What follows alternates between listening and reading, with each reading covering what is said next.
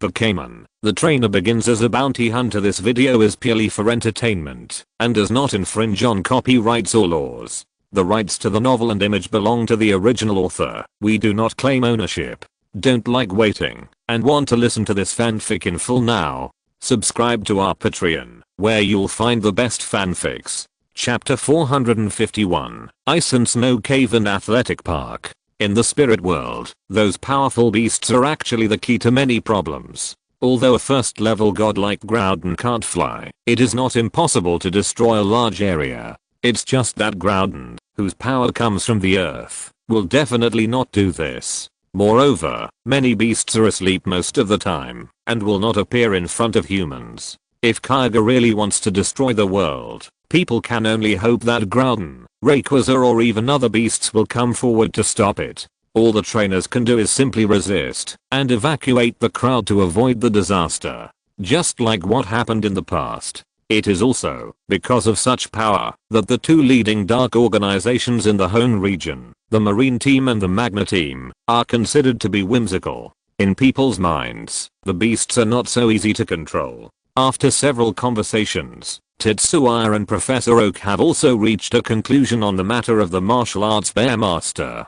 Since he was subdued by strength in a one-on-one battle, the martial arts bear master's recognition of Tetsuya is still not low. At least he is willing to obey the command, which is a good start. For wild Pokémon of the king level like this, it is the most troublesome thing for trainers if they refuse to accept it after being captured. As long as it is a king level Pokémon, no matter what type of Pokémon it is, they are all very arrogant and have the right to be arrogant. If it weren't for the fact that Blaziken is also a fighting Pokémon, the battle between the two is infinitely close to a head-on collision, and the Martial Bear Master would not so easily admit the fact that he was captured. It is precisely for this reason that Zaya can temporarily rest assured to send the Martial Bear Master back to Professor Oak's research institute. If expressed in the language of the game, it is probably that the intimacy between the Martial Bear Master and Zaya remains at a medium level. I don't say how high it is, but at least it won't fall.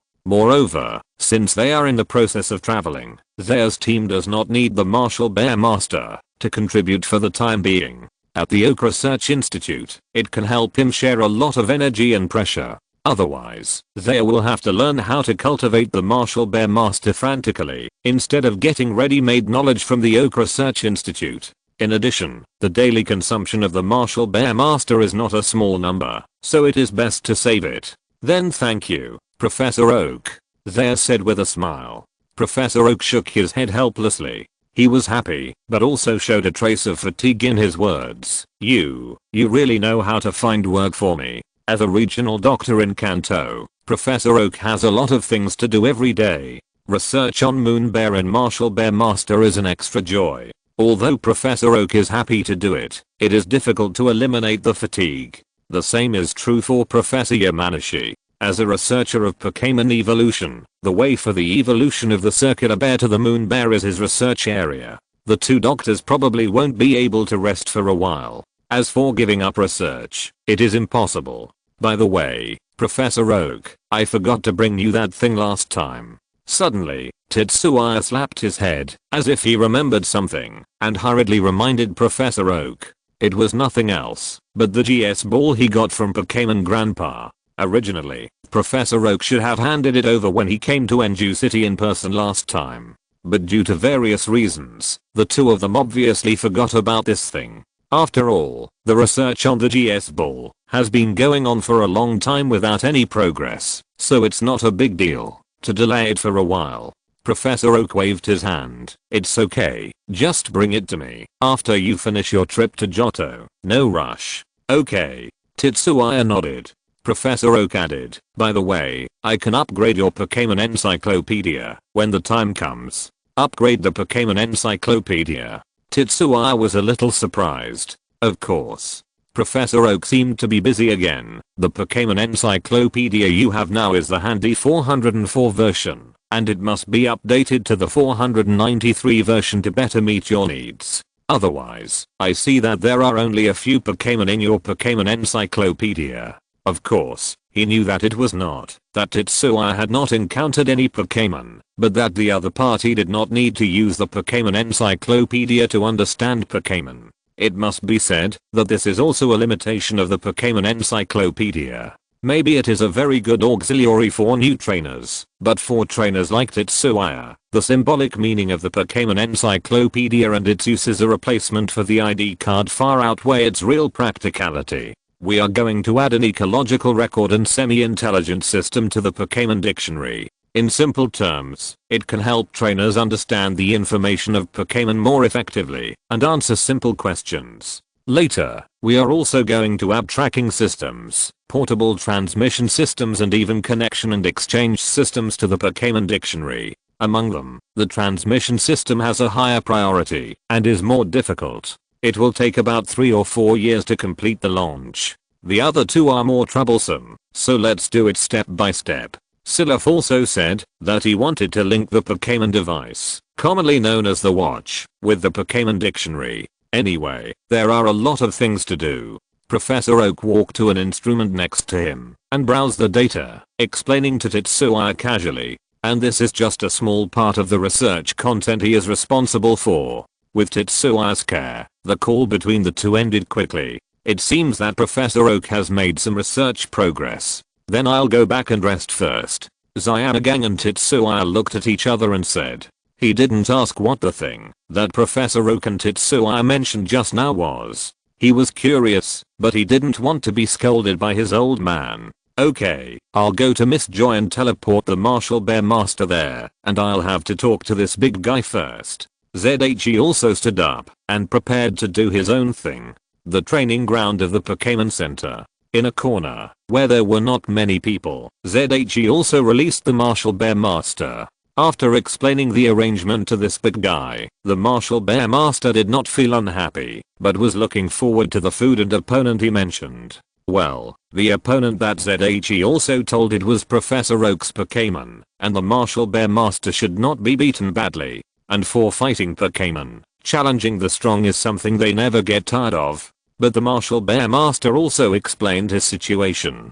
With the premise of dancing and facial expressions, ZHE barely understood what it meant. It's safe there, you can rest assured.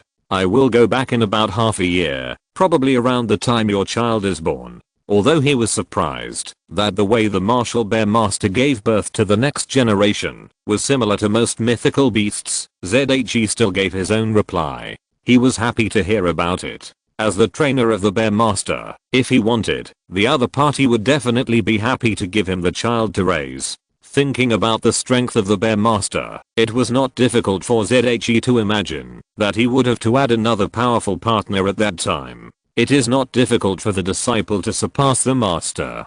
Although the Bear Master was still a little uneasy, he did not resist too much. It is worth mentioning that after ZHE learned about it, the Bear Master he had just subdued was a female, so there was no need to worry about being a single male mother after giving birth. Otherwise, it would be a bit strange after all. After chatting with the Bear Master, ZHE took it back very quickly. In just a few minutes, the Bear Master, who had both strength and appearance, attracted a lot of attention.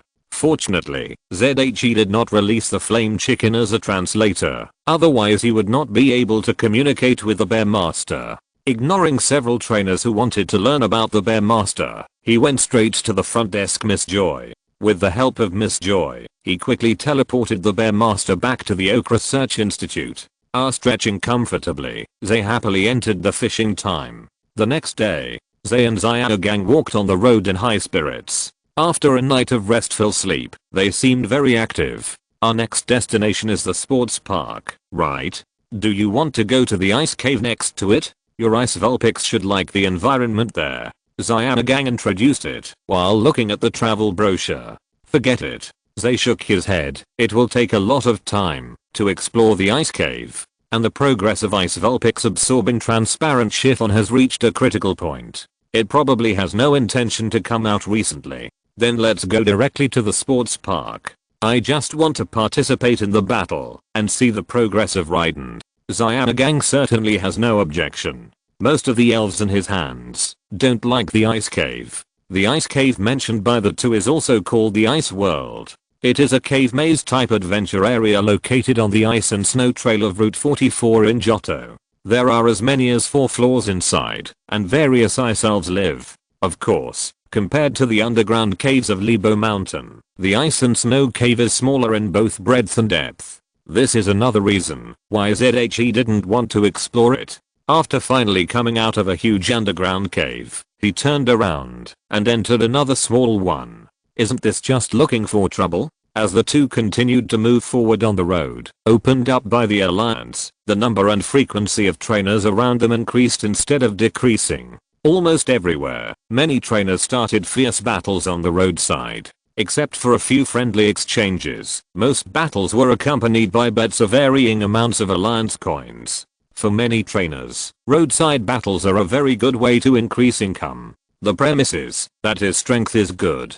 Otherwise, the income will not only not increase, but may also decrease. Xiaogang and ZHE, who seem to be easy to bully, have been challenged many times. My lip baby, use imitation. A woman in a long skirt commanded her Pokémon to counterattack. Pokémon, water gun. In response, ZHE, as an opponent, simply gave instructions. The two water guns collided in mid-air. Without a doubt, the water gun used by Pokémon easily crushed the water gun released by the opponent through the imitation skill. Meow, the impact of the water gun hit the Lily and fell to the ground several times. Ah, Lily. The woman in the long skirt just ran to her Pokémon and helped it up. Pokémon was also quite bored and returned to Zaya. You are really a very powerful trainer. Here are the 3000 Alliance coins as agreed. I hope I can fight with you next time. The woman in the long skirt checked the condition of Lily, and after finding that it was fine, she held it in front of Zaya and took out the bet and handed it to Zaya.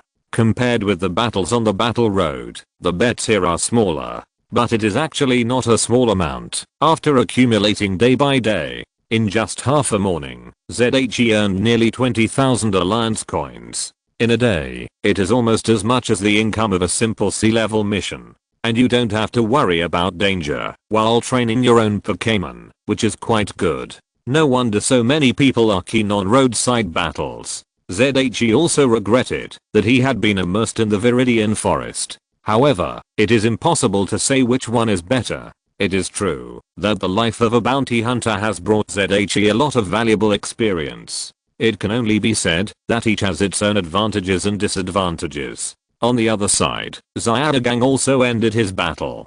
After all, it is too bullying for Aiden, who has broken through the Qua-seeking level, to appear here. There is no way. This is already the weakest Pokémon on Xiaogang. You can't let Sunrock and Ninetale come up to bully people. Oh no, Xiaogang also has a shining Magikarp. But, the battle with Magikarp is indeed a bit too far-fetched. This beautiful lady, it is my honor to meet you. I wonder if I can have the honor this afternoon. As soon as the battle ended, Xiaogang ran to Zaya's side and turned on the perverted mode. Zaya smiled embarrassedly at the woman in the long skirt, knocked Xiaogang unconscious with a punch, and dragged him away from the scene. He found that Xiaogang's symptoms were getting worse. The dragged Xiaogang woke up quickly, except for the fact that Zay's previous behavior disappeared from his memory. Everything seemed normal. It was not until around 3 or 4 in the afternoon that the two who had gone through the challenge arrived at the town where the competition park was located. The so-called competition park is a place where you can freely compete with many types of Pokémon. There are special trainers in charge here. The Pokémon in the park obey the instructions of the park trainers, and there are quite a variety of Pokémon. From the 3 starters to the green Caterpillar and Magikarp, from Johto, Kanto to Unova, you can fight any Pokémon you want to fight, as long as you have money. Of course, quasi-gods are not included, and Zay is actually familiar with the operator behind this. Looking up at the mark on the town sign, the two walked into the town without stopping. There are many trainers like them. On the sign, under the big BP letter, a 5-leaf clover-shaped mark is shining in the corner. This is a trainer industry developed by the Yuanda Group. If nothing unexpected happens, it can be regarded as a preliminary test site for the battle development area. But even as a test site, it is still thriving. Chapter 452, Unconventional. The Battle of the Big Three welcomes every trainer to challenge. From Charmander to Charizard, from Crocodile to Crocodile, we guarantee that every trainer in Pokémon are the best. Come, take a look. You deserve the water and ice attribute Civil War, and every trainer has been to the 4th floor of the ice cave. Challengers, please don't forget to go to the Redemption Center to redeem points after winning the battle. Cultivation materials, skill trainers and even Pokémon props are looking forward to your arrival in the town. All kinds of shouting and noise are intertwined. In a trance, Zaya even thought he was in the wrong world. It seems that he hasn't been to such a lively place for a long time. Even in the town, trainers will not be seen everywhere like this. Not to mention that thanks to the location of the competitive park in this unknown town in the capital, trainers are accompanied by their main Pokémon. Dong turning sideways to make way for an extremely huge Snorlax, Zaya subconsciously touched its soft fur and the big soft white belly. Kirby Snorlax was not angry, but called out in a simple and honest way. Its eyes, which were always narrowed, curved into a crescent. As long as you don't wake up Snorlax when it is sleeping, it is actually a very docile big guy. But if you wake it up, Snorlax will also get angry and express dissatisfaction. The two trainers look a little strange. Are you new to our competition park? Welcome.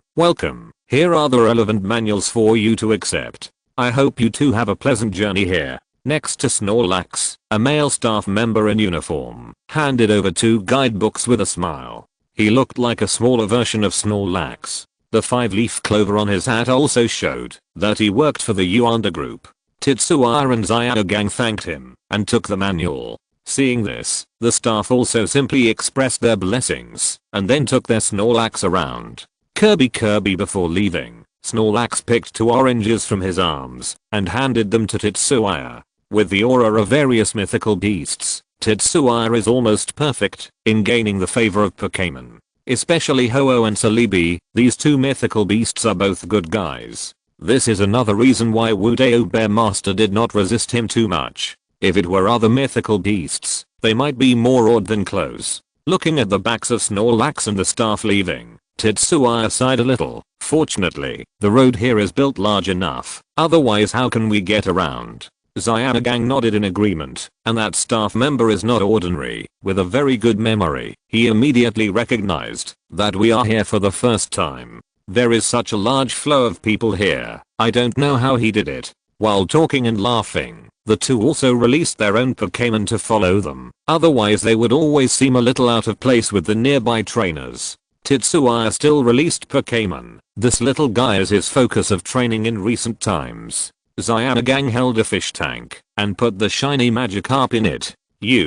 Tetsuya didn't know whether to laugh or cry. With the shiny Magikarp and this strange decoration, Zyanagang has undoubtedly become the brightest guy on the nearby streets. Even the trainer who was wandering around with Muddy did not cause such a big sensation. Again, no matter how many shiny Magikarp there are, it is still a Pokémon of a different color. There may not be many trainers who would breed it, but it does not prevent them from appreciating and watching it. Gilulu in the fish tank, the shiny Magikarp wisely blew bubbles. Its eyes looked at the surrounding scene with lifeless eyes, inevitably revealing a hint of curiosity. As a shiny individual living in the underground river, it was the first time for the golden Magikarp to see the appearance of the ground, not to mention that there were so many different Pokémon nearby. Pokemon followed Tetsuya with his little legs. Although the huge Pokémon around him brought him a lot of pressure, the little guy still walked on the road with his head held high. After all, compared with the predecessors such as Blaziken, these big guys looked quite strong on the outside, but weak on the inside in Pokemon's eyes. Pokemon looked at a trainer and his partner not far away, and his eyes suddenly sparkled. It was a regal Napo. How about it? You'll look cool when you grow up, right? ZHE also saw it, and said to Pokemon with a smile. Pokemon nodded vigorously. Poga. It patted its chest confidently. Yes, it will evolve into Prince Poga soon. I'll have to trouble you to take care of me when the time comes. ZHE knew what Pokemon was talking about. It was indeed the case. Pokemon, who had been at the critical point of level 15 for several days, was only one step away from reaching level 16 and completing its evolution. After evolving into Prince Poga, its combat power would also be greatly improved. Regal Napo keenly noticed that he was being watched. However, after seeing that it was Pokémon, its expression softened a lot, and it nodded and said hello. As an Emperor Pokémon and the king of the Pokémon clan, Regal Napo was arrogant in character, but also concerned about the development of the younger generation of his clan. If it was Prince Po, who was solitary and arrogant, Emperor Napo might not be so kind. But for Pokémon, who was equivalent to a human cub, Emperor Napo was still happy to show goodwill. It's divided into several special battle venues, which is really thoughtful. Looking at the guide just handed to him by the staff, ZHE said with emotion. There is really a reason why the competitive park can develop. In addition to the unremitting support of the Yuanda group, the various rules and venue settings can be said to be quite in line with the needs of trainers. Then let's go to the venue of Shubing to have a look. Looking at the golden carp in Xiaogang's arms, ZHE also pointed in a direction. Xiaogang nodded. Okay, I don't know if there are any carp here to fight. There should be. ZHE's breathing stagnated for a while, but he still responded. He didn't know how two carp could fight. Flying together? Question mark? It's like two metal pupa facing each other and hardening together. That scene is so beautiful that it is unimaginable. Xiaogang casually threw some calcium tablets into the fish tank as food for Magikarp. For this kind of Pokémon whose whole body is almost made of bones, calcium supplementation is the best way to grow. However, this still cannot guarantee that every Magikarp can evolve into Gyarados. It can only be said to be slightly effective. It is said that this method was spread from the Cerulean Gym. The two quickly brought the Pokémon to the target venue. This place is very much like an enlarged version of an indoor swimming pool. However, each swimming pool inside is clearly divided into two halves as a battlefield. The scattered floating boards on it are used for some amphibious Pokémon to fight. As for those who want to challenge with pure land Pokémon, there will naturally be more suitable battlefields for them. At the front desk, ZHE and Xiaogang explained their requirements one by one.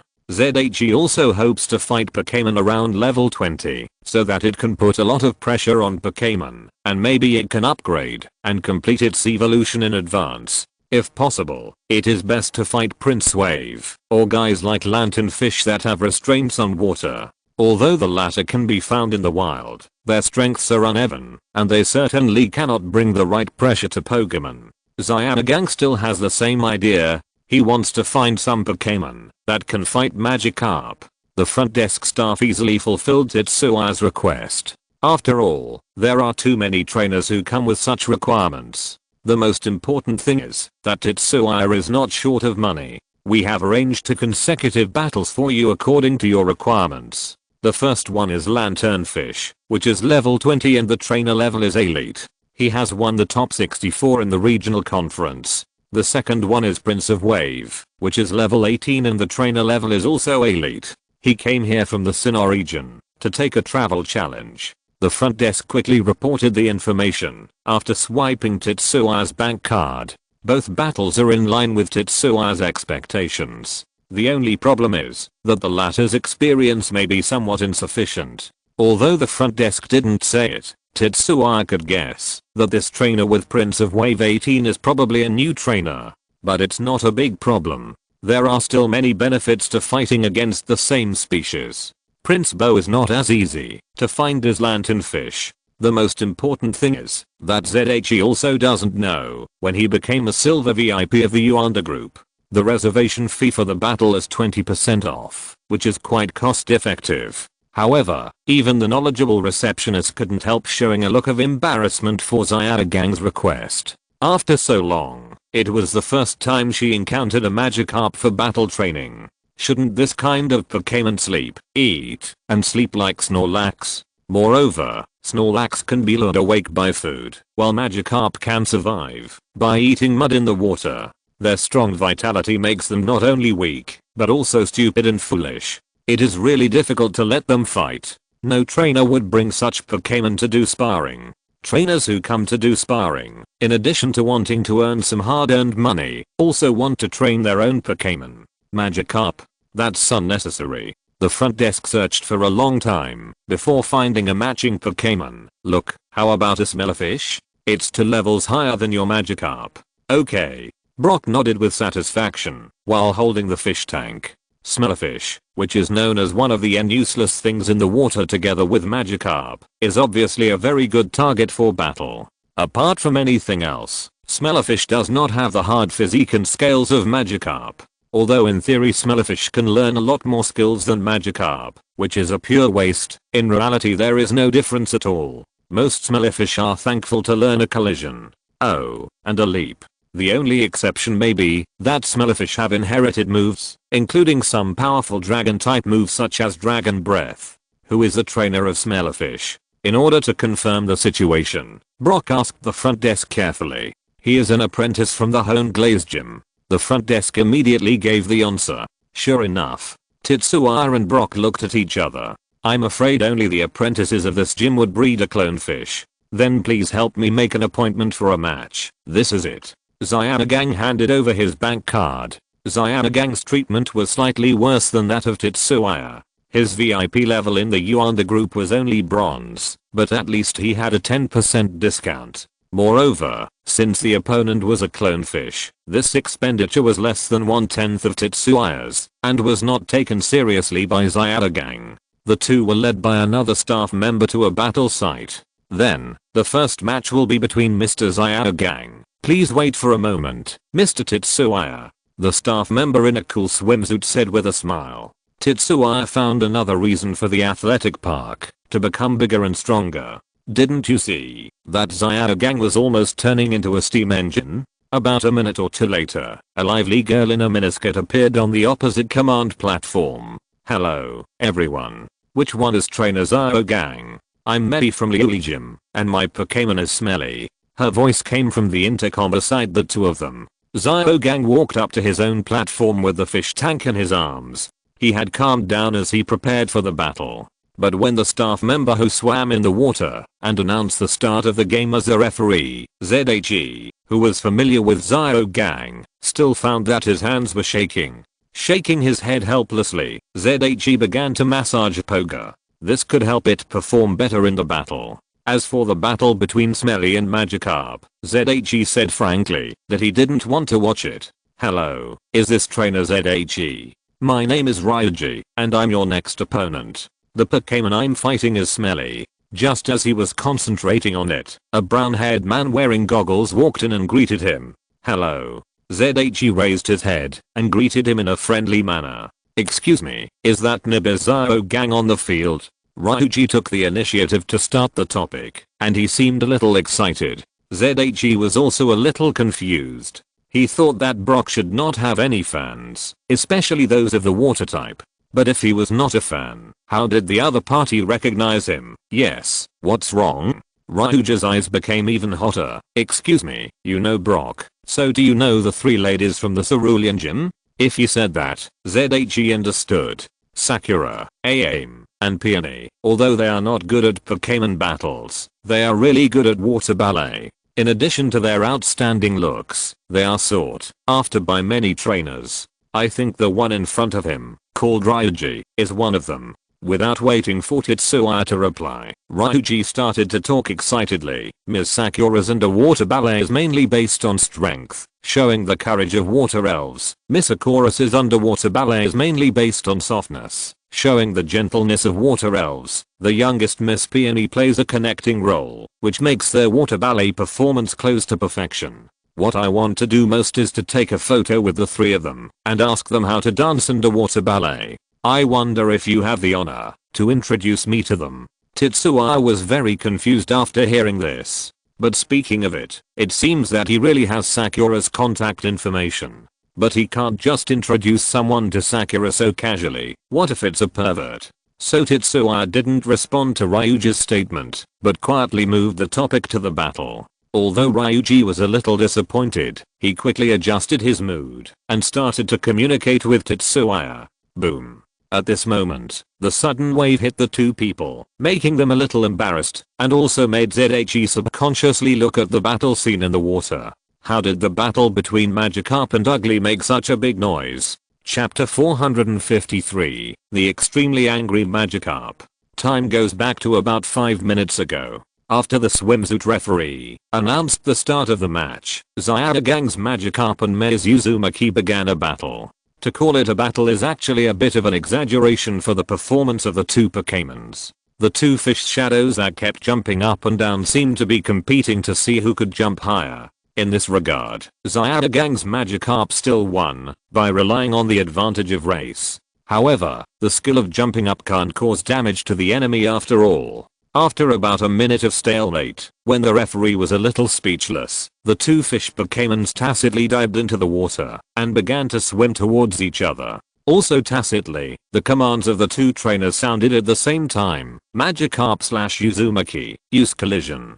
Took colors, one yellow and one brown, passed quickly under the water. Zyagang's face was a little serious. Uzumaki's speed can be so fast, it's amazing. Although ordinary people can't capture the situation of underwater Pokémons very well under the refraction effect of light and shadow, it is obvious that Zyagagang is not one of them. In his sight, the two Pokémons were not clearly visible, but their outlines were clear. While Magikarp was moving forward at a very good speed, Zyomou's Smellifish was not far behind. You know, for Pokémons like Smellifish, slow movement is the norm. This is why they are easily caught. But this Smellifish is obviously different from its peers. With its blue fins waving, its body flexibly shuttled through the water. Zyomou from the Honolulu gym was very satisfied with the performance of her partner. It seems that the combat training over the past half-month is still very effective. Although the injuries are many and serious, it is worth it. God knows how much effort she spent to find a suitable opponent for Smellifish. Zyagang's Magikarp was the first one she encountered. Before, it was guys like Goldfish and Psyduck. Although among all the Pokémons in their initial forms, Goldfish and Psyduck can be regarded as extremely weak. When the opponent is Smellifish, they behave like the 3 starter Pokémons. If it weren't for the unique training program of the Glass Gym, which made the physical fitness of the Smellifish quite excellent, the Smellifish might not even be able to withstand a single attack from these Pokémon. After all, the opponent was a shiny Magikarp trained by a trainer, and Zyomou felt that she couldn't miss this opportunity to win. After all, the confidence of winning a battle also affects the charm of Pokémon, which is the key to the transformation of Smellifish into Milotic. Zyomou, who was born in the Glass Gym, and whose parents are both gym leaders, knows this very well. Bang, a slightly dull collision sound came from underwater. The water waves were slightly rippled. Under the attention of the trainers on both sides, the two Pokémon can be said to be evenly matched. Magikarp made up for the shortcomings of insufficient physical fitness with the characteristics of its body composition. There was no way Zyagagang had captured Magikarp less than a week ago. In this period of time, even if he invested a lot of training materials, it was impossible to force the physical fitness of Magikarp to a very high level. Compared with the Smellifish that was specially and carefully trained from childhood, the Magikarp that grew freely in the wild was undoubtedly much weaker in this regard. One collision after another occurred underwater. The referee involuntarily moved to the side. She didn't expect that these two Pokémons could cause such a commotion. Zyagagang looked at the Magikarp's continuous collisions and nodded in agreement. The reason why he wanted to subdue this Magikarp was because of its character. Among the dull Magikarp group, the character of this shiny Magikarp was as special as its body color.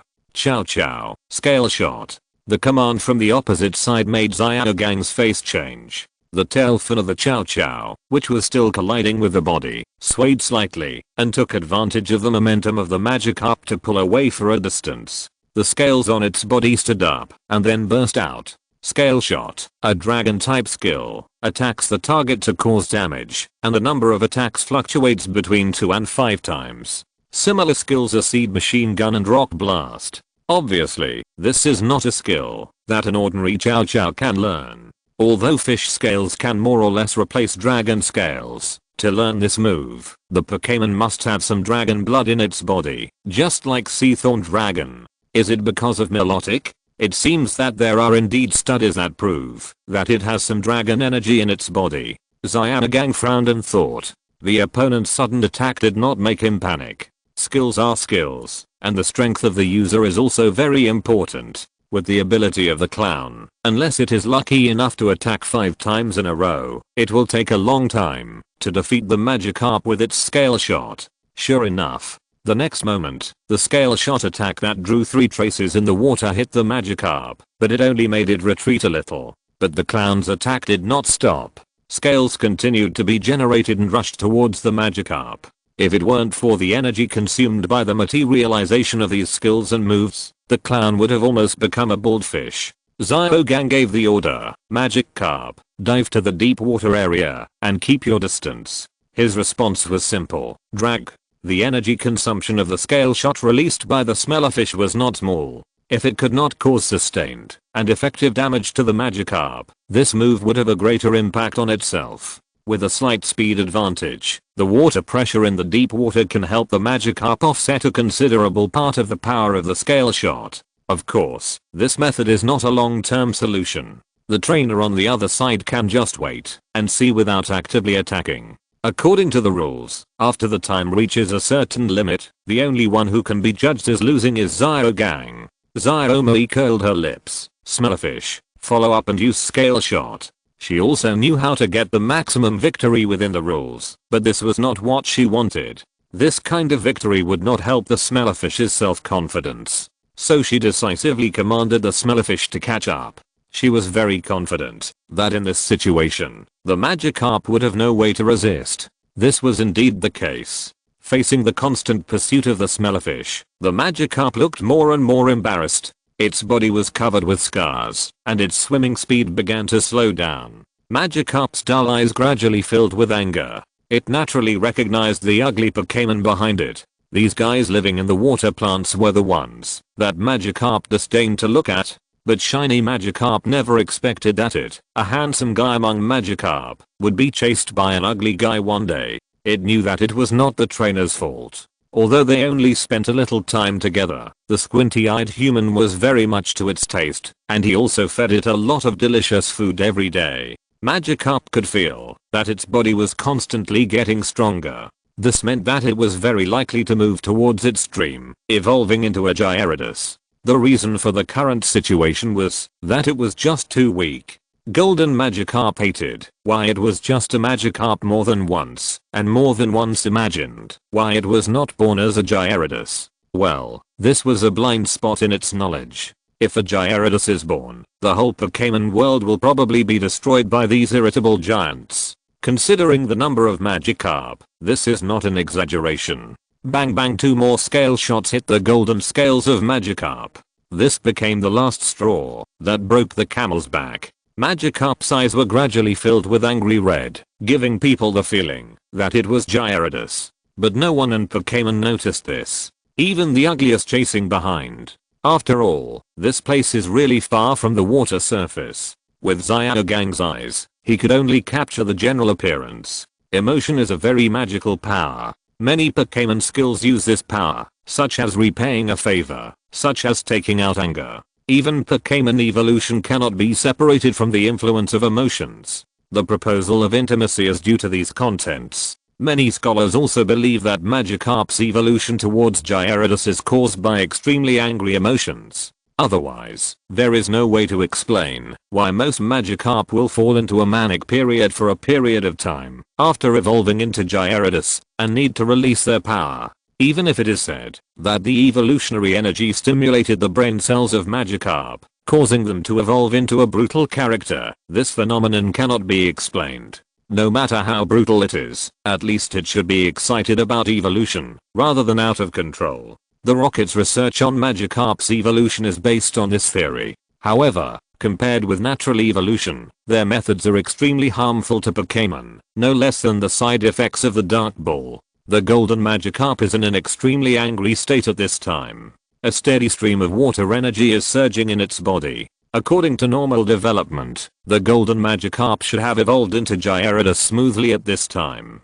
The problem is that it is only level 13. For skills, Pokémon may sometimes learn some high level skills in advance, but for evolution, it is almost impossible for Pokémon to evolve in advance before reaching the corresponding energy level. Not to mention that the level 13 of the golden Magikarp is 7 levels lower than the conventional evolution level 20. The water energy surging in the body cannot make the golden Magikarp evolve, and it even feels uncomfortable. Its eyes are red, and its mouth is wide open without any instruction. Boom. A violent water flow surged out. A yellowish brown shadow flew out from underwater.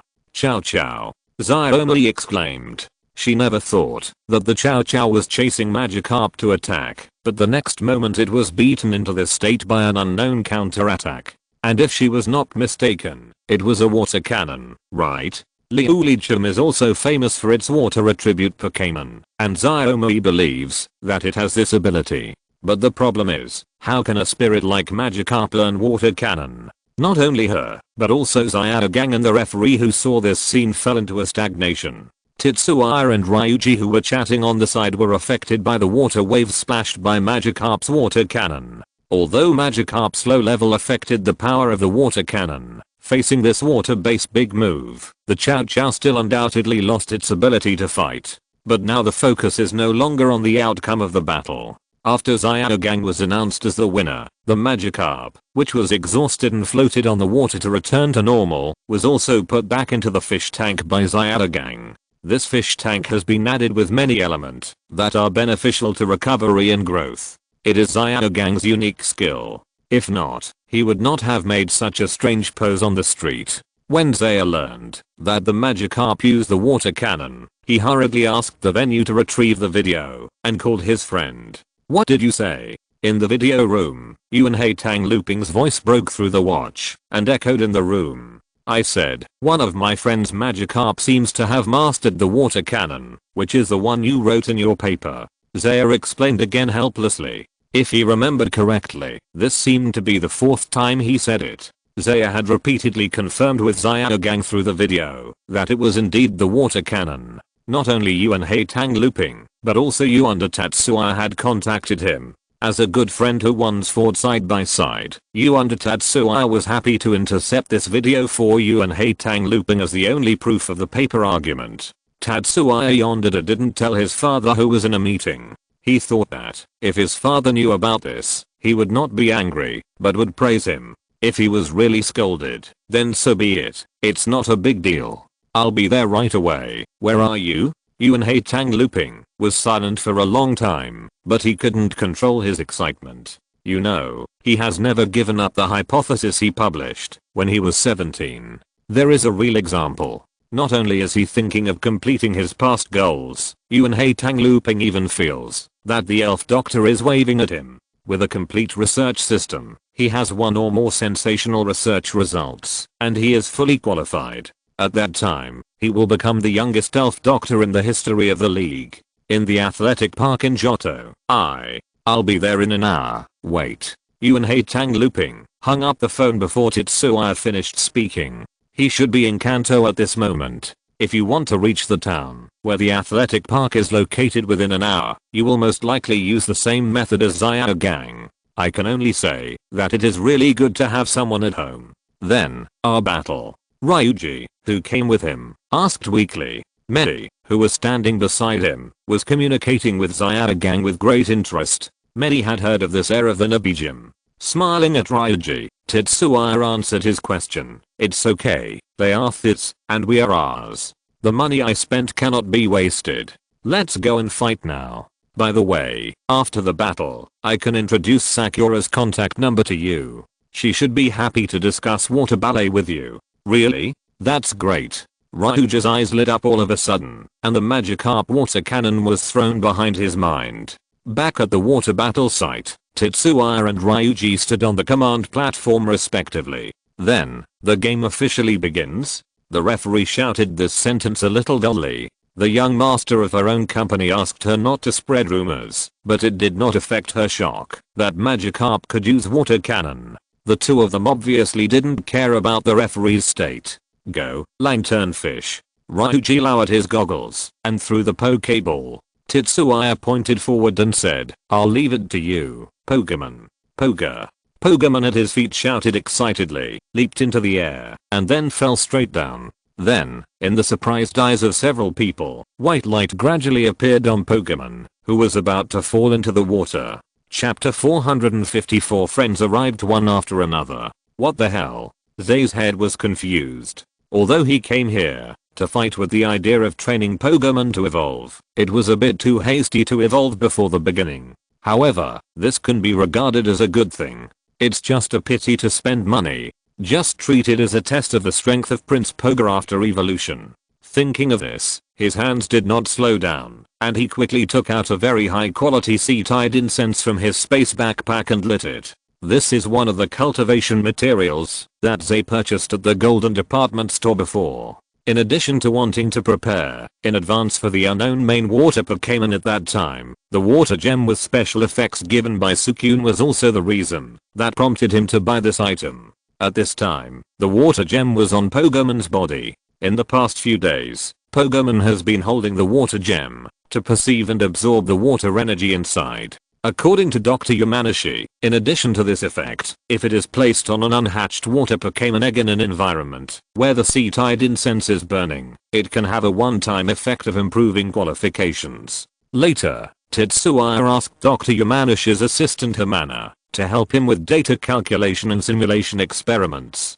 According to the research conclusion given by Hamana, the same method can also play a similar role when the elves evolve, but the effect may be slightly worse. It is probably because in the egg period, the energy formed by the water gem and the tied incense can better wrap the entire elf egg, thereby transforming the potential of the elves. Between the success rates of the two, the probability given by 0 is 86% and 68% respectively.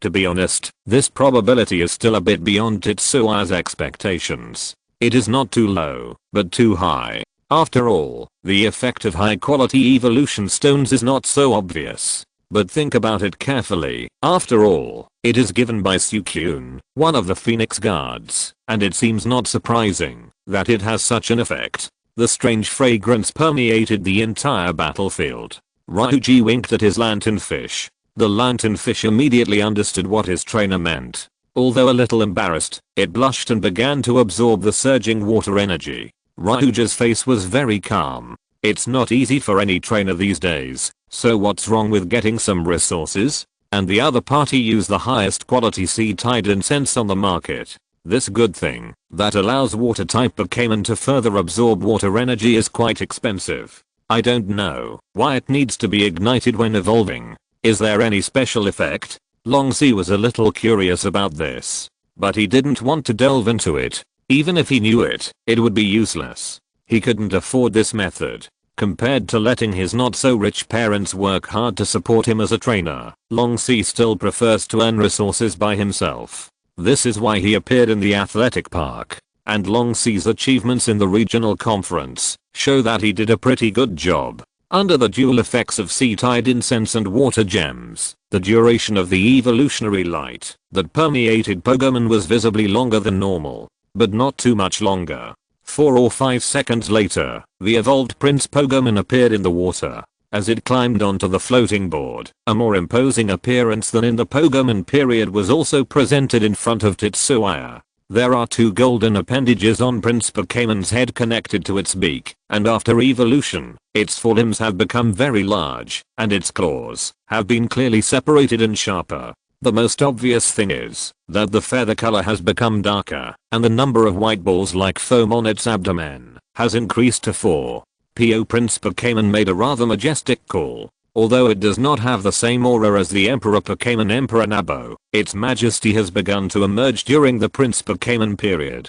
Lanternfish, which was absorbing water energy, subconsciously stepped back a distance. Somehow, it just felt a great sense of oppression from the Pokémon opposite. At the end of the tentacles, the yellow water drop-shaped light source flickered.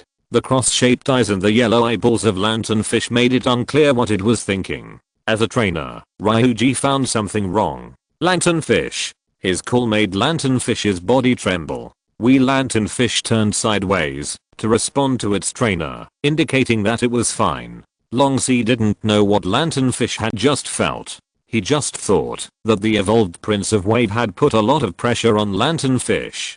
Don't worry, the opponent's level is 3 or 4 levels lower than yours. We have a good chance. After winning this battle, we can exchange for a lot of food.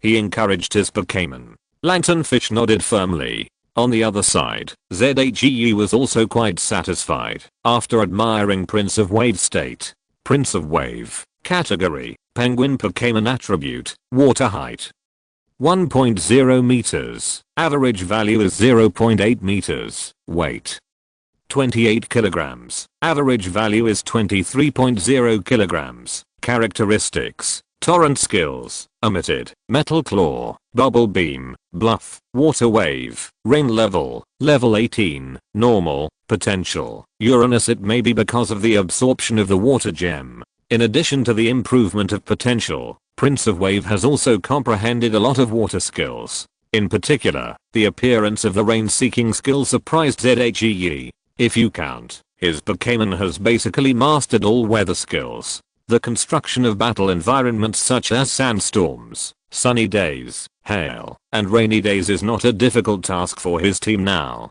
It must be said that compared with himself in the Quartz conference a few months ago, the progress of Zaire and the elves is visible to the naked eye. Then, the match between Prince Bo and Lanternfish will start again now. The referee, who had no sense of existence, stood up. It was her words that interrupted the two people's respective thoughts. As the party who paid for the service, Zaire undoubtedly started the first attack. Prince Bo, play with water. We must not lose momentum. Lanternfish, use positive and negative electromagnetic waves to attack. Longsea did not show any weakness. Lanternfish and other elves, including its evolution, Electric Monster, are still quite advantageous in the water-based civil war. In addition to the electric-based restraint category, that goes without saying, the hidden characteristic of water storage that their family may have is also a key factor. Combined with the first characteristic of electricity storage, most Lanternfish and electric monsters can be said to be among the best in terms of attribute restraint. With good stamina, they are still very resistant. Of course, if they have the second characteristic of luminescence, then we can only pray. Such Lanternfish and electric monsters are not suitable for trainers to fight. They can exert their strength more in the deep sea bed, helping humans explore many areas to collect resources. The light blue water flow and the yellow electric current are intertwined. Standing on the floating board, Prince Bo built a water curtain in front of him to prevent further invasion of electromagnetic waves. Thermal knowledge: pure water is not conductive. This purity is only relative. But at least the current of the Lanternfish in front of him is not enough to break the isolation effect of pure water constructed by Prince Bo on the current. Before Longsea could react, Zay's order was issued again. Prince Bo, use Water Wave. This should also be a major feature of his battle command. Thanks to the existence of Zero, Zay does not need to conduct a tentative attack to test the characteristics of the opponent. The panel clearly shows that the Lanternfish on the opposite side does not have the hidden characteristic of storing water, so he can safely and boldly let Prince Bo use water skills to attack. Otherwise, not only will it not cause any damage, but it will make the opponent more energetic. Hey, you are getting faster and faster in judging. In a corner of the viewing platform, Sharona, who appeared here at some point, took a bite of the crepe in her hand. Well, the feeling of chocolate and vanilla is quite good. She squinted her eyes in enjoyment. Boom. The violent sound of water flow crashed along with the crepe entering the mouth. The condensed water energy exploded the moment it hit the Lanternfish. The vibration caused the Lanternfish to disappear immediately on the water surface. Longsea didn't understand how ZHE also judged the characteristics of the Lanternfish. He is too decisive. Fortunately, the combination of water and electricity attributes means that even without the water storage characteristic, the Lanternfish is not very damaged by water skill attacks. It quickly slid its fins into small feet and reappeared. Lanternfish, use Strange Light, and then use Electric Light when close to it. Longsea launched an attack again. It must be said that the strategy he adopted was quite correct. In the case of a close-range collision, no matter how good Prince Bo is at manipulating water flow, he cannot completely resist the attack of electric current. After all, the ability gap between the two has not reached this point. The strange light of the ghost system is to create conditions for closing the distance. Of course, ZHE can't just sit and watch Prince Bo being hit by the strange light. The chaotic state is a very troublesome thing. Prince Bo, use Bubble Light. Bubble and Bubble Light, these are two skills. The latter is not only more powerful and faster to release, but also, as the name suggests, has certain characteristics of light type skills. Two light skills of different colors collided in mid-air. Unlike other skills that fought with great momentum, these two skills gradually swallowed each other. At the same time, in the water below, the lanternfish was constantly approaching Prince Bo. A subtle arc of electricity gradually flashed on its body. What a trouble. ZHE frowned. Similar to the burning of the fire system, the paralysis effect brought by the electric system is actually the most troublesome. It would be fine if the light was restrained and the damage increased, but the key is that the negative state will affect the next battle. Prince Bo, dive into the water. After thinking for a while, they still chose to let Prince Bo use his speed advantage to prevent being approached. Before evolving into an electric monster, the speed of the lanternfish in the water was not fast. But in this case, Prince Bo would not be able to control pure water to protect himself at all times. Seeing Prince Bo enter the water, Longxi also changed his mind. Lanternfish, use electric ball. The arcs jumping on the lanternfish quickly condensed on the tentacles and then formed two shining electric balls. With a swing of the body, the electric balls were thrown out. Swish, two wings that were enough to split trees in an instant swung rapidly. Prince Bo burst out with a very fast speed to get rid of the pursuit of the electric ball. But the electric ball, which seemed slow but was actually fast, soon caught up with it. Hiss, the sound of electric current filled the water. Prince Bo's face twitched. After the evolution, Emperor Nabo is not as afraid of the electric system as it is now, but it has not evolved yet. Although the speed advantage makes the basic power of the electric ball not high, Prince Bo still suffered a lot of damage. Prince Bo, use the water gun. Taking advantage of the stiffness time of the lanternfish to change skills, ZHE also let Prince Bo launch an attack. One after another, the water gun quickly hit the body of the lanternfish. This frequency was obviously beyond Longxi's expectations. However, in just 1 or 2 seconds, Prince Bo sprayed at least 5 water guns. Even underwater, the speed of releasing this skill is a bit too exaggerated.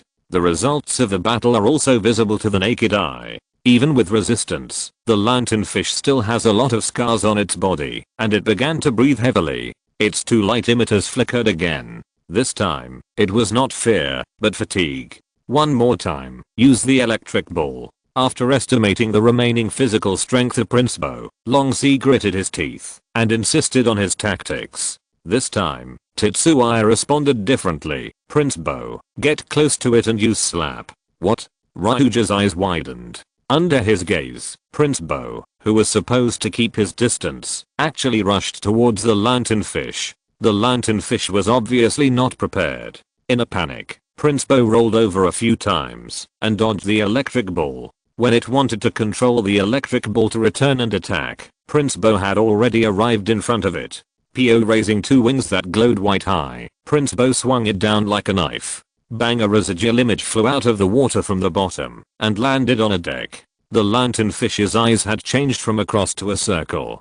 Prince Bo wins. The referee announced the winner concisely and clearly. The switch from offense to defense happened in an instant. I learned it. Ryuji sighed and took back his lanternfish. He looked up and wanted to talk to Tetsuya about Sakura's communication method, but found that the other party had already run away. Why are you here? In the corner of the platform, Zaya asked Sharona in front of him curiously. Isn't this what happened to Team Rocket before? I'm in charge of defense here, Sharona said casually while eating crepes, not caring about what information she revealed. There are also. Zaya didn't finish his question. A sudden voice interrupted him. Okay, I was wondering why you didn't pick me up. It turns out that there are beautiful girls talking about love. Zaya Gang appeared on the side with the shouting Yuan Hei Tang looping. Chapter 455, a lake deep in the mountains, where the lightning bird recovers. Hello, beautiful lady. I'm Zaya Gang from Nibijim. It is an honor to meet you. I wonder if I have the honor to invite you. Boom. Zaya hit Zaya Gang's head with a hammer and pressed him into the ground without any hesitation. Then he said to Sharona with some embarrassment, sorry, my 2 friends have some problems with their brains. Hey, do you know who you are talking about? The person standing in front of you is the youngest elf doctor in the future. Yuan Hei Tang Looping protested. He felt that this was Zaya deliberately discrediting him in order to show himself in front of the young lady and Zaya gang. There is no doubt that he couldn't react after falling into a coma for who knows how many times. You should first consider how to universalize the topic of Magikarp learning water cannon. Zaya sneered and didn't care at all. Even with Zero, he still hasn't figured out how to let the weak Magikarp master water cannon. He believes that with Looping's talent, he can come to a conclusion, but it will take a long time. Yuanhaitang Looping shook his head. Don't worry, this kind of thing is nothing to me. As he said that, he raised his little finger. Zaya looked at him speechlessly, really wondering when this guy became so narcissistic. After introducing each other and joking for a while, the topic returned to the main topic. You mean, there is a Zapdos nearby? Yuanhaitang Looping exclaimed. Zaya's forehead veins popped. I say, can you stop being so surprised? How many times has this happened? God knows why Yuanhaitang Looping with this personality has such an outstanding performance in the field of researchers. Anyway, among all the researchers and doctors that Zay has come into contact with, only Yuanhaitang Looping is like this. Most of the others are calm and knowledgeable, well, except for Dr. Soraki of Johto, who occasionally has some problems with his brain. To outsiders, this is more or less the personality unique to geniuses. Fortunately, there are only 4 of them in the venue at the moment, otherwise this news would at least cause a sensation. But to be honest, I'm still very curious about the legendary elves. Xianagang took out a pair of frameless glasses from somewhere and put them on, pushing them up from time to time, looking gentle and refined. They sighed helplessly. It's just a mythical beast. It's just a lightning bird. What's so strange about it? A bunch of guys who have never seen the world. He was quite versatile. Zay and the other 2 men who were posing and flirting were not focusing on the same thing. Did the Rocket team succeed last time?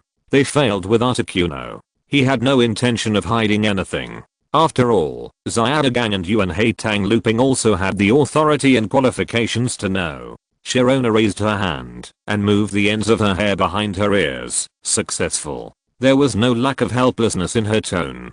Zay was surprised. They broke through your defense and defeated the lightning bird. Are you okay? After defeating a reserve regional champion, they were able to achieve a victory against the mythical beast. He really couldn't imagine how much manpower and material resources the Rocket team had invested in the vicinity. I'm fine. The eyes hidden behind the golden hair were a little tired. It's mainly because there are too many of them, and we can't defend it. No matter how strong she is, Sharona is just a trainer, and human power is limited. Moreover, she didn't carry too many Pokémon with her this time, just 6 normal Pokémon. One of them is a Togekiss in cultivation. Even if the other 5 Pokémon are all semi-champion and champion levels, it is impossible to defend such a large forest. That's right, unlike Articuno, who lives on a snowy mountain that is easy to defend, but difficult to attack. The location where Zapdos stays nearby is a lake in the deep mountains and old forests. Such a geographical location is really a bit difficult for Sharona. It's not that the Alliance doesn't want to send people to help, but the Rocket's actions are too secretive and fast. By the time Du passed the message up, the other party was already on the way. If it weren't for this, Du wouldn't have to make a detour to ask Chen for help, and in the end it fell on Tetsua's head. Zapdos is not in a very good condition right now, and the Alliance has sent people to build a tool similar to a power converter for it. However, even so, it is estimated that it will take 7 or 8 years for it to fully recover. Sharona was quite distressed. Although no one thought it was her problem, as a person with a strong sense of responsibility, she still felt that she was not strong enough to cause this result. In fact, even if it was Dulé, he might not be able to do better than Sharona. In addition to Pokémon with high mobility such as Garchomp, her team also has Pokémon such as Lucario that can sense with waves. In the forest, the grass and poison type Roserade can undoubtedly better exert her power. As for Du, you can ask him to defend the sky, but he will probably have a headache for a long time if he advances on the ground or even underground. It's okay, at least the Rocket team failed on Articuno's side. At least they didn't get the 3 mythical birds. ZHE also comforted him. The next moment, under his gaze, Sharona shook her head. No, they should have succeeded. On the Twin Islands, Kona said that some of Articuno's tail feathers were taken away by the rocket team at that time. The one on the White Snow Mountain is fine thanks to your help. On the first island, that is, the island of Gathering Fate, the Moltres in the Lantern Mountain was attacked by the rocket team and was seriously injured. The Moltres in Zybo's side of the Red Lotus Island was also attacked recently, but it's not serious. And as for the lightning bird, the one near here and the one near Vermilion City a year ago were both seriously injured. Sharona reported the rocket team's activities against the mythical beasts in the past 2 years one by one. It must be said that it surprised the other 3 people. Counting them, there are 6 mythical beasts. Although not all of the 3 mythical birds are strong, they are not weak either. With the continuous actions, the rocket team can be said to be a rare guy in the Dark Organization. Is the rocket team so strong? Yuan Haitang Looping was a little confused. This is also the doubt of many senior leaders of the Alliance. No one expected that the descendant of the female boss had only taken over the rocket team for a few years, but had developed it to such an extent in the dark. Even many positions of the top league leaders were changed because of this. It can only be said that Sakaki hid himself perfectly. Tetsua's focus shifted again. Is Zybo still connected with Moltres? Yes. This time, it was Zyargang who responded to him. It is said that Moltres saved Zybo's life, and then they became friends, so they lived on the volcano of Crimson Island. However, Zyargang was also unclear. He just heard a little bit of the story from his grandfather, but this did not affect his imagination. It seems that the volcanic eruption of Crimson Island should be fine. Tetsuya said. Isn't there always fluctuations in that place? Yuan Haitang Looping said carelessly. And Moltres can suppress a volcano without any problem. I don't know what the rocket team wants the genes of the 3 sacred birds for, and the longest interval between the 2 clans is actually a full year. Tetsuya frowned and pondered. Zyargang patted him on the shoulder. Even if something happens, it's not something we can solve. Let's leave it to my dad and the others. Even if Zaire accidentally intervened, the role he played in the whole process was not that important. If it weren't for Du and Sharona who suddenly appeared in Kanto and disrupted the rocket team's deployment, there would not be only so many people sent to target Articuno at that time, and their strength would not be so bad. Moreover, even if he wasn't there, Chen, who was nearby at the time, would not have watched the rocket team's plan succeed. That was a powerful trainer who was no less powerful than Du. It can only be said that the strength is not yet in place. Zaire felt that only when he truly became a top level trainer, or even a champion trainer, could he say that he could influence the league. By the way, you guys should go with me to the rest area of Zapdos. That big guy is quite kind. Sharona tilted her head and said suddenly, hey, can you? Yuan Haitang Looping was the first to jump up. From his ace Pokémon, Electra, it can be seen that this guy actually has a great love for electric Pokémon. Then, as an electric beast, Zapdos is naturally his dream. Zyargang seemed a little uninterested. Whether it is the rock type or the water type, it is obvious that they are not very compatible with the electric type. However, from the perspective of a breeder, he still doesn't mind understanding the living habits of the beasts. The two looked at Zaire.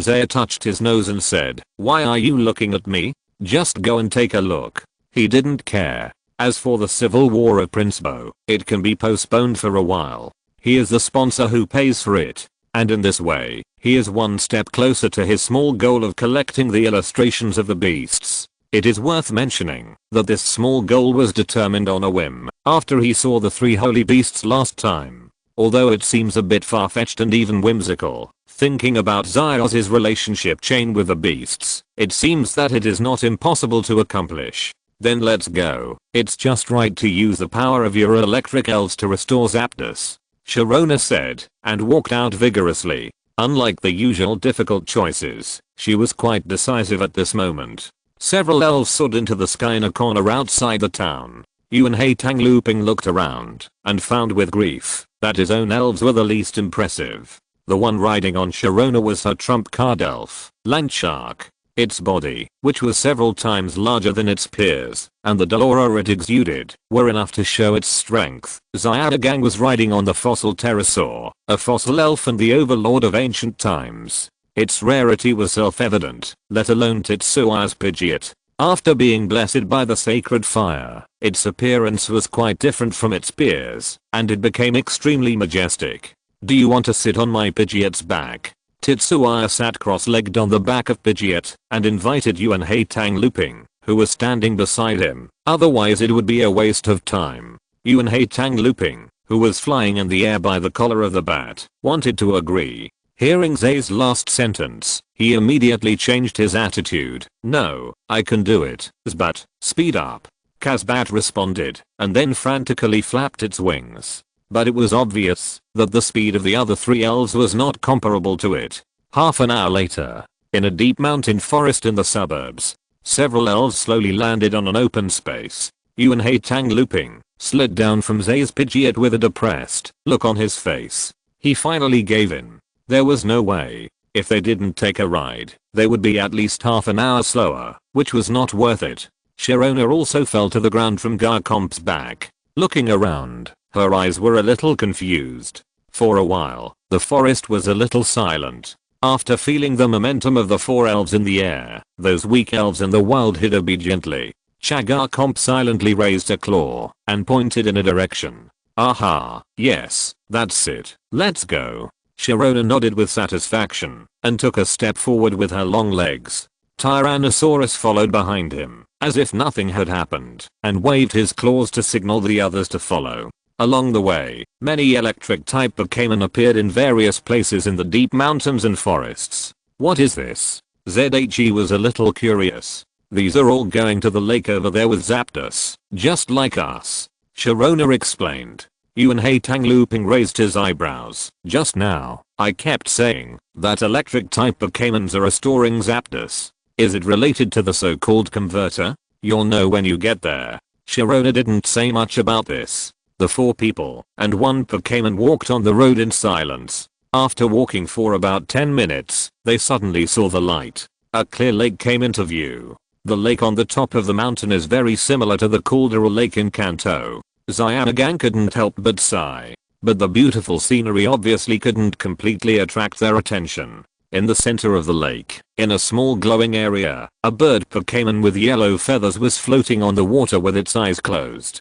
Its eyes are surrounded by black ring-shaped feathers. It has a long orange beak, a large number of spike-like feathers on its wings and tail, black feathers on the back of its wings and the inside of its tail feathers, and a large tuft of sharp feathers on its crown that are extremely prominent. Electric arcs flickered around it. In addition, many electric elves were also soaking in the surrounding lake water, with comfortable expressions on their faces. If you have electric elves, you can also release them. The lake water here is quite effective for them. Sharona said with a smile. Come out, electric beast, Ronchin cat. Come out, electric dragon. In response to her words, Zaya and Yuan Haitang looping immediately took action. The 3 elves quickly submerged their bodies in the water. The same scene, with arcs flickering, their expressions became extremely relaxed. Xianagang took out a pen and paper to record. It's very strange. Is it because of the area in the middle? It seems that the currents of these electric elves and the lightning birds are exchanging, and they are promoting each other. Chapter 456 Mysterious Crystal, Lightning of Zapdos. Let's go and take a look. Sharona stepped onto the speedboat parked nearby, and called out to Tetsuya and the other 2. Looping asked, are we going to get close to Zapdos like this? It won't get angry suddenly, will it? Like most electric Pokémon, Zapdos is quite impulsive, and it is common for it to summon lightning to kill the enemy. He didn't want to be turned into charcoal for no reason. Don't worry, if Zapdos gets angry, it would have killed you a long time ago. This is also its territory, and the perception of the mythical beast is not that weak. Tetsuya followed Sharona onto the speedboat without saying a word. He was very curious about the bright area in the middle of the lake. As Tetsuya said, Zapdos had already noticed their arrival, and it had noticed it while it was still in the air. Zapdos was not unfamiliar with Sharona's undisguised champion level Pokémon aura. Not to mention that among the 3 people she brought, there was one person who had a smell that Zapdos felt very familiar with. Articuno, is there still Lord Ho-Oh? The recovering Zapdos eyelids moved slightly. Sensing the fast approaching humans, it not only did not say much, but turned over slightly, to make way for them. This is it. Although Zapdos did this, Sharona, who was operating the speedboat, did not go too deep, but stopped at a relatively edge. She came to the middle of the speedboat, and opened a deck in the surprised eyes of the three people. Under the deck, a transparent square glass revealed the underwater scenery. That is, a ruin? Xiaogang murmured. Through the glass, what came into the eyes of several people was an ancient ruin that looked like a broken wreckage. In the middle of it, there was also a stone pillar standing in it. On the top of the stone pillar was a huge crystal. That is the converter I mentioned. Sharona said so. This crystal? How did you do it? Instinctively as a researcher, Looping asked subconsciously. Then, he knew that he was a little abrupt. The item that can heal the serious injuries of the mythical beast is a top secret of the Alliance, and he is not qualified to know such information. No, the converter is the pillar and the ruins. Sharona directly denied Looping's question, but the crystal is indeed the direct cause of the recovery of the lightning bird. The role of the pillar is more for conversion and acceleration. The legendary crystal? Tetsuya took over the conversation thoughtfully. He seemed to have seen the record of this crystal in a book in the Tokiwa library. Legend has it that this crystal was born on a high mountain. One day, countless lightning struck the top of the mountain. After it calmed down, most of the mountain disappeared, leaving only one crystal in the pit. It has some incredible power that can turn ordinary lake water into a healing water source suitable for the recovery of electric elves. That's right. Sharona nodded and confirmed Tetsuya's statement, but if it is simply immersed in the lake water, its effect is quite weak, and it will not emit such a strong light. This pattern, I seem to have seen it somewhere before. Tetsuya, who has excellent eyesight, looked at the ruins in the lake, and fell into deep thought. On the side, Looping learned more about the story of this crystal from Sharona. As a researcher, he is eager to know unknown knowledge. Maybe this is why he can be so successful. Xiaogang looked at the appearance of the lightning bird and rode furiously, as if he wanted to record it. From the perspective of a breeder, each mythical beast can be regarded as a perfect breeding case of its own type. From the hair on the surface to the energy inside, everything is true. With Xiaogang's eyes, what he can see is far more profound than that of ordinary people. Those marks, are they silver? Suddenly, Zaya asked. Sharona, who was popularizing historical knowledge to Looping, immediately turned her head and looked at him. Yes, it seems that you have a pretty good understanding in this area. Her eyes flashed with a light called interest. Zaya smiled. I once entered an underground ruin near Shantown, and there were similar patterns there. It was also there that he got the shining stone mentioned by Dago, and also caught a shining little ratata, and put it in Dr. Oak's laboratory, to live a happy life. This is the wisdom of the ancient civilization of Atlantis. Sharona, who is mainly a mythologist and part-time historian, is obviously much more knowledgeable than Zaya in this regard. At present, the Alliance has discovered similar ruins in various places. This kind of mechanism composed of shadow-filled incised lines is not uncommon, but the function varies greatly depending on the direction of the incised lines. The lines that play a conversion role below are also a kind of exploration by the Alliance. Atlantis, another familiar name. Before, Nancy asked Zaya to protect the archaeological team to explore a ruin, which also belonged to Atlantis. It's really strange that the technology of ancient civilizations is actually higher than ours. Xiaogang, who has no knowledge of these things and no interest in them, expressed considerable doubts. That can't be said.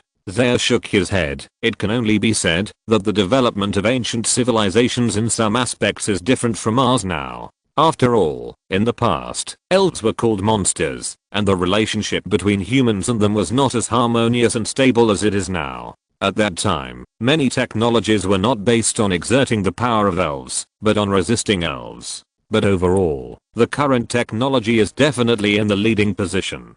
People a long time ago would not dare to imagine that one day humans would be able to put elves into a Pokeball that was only the size of a fist. And the fist size is not the limit, the smallest can even be clamped between two fingers. Then, that crystal can be said to have gathered the natural lightning energy, so it can have a restorative effect. Xiaogang didn't care about these things.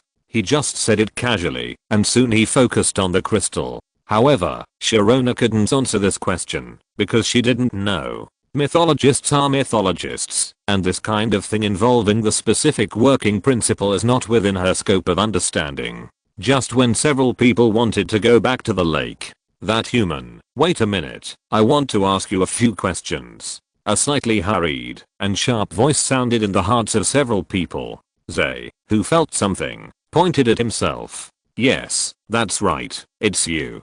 The voice sounded again. "Please speak." Zay looked at the lightning bird that opened its eyes not far away. From its eyes, he could clearly see fatigue and weakness. "My old friend, is everything okay?" The question of the lightning bird was obviously a bit beyond Zay's expectations. But he quickly reacted. "Articuno, it should be fine, but it said that you should not disturb it in the near future. It has things to do. The distance between here and the White Snow Mountain is not too far, at least for the two bad beasts. It is not surprising that they have known each other for a long time. After all, they are called the three divine birds together. Then it seems that nothing is wrong."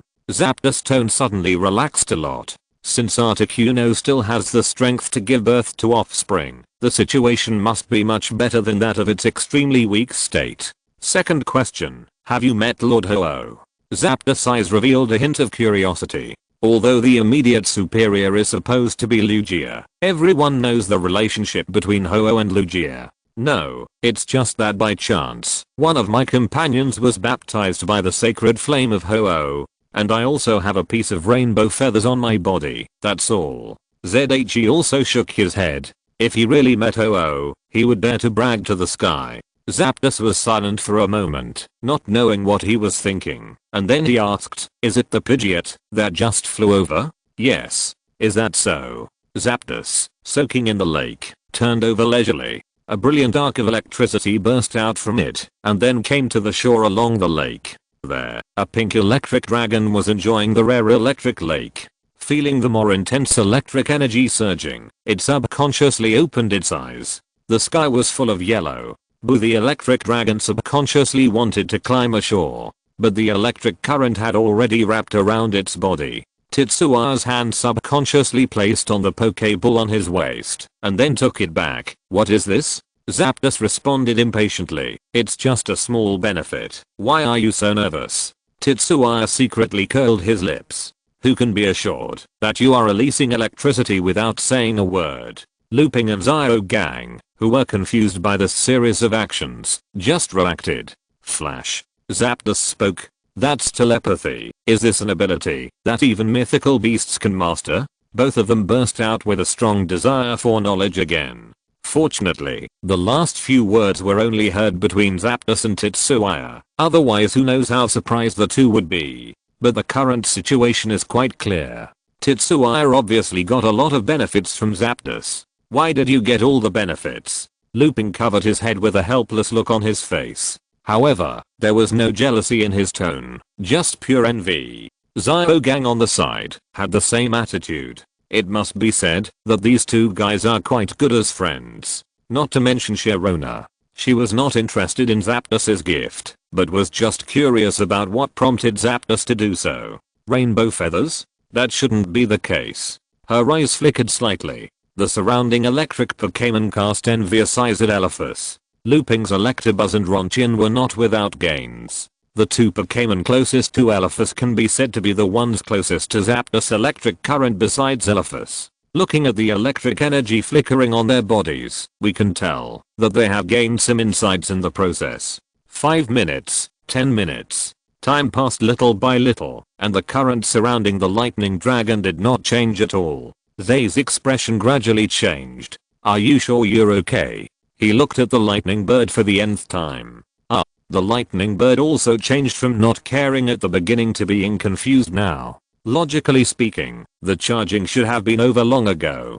Looping, who had regained his normal thinking, gave his own idea. Maybe the current was too much at once, causing the voltage to be too high, so that the lightning dragon was resisting the current of the lightning bird.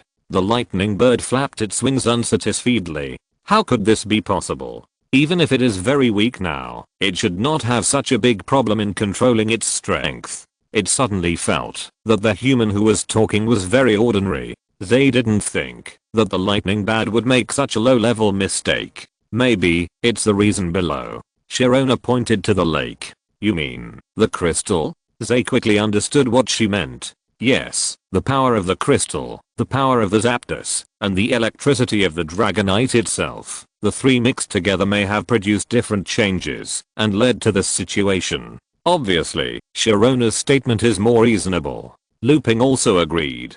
But the problem is that, even if they guessed right, they didn't know how to interrupt this process and ensure that the Dragonite would not be harmed. The Zapdos, who knew that he might have done something wrong with good intentions, was in a bad mood. I'll try. As he said that, he flapped his wings and flew away from the water. The arcs on the lake's surface also fluctuated and jumped. During this time, the current near the Dragonite became more violent. From time to time, several arcs of electricity broke away from its body and ran around in the lake. The surrounding electric elves all ran far away. Looping's electric beast and Ronchin cat ran even faster. When the Zapdos wanted to control the current on the Dragonite flew directly towards the Zapdos, as if it had life. There was a hint of disdain in the eyes of the Zapdos. As an electric beast, it is no exaggeration to say that it does not even blink when facing an electric current attack below the king level. This kind of electric current, let alone causing damage to it, will instead give it a weak charging and recovery effect. Squeak. Before he could finish his thought, the weak Zapdos called out reflexively. The electric current from the lightning dragon left a charred mark on its feathers. Sure enough, it's just as you said. A blue light flickered faintly in Zay's eyes. That current is no longer just the current of the Zapdos. Under the interference of the crystal energy, the electric current energy of the Zapdos and the electric current energy in the body of the lightning dragon reached a strange balance, and even had the meaning of fusion. His firm tone made Sharona look sideways. In the absence of instrument estimation, Zay was so sure, because Zero gave the corresponding analysis results. There may be errors, but he felt that it was almost the same. Chapter 457 The Lightning of Life. Return to the athletic park. Looking at the Dragonite in the dazzling electric light, Tetsuya couldn't help but frown. Although Zero's analysis gave a reason for this situation, it did not give an answer to whether it would succeed or not. After all, even Zapdos didn't expect this to happen, let alone Zero, who relied on data analysis. If it weren't for the fact that Dragonite's various physical data were updated and recorded at all times, Zero might not even be able to give a reason. So, do we need to stop it? As a trainer of Dragonite, Tetsuya fell into thinking. It's very simple to stop it. Just let Dragonite consume all the electric energy in its body through discharge. As long as its own electric energy is exhausted, the so-called fusion will become nonsense. Although this will bring a certain load to Dragonite's body, in this environment, the presence of the crystal in the lake will naturally make Dragonite recover quickly. At least it should be much better than now. After all, the impact on the body, caused by the mutual fusion of three powers, is not so easy to bear. The dazzling electric light made it impossible to see the specific appearance of Dragonite. But Tetsuya, who is familiar with it, knows that Dragonite is relying on willpower to persist. So, what would you do? Sharona watched Tetsuya from the side, thinking silently. Looping and Zyogang didn't say much. Perhaps according to common sense, as a qualified trainer, when encountering such a situation, you should stop. Because you don't know how much damage it will cause to the Pokémon in the end. But, that's just common sense. The performance of Dragonite now shows that it doesn't want to give up this opportunity. As an electric Pokémon, it knows very well how much benefit the changes in its body will bring to itself. If it weren't for this, Dragonite is not a fool. It could have entered its power long ago. Come on. Unconsciously, Tetsuya clenched his fists subconsciously. In the end, he chose to believe Dragonite's own ideas. Perhaps from the perspective of a traditional trainer, this is irresponsible to his own Pokémon.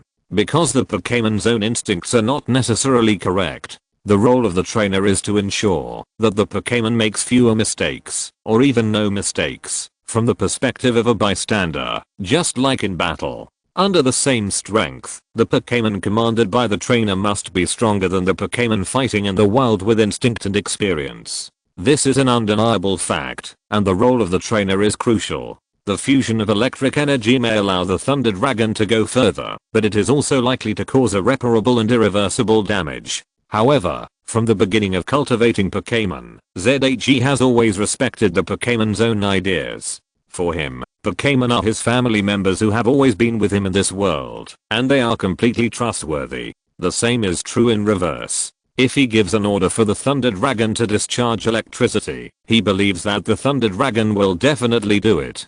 But in this case, will the Thunder Dragon really be willing? Although it looks pink and tender, the personality of the Thunder Dragon is considered strong in ZHE's entire team. If not, it would not have been so fast as the last one to be born, so that it would have a tendency to catch up with Togekiss.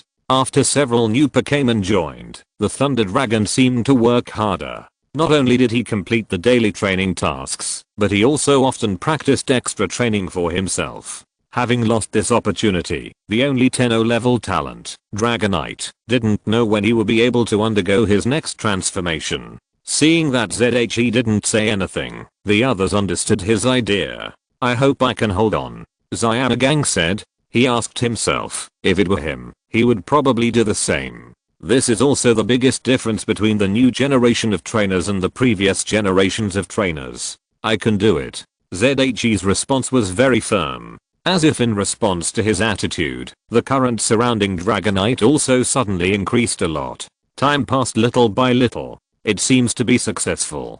The lightning bird, who was always paying attention to Dragonite, keenly noticed that the restorative power of the lake bottom crystal flowing towards Dragonite had changed in nature. This change showed that the current in Dragonite's body had become another kind. It turned around and told ZHE about it. Not much more. ZHE tightened the thing in his hand and threw it to the electric ball without thinking. That's right, after a long period of accumulation, the area around Dragonite has become a spherical electric field. I just tried it with regular insulating gloves, and it turned charred before I got too close. That kind of electric current was beyond its normal tolerance. Even so, the thing that ZHE threw out was absorbed by the electric current like water. Zapdos smelled a familiar smell on that thing. Is that the electric seed of that guy Lei Gong? Did he give it to you? Its tone was quite surprised. Last time I asked it for a long time, but it didn't give it to me. Even if I exchanged it with its tail feathers, it wouldn't give it to me. It's so stingy. Zapdos was indignant. It's not that the electric seed has much effect on it, but the pure electric energy in it is a very good food snack for Zapdos. It's for this reason that Raygong is unwilling to exchange with Zapdos. Are you kidding? He wants more than a dozen of them. Do you really think that it doesn't cost any effort and energy for Raygong to breed electric seeds? Not to mention the tail feathers. Raygong said that he would not exchange it, even if Zapdos plucked its beak off and gave it to him. Feeling the rhythm and fluctuation of the surging current, Zapdos shook his head and said, it's definitely okay now. Although Raygong has a bad temper, the energy in the electric seed is really suitable for our electric elves to absorb. Without it saying more, ZHE knew this. The electric current formed by the new 3 mixed energies in the body of the electric dragon must be stronger than its original current. It's just that the difference in quantity caused the small amount of new current formed before it was offset by the original current before it was formed. This caused the pain of the electric dragon and made the whole process seem extremely long. But this situation has a limit after all. The change in the crystal power discovered by Zapdos is a proof of reaching the limit. It proves that the new current has suppressed the old current in the body of the electric dragon. The electric seed that ZHE invested undoubtedly accelerated the growth process of the new current. After all, the pure electric energy inside does not have its own consciousness. It will only automatically convert into the dominant side in the body of the electric dragon, that is, the new current. As one grows and the other shrinks, the body of the electric dragon soon becomes brand new. Boo. More than 10 minutes passed. The electric dragon's full-throated cry came from the electric ball. Zay's face, which had been tense for several hours, finally showed a smile. Okay, why don't you come out quickly? You're asking for a fight, he said unhappily. Boo. The electric light disappeared in an instant. All the electricity was controlled by the electric dragon and retracted into its body. Its round black glasses narrowed into a vertical line. Paze walked up and hit it on the head without any hesitation. Laugh, laugh, laugh. I wonder if you dare to do this again next time. Woo. The electric dragon stretched out its two short hands to shake Zay, and from time to time licked its face and rubbed its head against Zay's chin. Go play somewhere else. Zay pushed the electric dragon away with one hand with a look of disgust. Having said that, he still used massage techniques to give the electric dragon a simple full body spa, and did a simple full body check by the way. Dragonite, odd color, category, light Pokémon attribute, electric height 1.66 meters, average is 1.4 meters, weight 82 kilograms, average is 61.5 kilograms, features, static electricity, hidden features, positive electricity skills, omitted, level 59, quasi-champion, potential, champion physical condition, excellent, slightly tired. A brief information template was presented to Tetsuya by Zero. He immediately came to the conclusion, have you grown a little taller and heavier? The level has also risen by 2 levels to the limit of quasi-champion. There is probably still a lot of room for improvement. After this time, I can start to break through to the Supreme King. Well, it seems that the little guy Pockets will be very noisy when he returns. He will definitely be very unhappy if he is caught by Dragonite. Of course, this is not the point. Tetsuya focused his thoughts on the column of Dragonite's qualifications. From Supreme King to Quasi-Champion, and then to Champion. This is an extremely exaggerated improvement, even for a legendary beast. The weak Zapdos is undoubtedly unable to do this. Even if the original Dragonite was not far from the potential of a semi-champion, it was originally a king-level talent, and when it evolved, it used a high-quality Thunderstone. Although it did not rise to the semi-champion level, the gap was not large. The current of the lightning bad would not be so effective. Most likely, the power in the mysterious crystal played a very key role. How is it? Seeing that Zay had finished the inspection, the other 3 people gathered around, including Sharona. They were still very curious about the changes in Dragonite. There is nothing wrong with the body. As for the specific situation, Dragonite, please give it a try. Zay certainly did not directly say that Dragonite's talent had changed. He could not explain the matter of judging talent without words, so he asked Dragonite to perform. Anyway, the little guy's physical condition was very good. Dragonite, who had gained new power, nodded excitedly. Looking around, it walked towards a small forest. Several people watched from a distance. Dragonite took a deep breath and operated the energy in its body with some hesitation and skill. This feeling surprised it very much. It seemed to have returned to the time when it was just born. Hiss. The next moment, violent electric currents raged through the woods. In just a blink of an eye, 7 or 8 trees turned into black charcoal. Oh my god. Such an exaggerated electric current. Looping exclaimed. He knew very well how difficult it was for an electric Pokémon to achieve this level. Your electric dragon has broken through to the king level in one go? No, it should still be a quasi-king. ZHE also shook his head. A quasi-king is like this. What about a king? I'm afraid the destructive power is too much. Looping smacked his lips and sighed. Sharona nodded in agreement. Not only that, look carefully. Her eyes were fixed on the charred trees. There, a faint hint of green was floating in it. Lightning is not only a synonym for destruction, but also a symbol of rebirth. Xiaogang murmured. For humans, thunderstorm clouds that produce lightning in midsummer are often accompanied by rainfall, which can provide sufficient moisture for crops, and thunderstorms wash away pollutants such as dust and smoke in the atmosphere, playing a role in purifying the atmosphere. When lightning appears, it often means life. With his current ability and knowledge, it is difficult to know exactly what such electric current properties will bring to the electric dragon. But there is no doubt that this electric dragon has definitely improved in quality. Your electric dragon can be called a divine beast. Sharona helped Xiaogang fill in his knowledge gap. It is impossible to tell what important matters she is talking about with her indifferent look. Looping's body shook. Wait a minute, the amount of information is a bit large. I will sort it out. He held his forehead and didn't want to believe it. The telepathy of the lightning bird gave him the final blow. If the divine beast qualification you are talking about refers to whether it can become a spirit with similar strength to me, then this electric dragon is indeed very likely. Looping couldn't help it at all. He rushed to Zay and grabbed his collar. Why? People, luck is like this.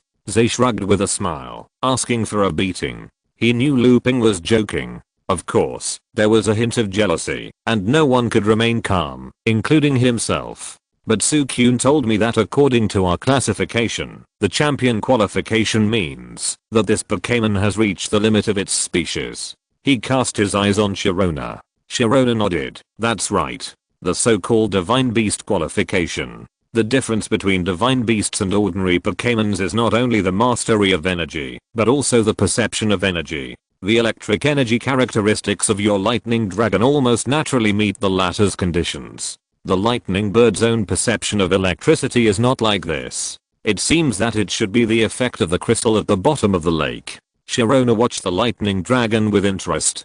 To say that she was jealous, she was not. She was very confident in her own and her partner's strength. An electric dragon that is expected to break through the third level of God would not make her lose her mind. On the contrary, if conditions permit, Sharona would like to take the mysterious crystal back to study for a while. But unfortunately, it doesn't work.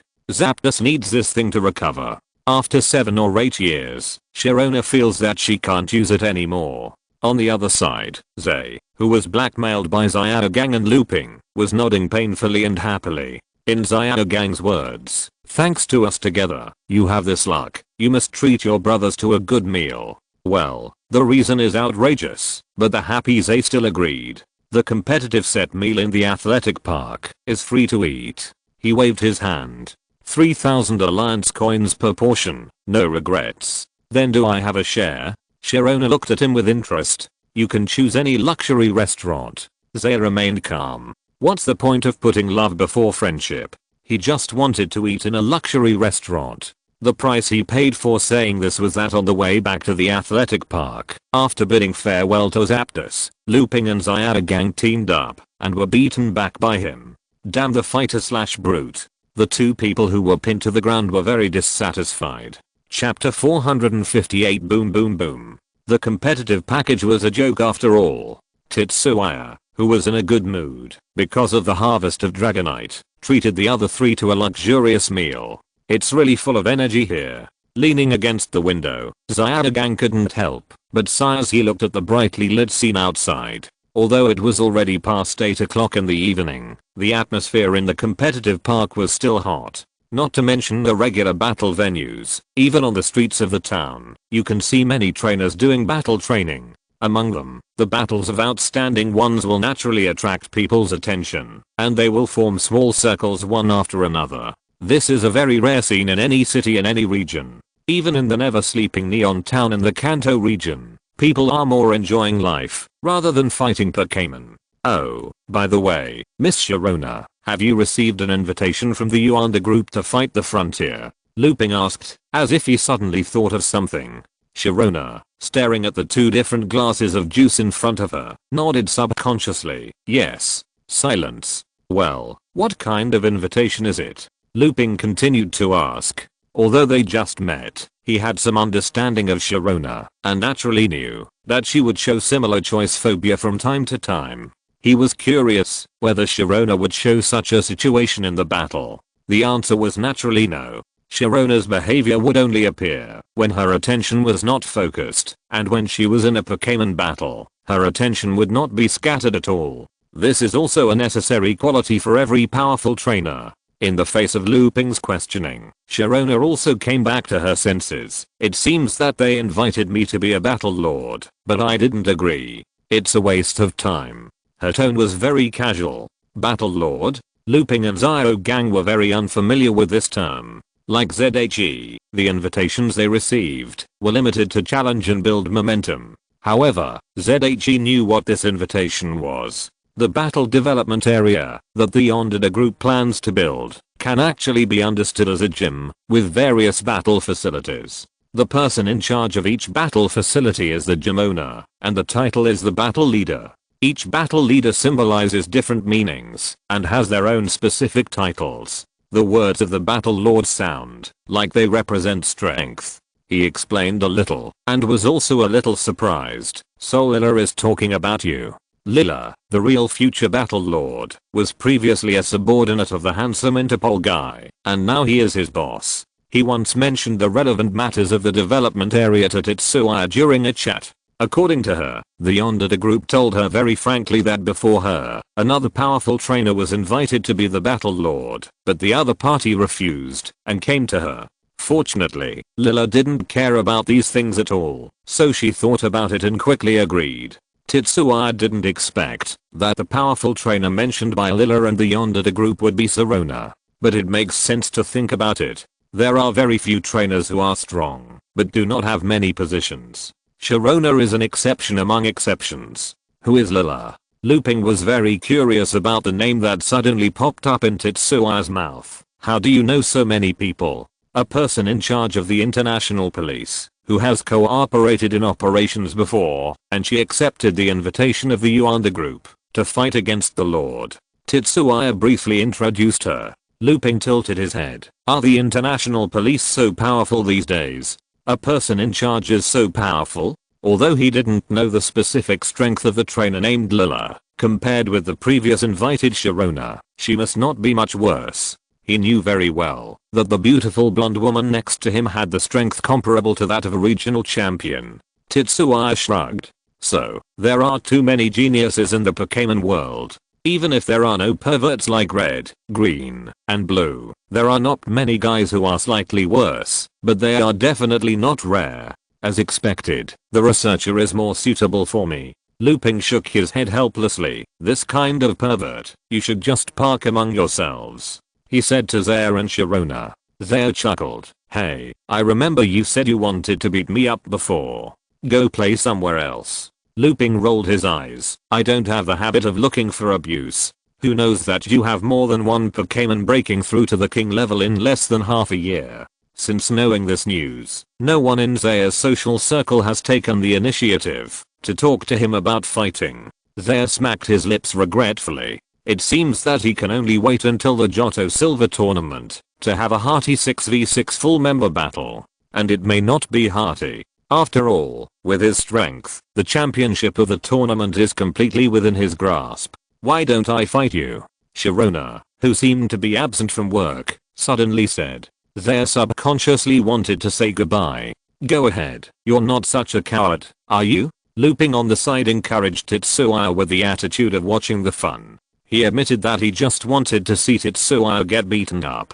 That's right, a trainer should constantly challenge the strong, so that he can become stronger. Xiaogang suddenly said something, and he was quite interested. Looping raised his eyebrows. He didn't expect that Xiaogang, a guy with thick eyebrows and small eyes, could be so black-bellied. But at this moment, the two of them can be said to have reached a united front tacitly. They obviously didn't know each other for a long time, but the friendship between boys is so simple. The two of them provoked Tetsuya with words. Tetsuya certainly knew that these two bastards had bad intentions. But under the gaze of Sirona, he gritted his teeth and agreed. Okay, let's fight, but there is no suitable battlefield nearby. Don't worry, I talked to Daya before I came here. There is a field specially set up for the battle of the king level elves. It is enough. I will call him now. I guess no one uses it. It will be ready soon. Looping directly dispelled Zay's thoughts. Zay subconsciously clenched his fists. Okay. He gritted his teeth and looked at Looping. Looping was operating excitedly on his watch without noticing. At this point, the four people naturally had no intention of continuing to eat. Soon, under the arrangement of Daya who was far away in Kanto, several people came to a hidden battlefield outside the town of the competitive park. It is not right to say that it is hidden, because this battlefield is very big. It is so big that anyone who is nearby can see it at a glance. It's just that it is not open all year round. So many trainers who come here to fight ignore it. Today, this TV tower-like building welcomed a few rare guests. In the huge battlefield, Xiaogang consciously stood on the referee's seat. How free are you guys? In the spectator seats, Tatsuya Yoshida, who was watching the game through the video, was leisurely eating a midnight snack. "I see you also look free," Looping complained. "And didn't you just say you wanted to lose weight this morning?" "Oh, there's no rush to lose weight." Tatsuya Yoshida took a bite of fried chicken without caring. "I'm interested in the trainer who beat up Tatsuya you mentioned. I thought there was a problem with the intelligence department's collection, but I didn't expect it to be this person." The two chatted casually, but the two trainers fighting on the field were not in such a casual mood. Shirona's personality is what it is. As long as it involves the battle of Pokémon, she is extremely serious. Tatsuya is more excited and expectant. Then, let the battle begin. Since it was a private battle between friends, the various requirements were not so strict. Ziogang waved his hand and started the battle. "Go, Blaziken.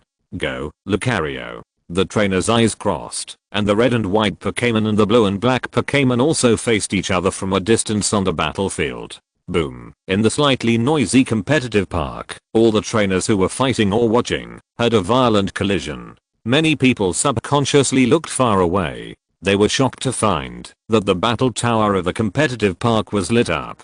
The trainers who were familiar with the settings of the competitive park looked at each other and understood something. More trainers were confused and even a little panicked. "Please don't panic, trainers. The battle tower. Boom, you can fight freely. Boom, thank you for your support." Boom. Amid the continuous huge roars, the loudspeakers of the competitive park came with intermittent broadcasts. "The next day, Prince Bo has lost his ability to fight, and the winner is Prince Bo." The referee said the rather awkward words calmly. "Thank you." After getting off the platform, Tatsuya shook hands with the trainer on the opposite side and walked out of the water battlefield. Well, the new trainer just now was not very good. His reaction was too slow. Ziogang shook his head and wrote something with a pen and paper in his hand. "But your Prince of Waves also has problems." The connection between the second and third water guns was 0.37 seconds slower, so that the opponent dodged part of the damage. You can strengthen the use of metal claws next, and the cultivation of steel energy can be put on the agenda. In addition, many of Prince of Waves' combat habits are still in the wild period, which also needs time to overcome. He talked incessantly, but with unusually stable output. Tatsuya listened carefully while tossing the Pokeball in his hand. He never thought that he could be worry-free with Zero. Although Zyogang's suggestions were basically told to him in advance by Zero. What if? The strangest thing is that I don't know when the two of them developed such a tacit understanding. Obviously, Zay is much better than Zyogang in terms of trainer and breeder. As they walked and talked, they soon arrived at the Pokémon Center in the athletic park. "Hello, Trainer Zay, these are the 7 Pokémon you left here, and they have all recovered." Miss Joy handed a plate of shrunken Pokeballs to Zay with a gentle smile. "Thank you for your hard work." After the usual thanks, the two sat down in the rest area. "Did Looping go to your house?" Zay talked to Zyogang while drinking a drink. Zyogang nodded. "After all, Magikarp has just been captured, and it still takes some time to run in, so I just let him go to my house for a search. Anyway, it's the same. TSK, he runs fast." Zay curled his lips in disdain. He dared to guarantee that, if Looping traveled with them for a few days, he would at least be skinned alive by him. Zay thought of Looping's face after the battle with Sharona last night, and wanted to beat him up. No, at least 10 times. But Miss Sharona is really impeccable strong. Zyogang sighed. Zay was silent for a moment, then nodded. No matter from which angle, the cooperation between Sharona as a trainer and Pokémon is perfect, including their respective performances. If he could catch the weaknesses and mistakes of the opponent's trainer in the previous battle and launch targeted attacks, then this was a luxury last night. Fortunately, Zay's heart was strong enough. If someone else was beaten 6-0 without any suspense, he would have been autistic. That's right, it was 6-0. In Sharona's combat concept, there is no such thing as letting the opponent down. Command, rotation, Pokémon selection. Sharona adopted the most reasonable route.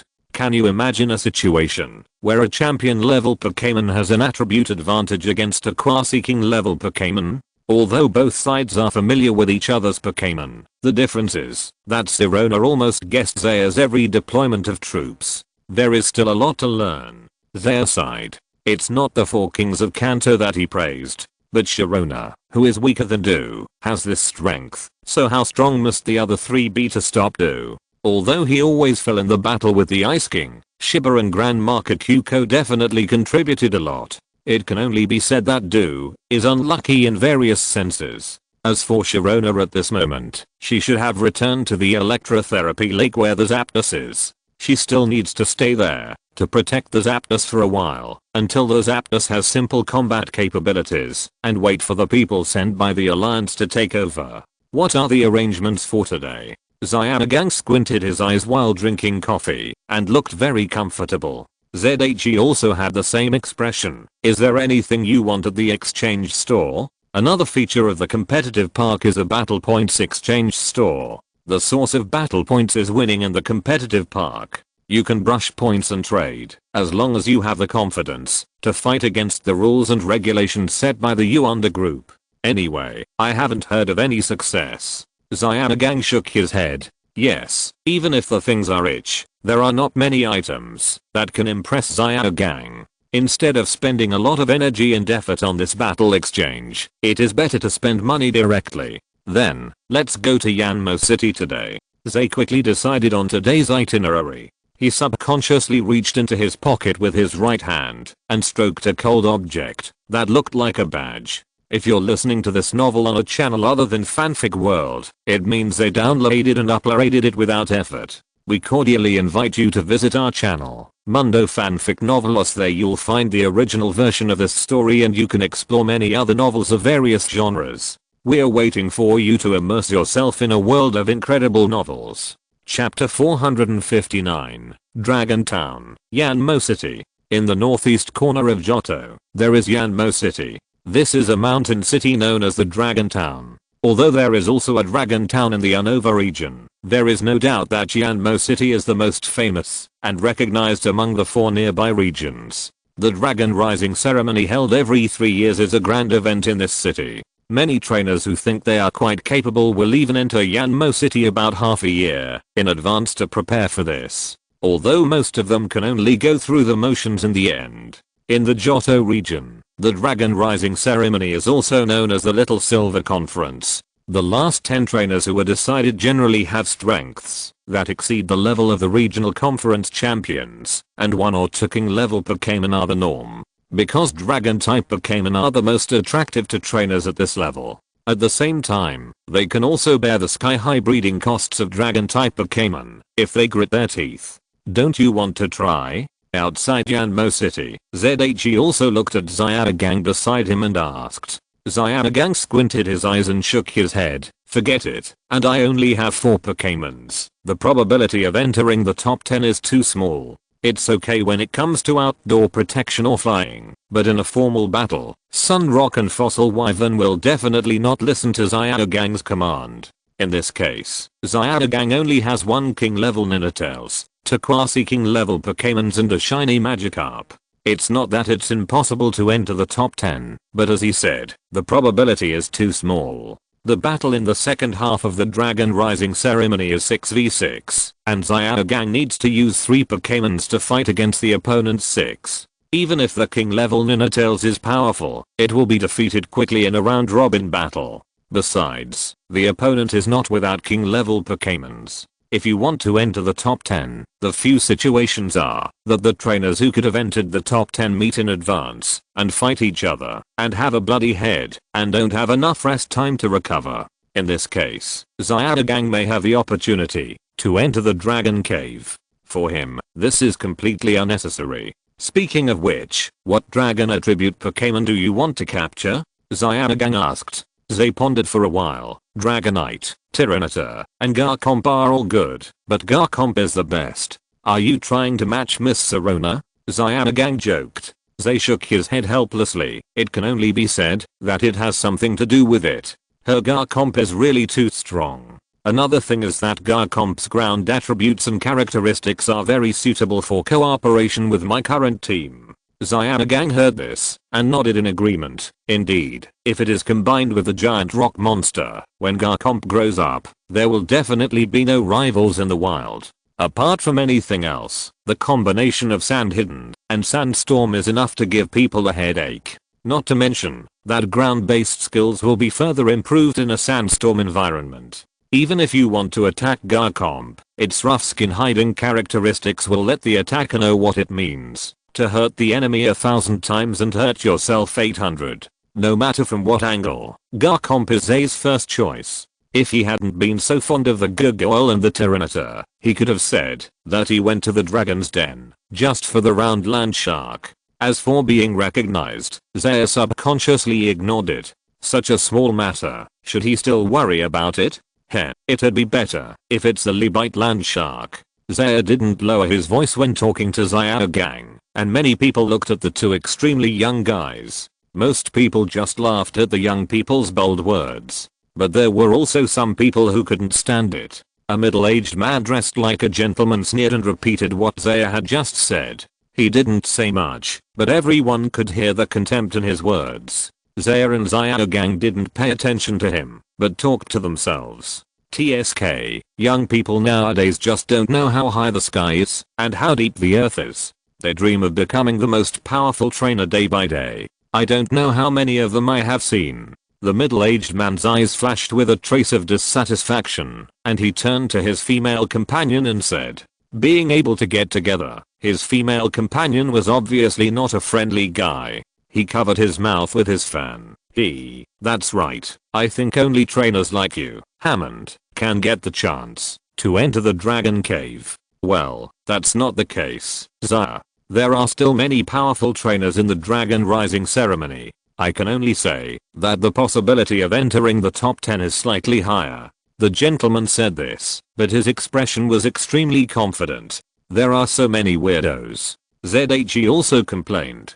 Although he was curious about how such people could live in the Pokémon world for so long, reality is often so magical. There are different personalities in the trainer group, and there are quite a few such fools. They are often the ones who get into trouble in the town. Barbaric and arrogant boy, do you dare to fight me? The middle-aged man stomped his cane fiercely. He was very unhappy with ZHE's ridicule, even if he was the first to ridicule ZHE. ZHE moved his neck. Okay, I don't mind teaching you how to fight Pokémon. His words revealed that he was not in a good mood.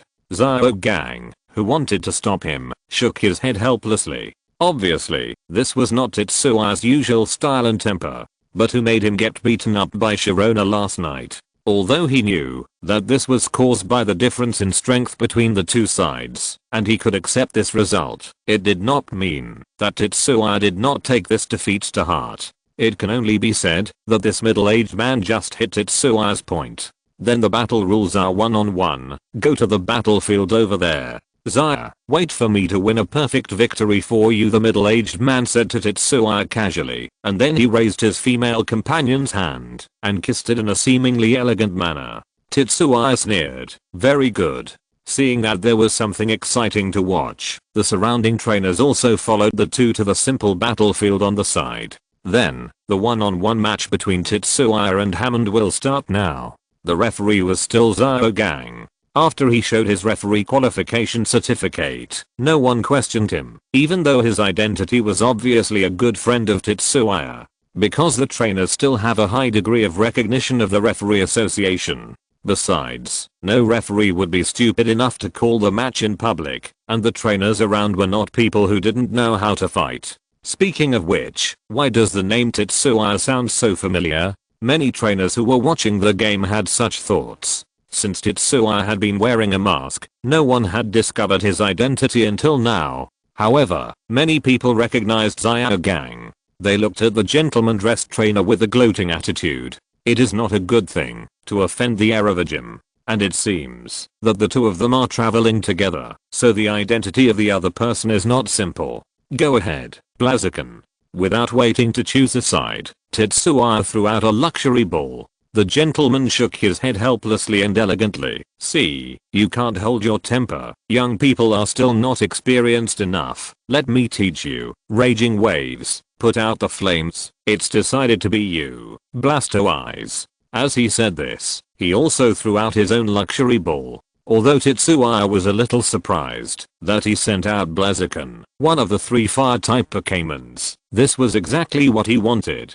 Blastoise was his trump card Pokémon. If he couldn't win despite the attribute advantage, wouldn't it be a bit useless? The middle-aged man Hammond didn't realize that Blaziken was a king-level Pokémon. After all, considering the degree of control Blaziken had over its own power, it only looked a little outstanding physically when it restrained its momentum. If he knew, he probably wouldn't be so relaxed, because his Blastoise was still at the Quasi-King level. Even if it was about to break through, it would never pass that hurdle. Most of the trainers around didn't see it either. When they saw Blastoise fighting Blaziken, they had already made a rough judgment. This young man is likely to be in trouble. The reason why it was a high probability was that they preferred to speak with facts. What if he won? As trainers, they still pay attention to seeking truth from facts. Many people also saw something wrong. This flame chicken's momentum is too restrained.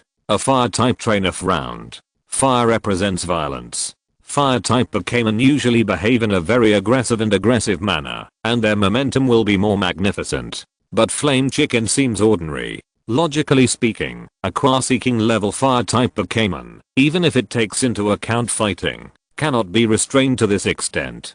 The roof of a certain building. A girl with a blue ponytail and a cape looked curiously at the mask-wearing Tetsuya. Is this the talented trainer that the old man said? He looks pretty good. Her eyes moved back and forth between Flame Chicken and Tetsuya. Tetsuya subconsciously looked up at her. "Ah, I was discovered," the blue-haired girl muttered, and then waved with a smile on her face.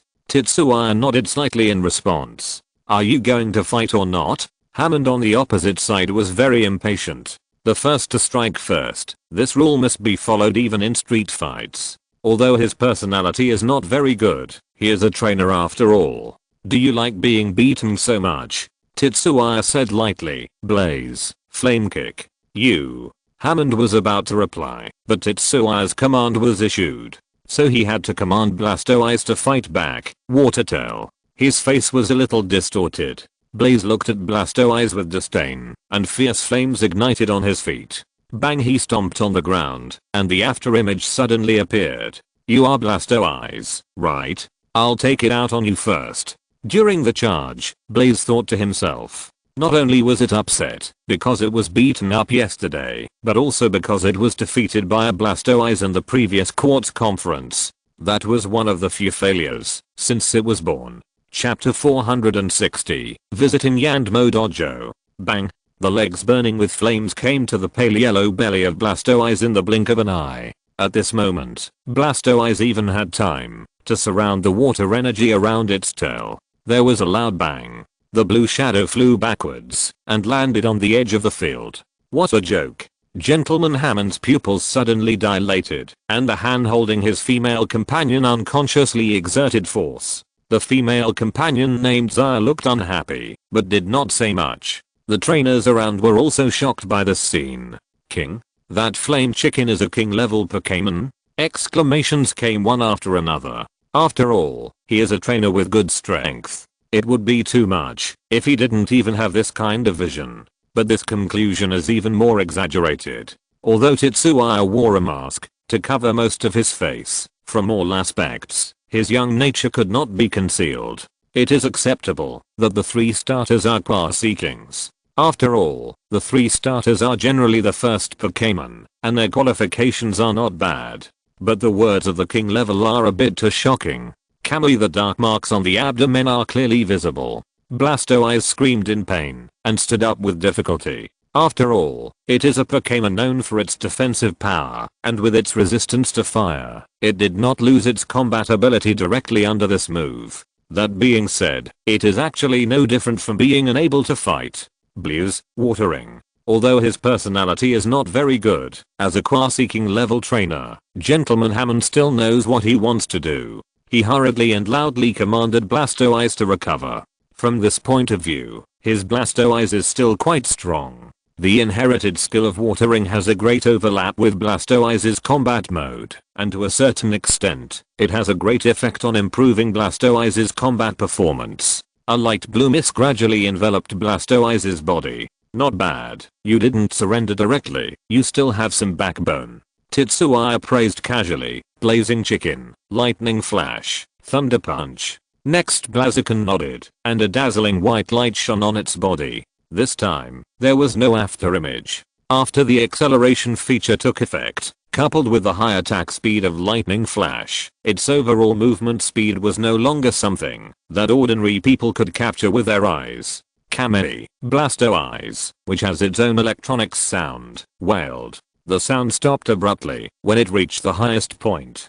Blaziken, which appeared behind its shell, slowly retracted its arc-flashing claws. Without even looking at Blasto Eyes, it jumped back to Tetsua's side in a row. This Blasto Eyes is not very good. Let's try the last one next time. The power of the Wava guide surged, and the voice of Blaziken sounded in Tetsua's heart. Okay, I'll contact Shizuo later. He doesn't seem to have anything to do recently. Tetsuya turned his head and said with a smile. No fight, no acquaintance. He and Shizuo Shinigami also exchanged communication methods. It is easy to arrange a battle every 6 months. After all, no trainer would mind finding an equally matched opponent to hone and clarify the efforts of himself and his Pokémon during this period. Well, I just don't know what kind of expression Shizuo will have when he sees the strength of Tetsuya's Pokémon. He has won the regional championship and his recent development is actually quite good. But, this time I want to fight 6 alone. Oh my god. Flame Chicken expressed his intentions enthusiastically. Okay. No, I'm kidding. At most 3, 2 is enough. Flame Chicken decisively admitted defeat. That being said, it is already very powerful to be able to defeat 2 Pokémon of the same level under unfavorable attributes. At the stage of the King level, the ability gap between each Pokémon is actually not that big. Those who can reach the King level are all individuals with outstanding qualifications. Tetsuya and Flame Chicken were chatting here, and Hammond and Zaya were also preparing to sneak away. Anyway, no one said what the bet was before the battle. Hammond thought with a little luck. But when he really withdrew from the crowd, he saw that ZHE ignored him, and a nameless fire surged in his heart. Just when he wanted to say something harsh, he felt a pain in his right hand.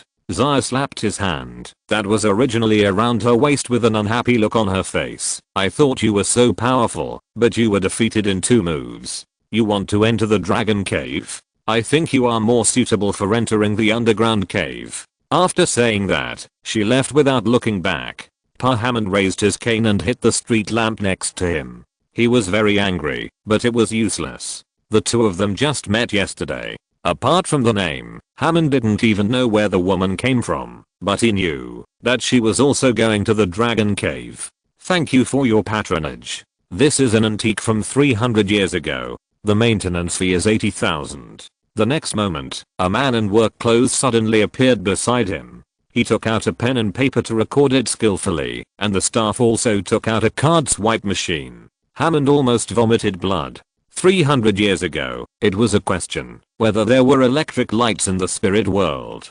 The antique repair fee was 80,000 yuan. Isn't this a rip-off? But after looking at the logo on the other party's clothes, he had to take out his card to pay. There was no other way. He was from the Yanmo gym. He couldn't afford to offend him. The so-called antique repair fee was also a fine set by the Yanmo City high level to prevent trainers from vandalizing and irresponsibly. During each Dragon Rising ceremony, there were many people like Hammond who lost control of their emotions. Okay, thank you for your patronage. Welcome to come again next time. After collecting the money, the staff disappeared like a ghost. Only Hammond was left standing there in embarrassment. Fortunately, no one cared about him a long time ago. All the trainers cared about was the King level Flame Chicken and its trainer. The other party's appearance here at this point means that the difficulty of obtaining the top 10 places in the Dragon Rising ceremony has risen to a new level. Many spectators had flashing eyes and left the scene after recording Tetsuya's simple posture. These are information dealers that are not lacking anywhere. With their abilities, Tetsuya's identity and strength will surely surface soon. Of course, it was limited to a part. ZHE also didn't care. Let's go to the Yanmo gym, he said to Zyadagang.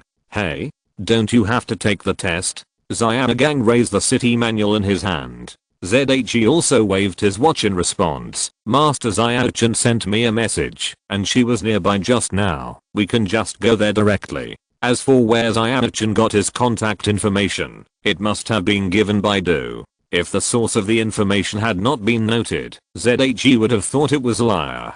After putting the Blaziken back into the Pokeball, the two walked towards the luxurious building not far away. It was still very conspicuous to see a huge villa castle-like building in the quiet mountain city. As a city famous for dragon-type Pokemons, the word money is not a problem for the Yanmo Gym. If it were not in line with tradition, it is said that Master Zyana-chan would like to double the size of the Yanmo Gym. When they arrived at the door, two honest stone sculptures of Dragonite stood on both sides. Without waiting to knock on the door, the iron door opened slowly and automatically. Excuse me (*2). After saying politely, the two walked straight into the Ink and Smoke Gym. The elite trainer behind the door bowed slightly to show respect. This is also one of the characteristics of the Ink and Smoke Gym. Unlike the general reservation system, if you want to challenge the Ink and Smoke Gym, you have to pass this level first. Therefore, the Ink and Smoke Gym is recognized as the most difficult gym to challenge in the Johto area. The second is the Kaji Gym, followed by Yuzu and Manjin. You two are the trainers that Zyana-chan and Zyadu are talking about? An old voice sounded. Tetsuya and Zyada gang, who were walking on the road, were both startled. Relax, what does it look like for a young man to be startled? The old woman wearing traditional samurai armor put her hands behind her back and didn't care. She also had a model of the Sky Dragon Rayquaza on her head. It was just that with a height of about 1.5 meters. It made people feel a little strange. Snap a stick that appeared from nowhere hit Tetsuya's calf. He subconsciously jumped up on the spot. Don't think about those rude things. The old woman's words revealed a hint of dissatisfaction.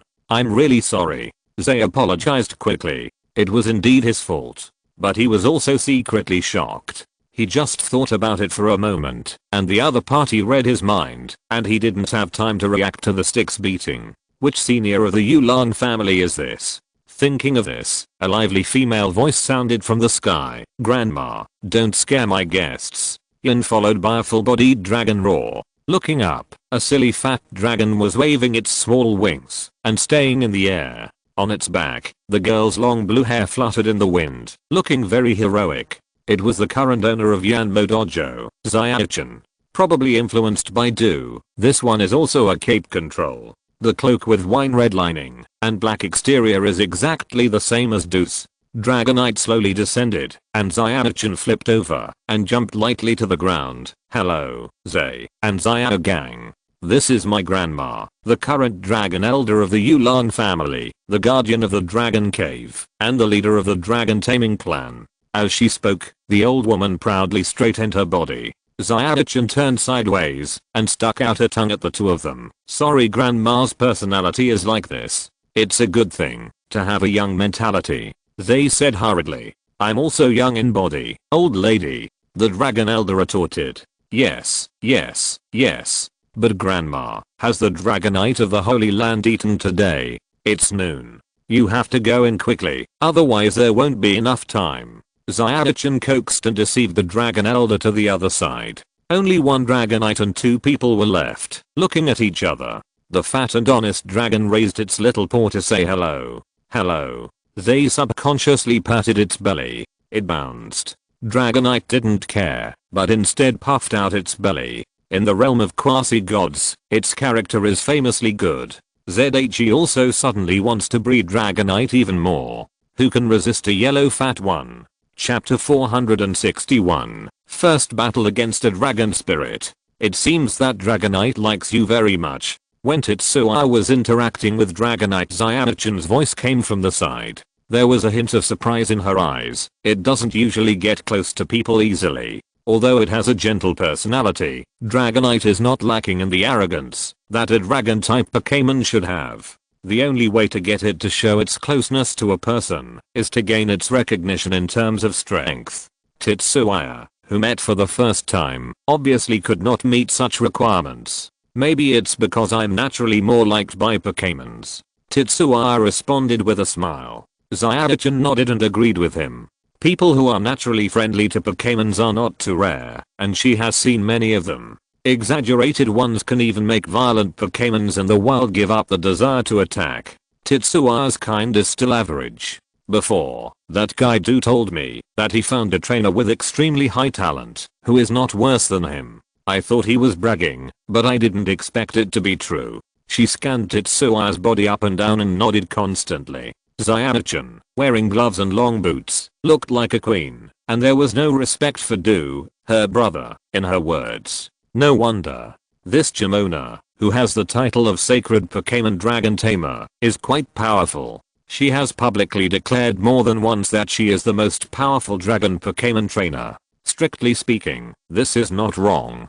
Because according to the data, Sayaka-chan's main Pokémon are Kingthorn, Dragonite Tanabata Bluebird, Tyrannosaurus, Crimson Dragon, Garchomp, Charizard, and Gyarados. The number may be a little less than that of ordinary trainers, but the individual strength is a steady suppression. The power of dragon Pokémon itself is self-evident. Moreover, only Sayaka-chan, who has the support of the Yulong family in the Dragon Cave, has the capital and ability to cultivate so many dragon Pokémon. Among the 8 main forces, there are 3 quasi-gods, which is something that ordinary people dare not even think about. Not to mention the resources and time required to cultivate to the final form. Their value alone is ridiculously high. Are you two here to participate in the Dragon Ascension ceremony? Sayaka-chan asked while walking in the courtyard of the Yanmo gym, feeding Dragonite some snacks. They smiled. Most trainers who come to Yanmo City at this time are here for this.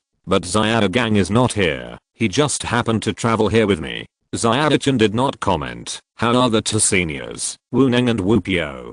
She looked at Sayaka-gang, who had been forgotten for a while. Although they should be of the same generation in terms of seniority, Sayaka-chan's benchmark is Wooneng in terms of strength and position. She doesn't mind showing kindness to Zay, because he is someone that her unreliable brother values. And the battle on the street just now also shows that Zay is quite strong. If it were Sayaka-gang, Sayaka-chan, who is extremely proud in her heart, would not have such a good attitude. After training dragon-type Pokémon for a long time, her own personality has gradually moved closer to dragon-type Pokémon. Or it is precisely because of this personality that Sayaka-chan has so many dragon-type Pokémon following her. Sayaka-gang doesn't care. He is just a good person, even if he was trained as the successor of the gym, since he was a child. In the past, I thought that I would consider the family and try to behave like a qualified heir. But ever since Jiro showed his talent as a trainer, Brock has started his own journey of playing badly. It can't be said that he played badly, he just returned to his original nature. Dad and Grandpa are both very good. Brock responded calmly. Sayaka-chan curled her lips and said, "You didn't raise that hard scale baby. I'm really worried that you would ruin it." "Of course not. It was prepared for my brother Jiro." Brock still looked calm. "That's fine. Your personality doesn't match that of the staff-tailed scaled dragon at all." Sayaka-chan looked a little unhappy. After holding back for a few seconds, he couldn't help it. "Can you not be like those old guys, dead and meaningless?" Zay quickly interrupted. "From what you said, Master Sayaka-chan, the hard-scale egg of Nabi Gym came from Yanmo Gym?" "Yes." Sayaka-chan was easily diverted from the topic. It was the offspring of a staff-tailed scale dragon in the Dragon Cave. It seems that it was given as a gift when Senior Wooneng took over as the gym leader. At that time, it had a good fight with Senior Wooneng's Bangira. Although it was a gift, Wooneng had to come in person to get approval before he could take it away. This has been the long-standing rule of the Dragon Cave. If it fails to get approval, the Yulong family and Yanmo Gym can only apologize and make up for it slightly with other things. Zay has naturally heard of this tradition. "Who won?" he asked subconsciously. "Of course it's the armored dragon." Sayaka-chan's mouth drew a proud smile. "That guy is very strong. You don't have to defeat to gain recognition, just like getting a gym badge." The reason why Wooneng finally got the Pokémon Egg of Heart Scale treasure was entirely because he and his Bangila's strength won the respect of the armored dragon. It thought it was not a bad thing for such a strong man or his descendants to breed their own children. There's no way Bangila's attributes are too restrained by the armored dragon. Sayaka-gang on the side defended his old father. Sayaka-chan did not deny it. The attribute combination of rock plus evil is 4 times weaker than fighting, and the armored dragon with fighting plus dragon attributes is resistant to both rock and evil. as one rises and the other falls. Even if Bangula is stronger than the armored dragon, the latter has a higher chance of winning in the end. Not to mention that the dust-proof hiding characteristics of the armored dragon perfectly counter the sand-raising characteristics of Bangulus. Just like that, the staff-tailed scaled armored dragon was also covered in wounds before it could defeat Bangura with difficulty, which is enough to show the strength of Wunang. The three of them were lost in their own thoughts, and Dragonite lowered his head and nudged Xiaochan.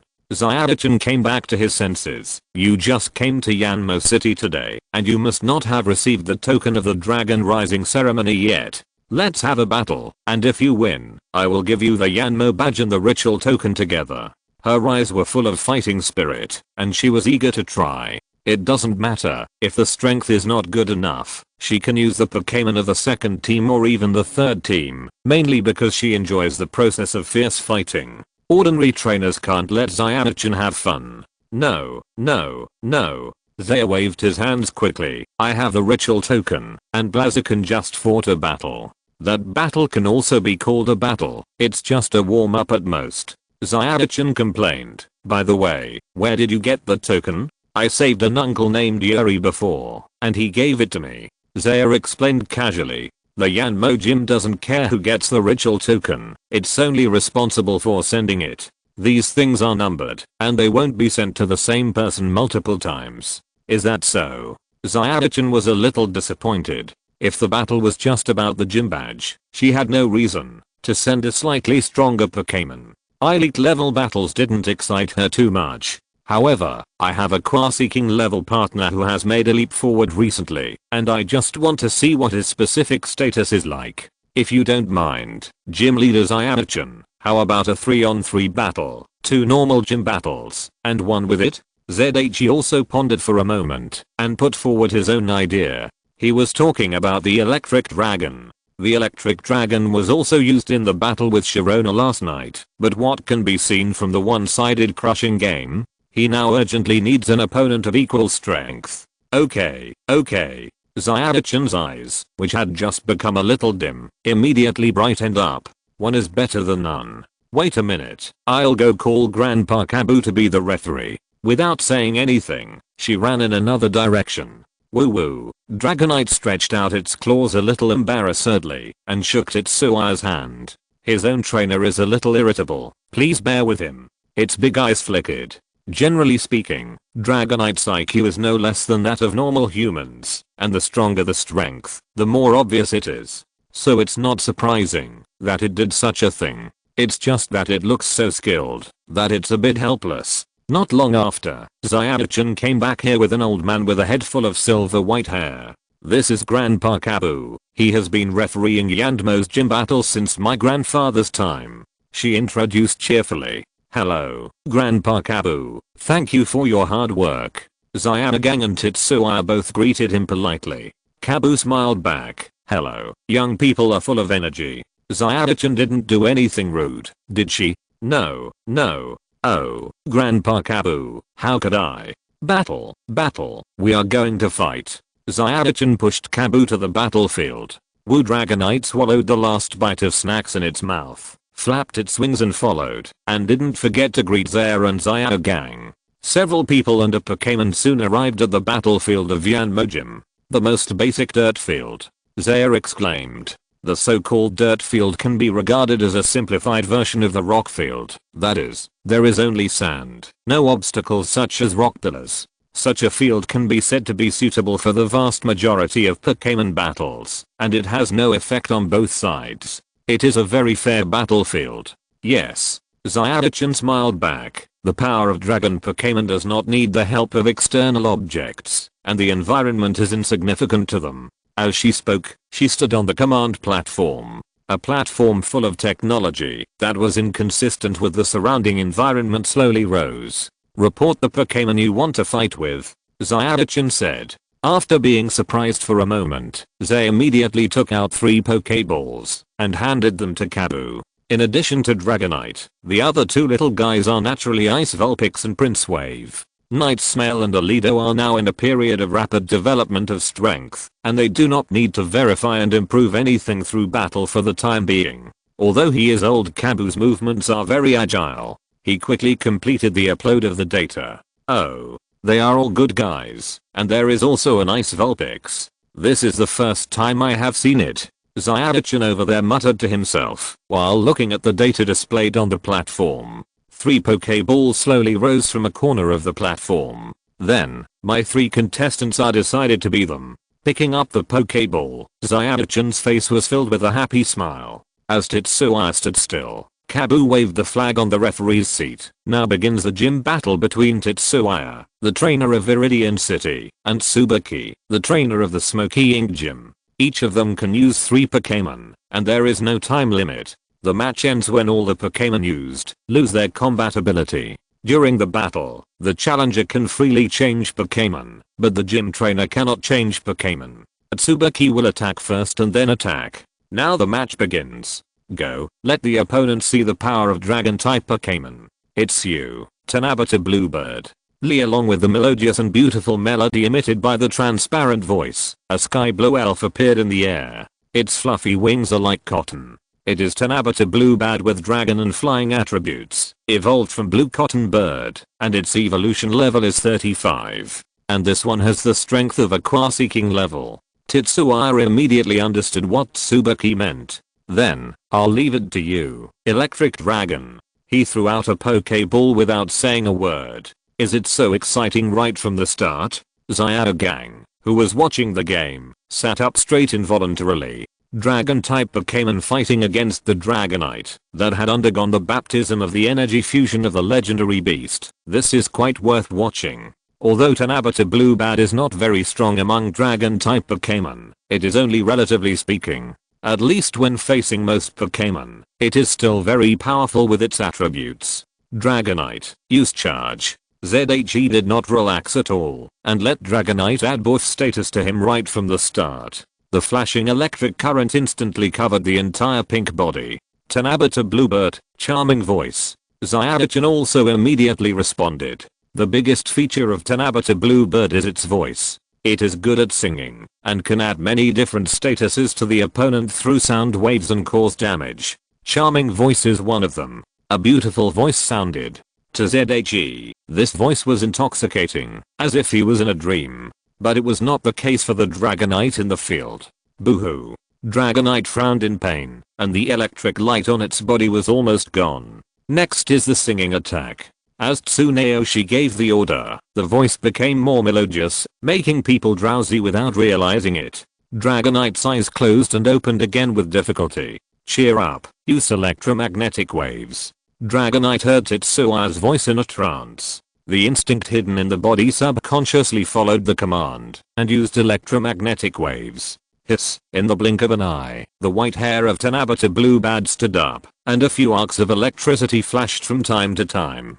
The hypnotic singing was intermittent. This series of rapid attacks and defenses not only surprised Zyadagang on the side, but also made the 2 trainers involved secretly increase their attention. Chapter 462, Rising Dragon Badge. Your shining Dragonite is very powerful. Zyadichin praised with her head raised slightly. The strength of a Pokémon is never just about the body and energy. Otherwise, the Pokémon partners specially bred by breeders must be stronger than those bred by trainers on average. Every profession has its own specialty, and breeders are here to make a living.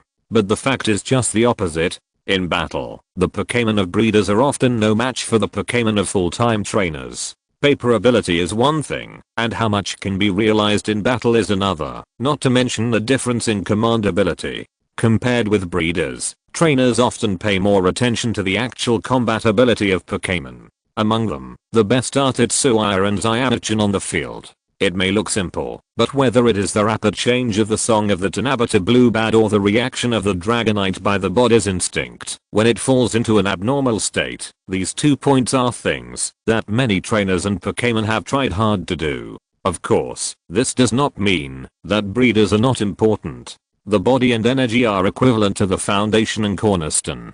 Without them, it is difficult to play even the highest skills. Even practice is impossible. ZHE did not reply to Zyadichin, but thought seriously about how to conduct the next command. Although the electromagnetic wave was successfully used to paralyze Tanabata Bluebird, the electric dragon was ultimately unable to get rid of the influence of Tanabata Bluebird's singing skill, and fell into a deep sleep. At this moment, it was in an unguarded state. Fortunately, Tanabata Bluebird was restricted by paralysis, and could not use a powerful trick. If the paralysis suddenly took effect, the negative impact of the skill interruption was not what Xiao-chan wanted to see. Refreshed. However, Xiao-chan naturally had a way to deal with the tricky paralysis state. Tanabata Bluebird flying in the air was bright all over, its hair became whiter, and the yellow arc disappeared without a trace. Refreshed. A general skill is used to cure poisoning, paralysis or burning. There are not many Pokémon that can learn this skill, and Tanabata Bluebird happens to be one of them. This is also one of the normal conditions of dragon-type Pokémon. In addition to their strong physical fitness and energy, they usually have a very deep skill pool. Theoretically, the more skills they can master, the better they can counter the opponent's attack in battle. Of course, proficiency is also a very important factor. For a tactical move like Refresh, Tanabata Bluebird must have trained a lot. When it recovered from paralysis, the electric dragon was still in sleep and did not move. Trouble. A trace of helplessness flashed in ZH's eyes. It depends on luck. Sleep talk. Following his command, the electric dragon with closed eyes began to flash with electricity again. Just as Tanabata Bluebird used Refresh to counter paralysis, sleep talk is the best response to sleep. As long as his elves can master it, ZH usually lets them train this move. It's just that which skill can be used depends on luck. At least this time, the electric dragon used a matching electric skill, and luck was not bad. The yellow beam flashed.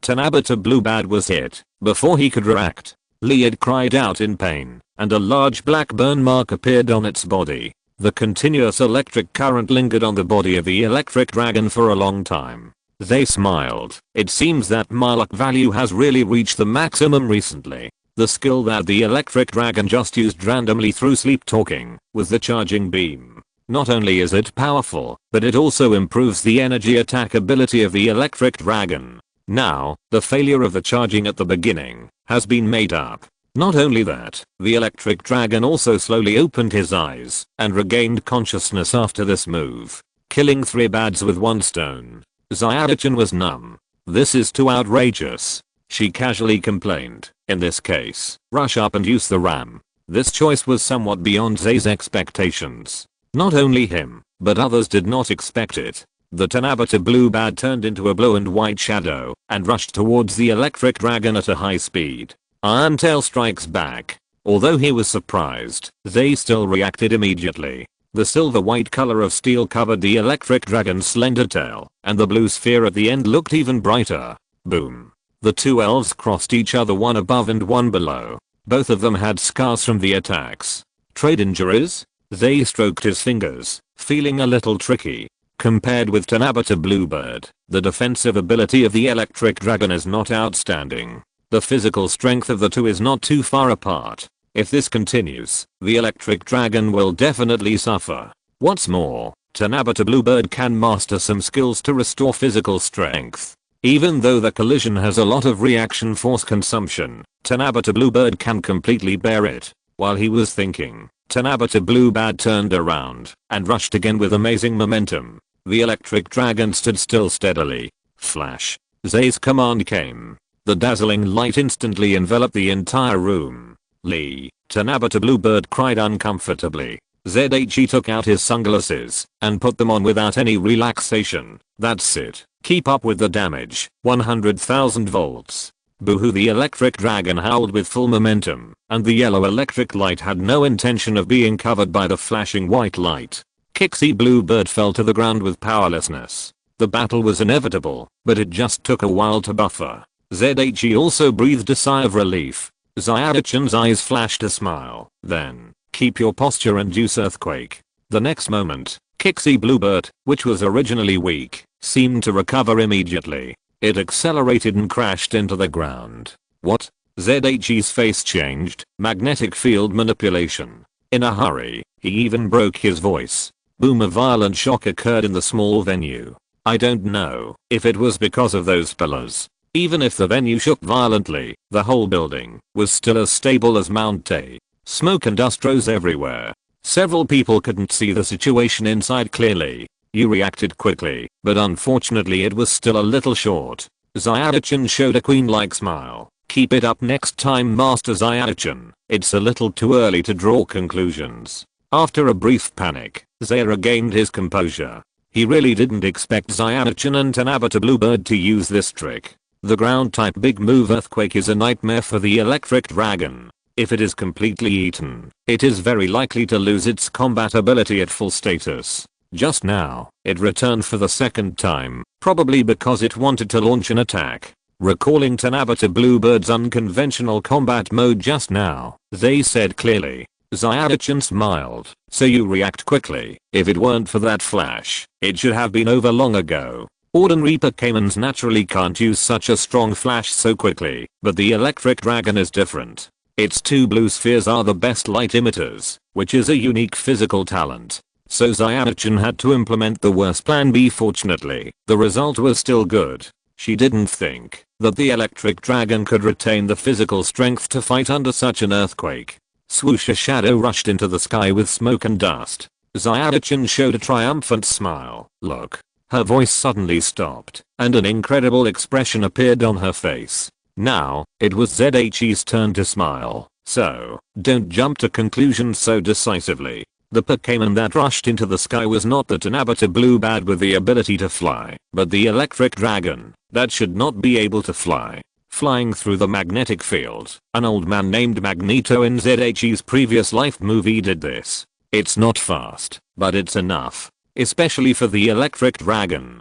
Ground type skills like earthquake cannot cause damage to Pokémon in the air. What a great skill application. This is the first time I've seen an electric Pokémon use the magnetic field to control this skill to fly. Zyadachin, who understood it, was very moved.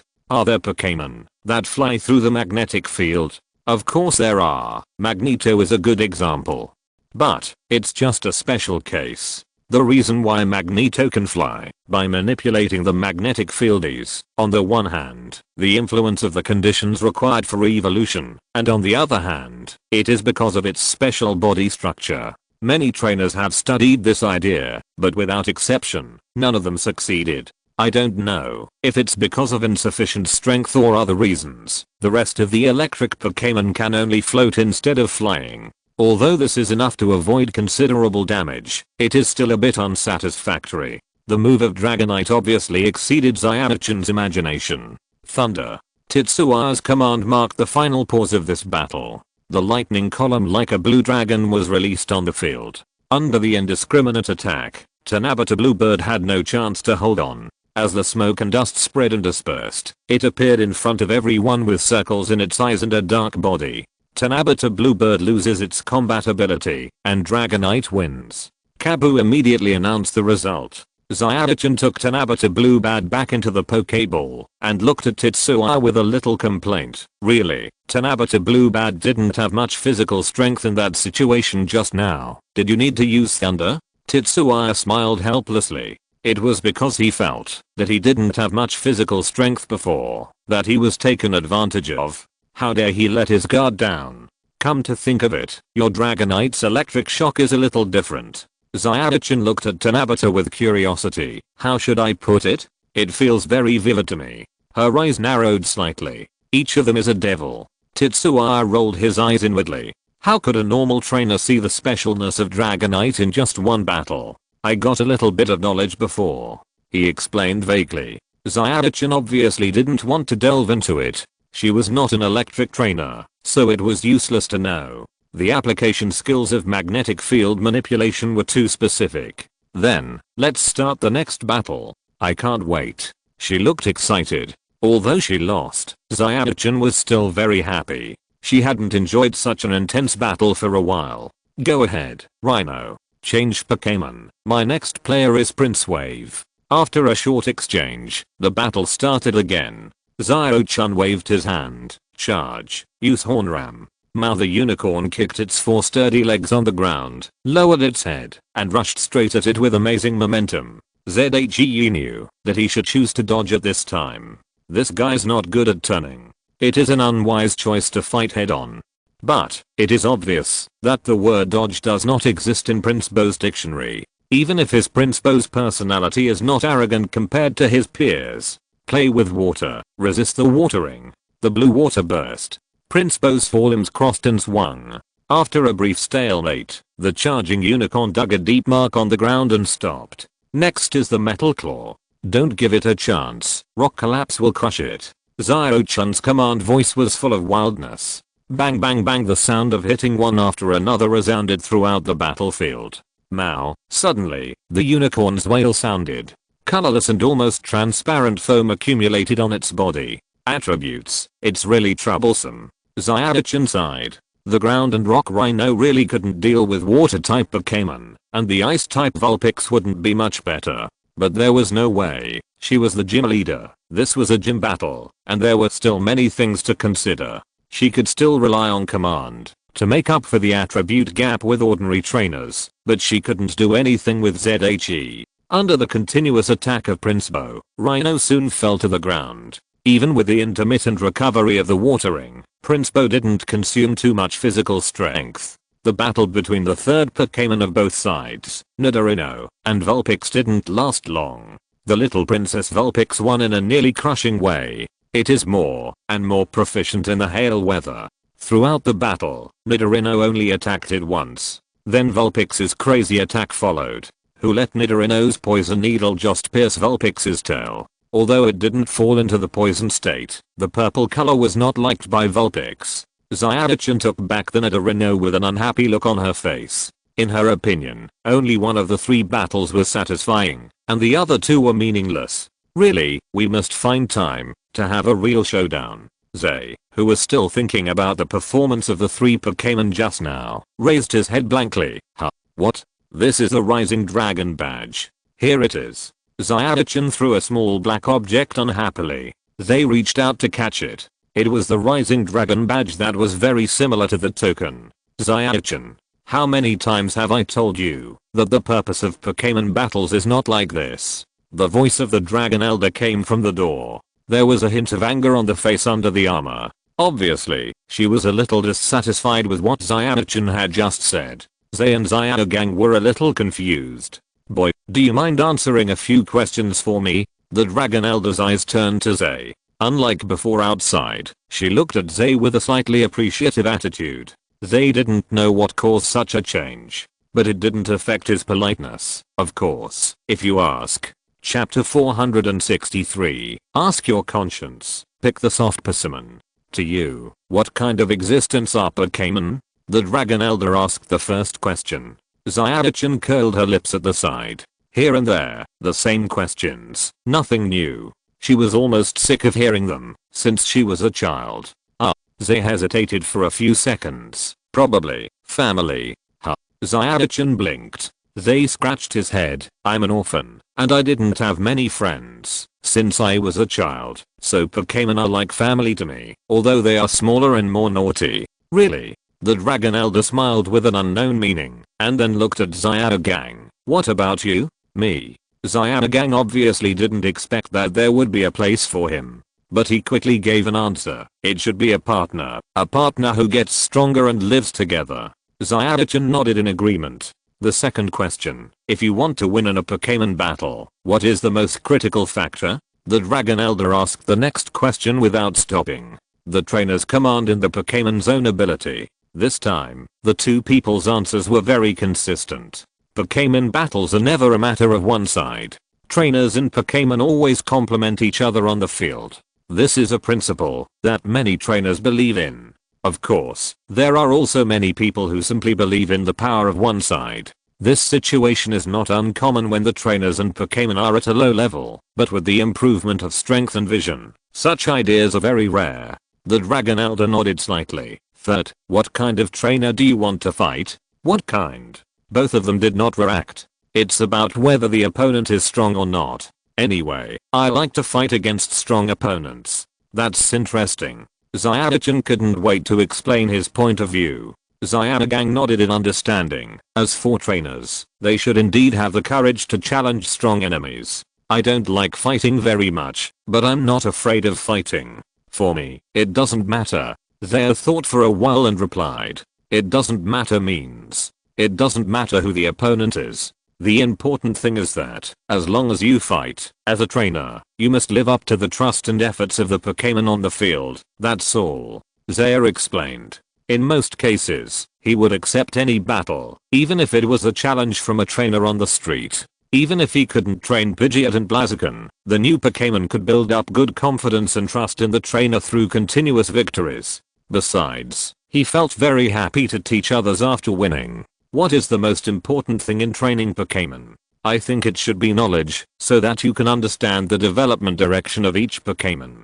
Money, knowledge, trust. Which is more important, a strong Pokémon or a weak Pokémon? There is no difference between the two. They are all partners. It's just that a strong Pokémon is more suitable for fighting. That's right. It's impossible to abandon your Pokémon just because it's weak. This is not what a qualified trainer should do. The three of them exchanged questions quickly. Fortunately, most of the questions asked by the Dragon Elder were about the views on trainers and Pokémon, rather than weird and obscure knowledge. So Tetsuya and Zyadagang didn't think much about it, and answered according to their own ideas. After asking about a dozen questions, the Dragon Elder stopped this action with satisfaction. You two young people are much better than my useless granddaughter, she commented.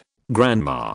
Zyadachen stamped her feet in anger. Is it really okay to say this about your granddaughter in front of outsiders? And she didn't think there was anything wrong with her. Apart from perverts like Do, there are very few people of her age who serve as official gym leaders. Go away, you are not good enough, and you don't allow me to say it. Have you finished your training today? Hurry to the backyard. The Dragon Elder drove Zyadachen with a cane. Zaya felt that this scene was familiar. It was very similar to the way Zyadachen asked the Dragon Elder to be a breeder just now. Zyadachen walked out with an impatient look on his face. I heard Zyadachen say just now that you are here to participate in the Dragon Rising ceremony? The Dragon Elder looked at Zaya. Zaya nodded. Swish, an object was taken out by the Dragon Elder and thrown to him. He took it subconsciously. It was a wildflower that can be seen everywhere on the roadside. The only special thing is that it blooms very luxuriantly and its colors are very bright. ZHE was a little confused. What is this? Take it. You won't even get the top 10 in the ceremony. The Dragon Elder did not explain, but directly asked him to accept it. ZHE did not hesitate too much and put it into his backpack very carefully. Although he didn't know what it was, it must be very useful for his subsequent trip to the Dragon Cave. After all, the Dragon Elder in front of him is the guardian of the Dragon Cave. As for you, the Dragon Elder looked at Zyadagang. Take this thing. Another thing was thrown out by her. ZHE took a look and found that he was familiar with it, a dragon scale. He got a piece in the Libo Mountain a few days ago. Now, he felt that the wildflower just now was even more unusual. There was no reason to say that his things were worse than Zyadagang. ZHE was also very confident about this. His only question now was how much else was hidden in the samurai armor of the Dragon Elder. Oh, I'm old. It's time to take a nap. I can't do it. The Dragon Elder muttered and left the venue with a cane. Tetsuya and Zyadagang looked at each other. The old man Kabu came up and said, I'm really sorry. Please follow me. Is there anything else you want to visit? He led the two of them away. Behind a stone pillar at the battlefield. Zyadachen was looking at her grandmother. Grandma, why did you give him that flower? Zyodudu's vision is much better than yours. The Dragon Elder answered the question irrelevantly. Zyadachen rolled her eyes and was used to her grandmother's partiality, mainly because she knew she couldn't beat that guy. Grandma, the dragon trainer questioned just now. When you figure it out, you can naturally answer it. The Dragon Elder interrupted what she wanted to say, turned and walked towards the exit on the other side, a flash of blue-purple light in his eyes. Zyadachen stood there without saying a word. The question just now was not something that was asked casually. In their Dragon Trainer clan, this process is also called asking your conscience. Don't even think about lying. Because in front of the Dragon Elder, everyone will answer questions according to their own hearts. On the other side, after thanking Kabu, the two returned to the Pokémon Center in Yanmo City. I'm back. As soon as they entered the door, the noise was endless. countless eyes were focused on Xiaogang and Tetsuya next to him. It seems that your identity has been discovered, Xiaogang teased. He doesn't like to be in the limelight, so this is the best. As for Tetsuya's identity, it is naturally the messenger of the Phoenix King. Although Tetsuya knows that he is not, he can't resist the fact that he has rainbow feathers. This is Yanmo City in Johto, and its history is no less long than that of Yuansu City, so naturally there is infinite respect for the Phoenix King. Even if these are left aside, which trainer does not want to see the legendary beast? Of course, whether they just want to see it, or want to subdue the legendary beast to gain power, this is another matter. Not everyone is as calm as Tetsuya when seeing the legendary beast. Tetsuya touched his nose and found the mask. I thought this thing could at least cover it up for a while. There is still a week before the dragon rising ceremony begins. If his identity is exposed so early, he can imagine his life in the future. It must be very interesting. Xiaogang laughed and cried, unless you have plastic surgery and change your Pokémon. Otherwise, with the ability of those intelligence guys, how could your identity not be exposed? How could it be impossible? Tetsuya refuted in his heart. The three guys from Team Rocket were walking around with wigs, and even Junsha couldn't recognize them. Wouldn't wearing a mask be more concealing than this? Otherwise, ask Koichiro later and see if they have any good ideas, he thought. Fortunately, this is the Pokémon Center. Although many trainers want to communicate with Tetsuya, they still restrain their emotions because of Miss Joy's face. Anyway, they also know what the other party is doing here, so there is no rush and there is plenty of time. 2 single rooms, thank you Miss Joy. When they came to the front desk, the two of them skillfully handed their ID cards to Miss Joy. Here are your keys, please take them. Miss Joy quickly completed the input. By the way, I would like to remind you that, since the Dragon Rising ceremony is approaching, the room keys will not be reissued if abandoned. At the same time, it can also be used as a bet for battles between trainers. If someone challenges you to a battle with room keys as a bet, you must accept it once within a day. I want to challenge you. I want one too.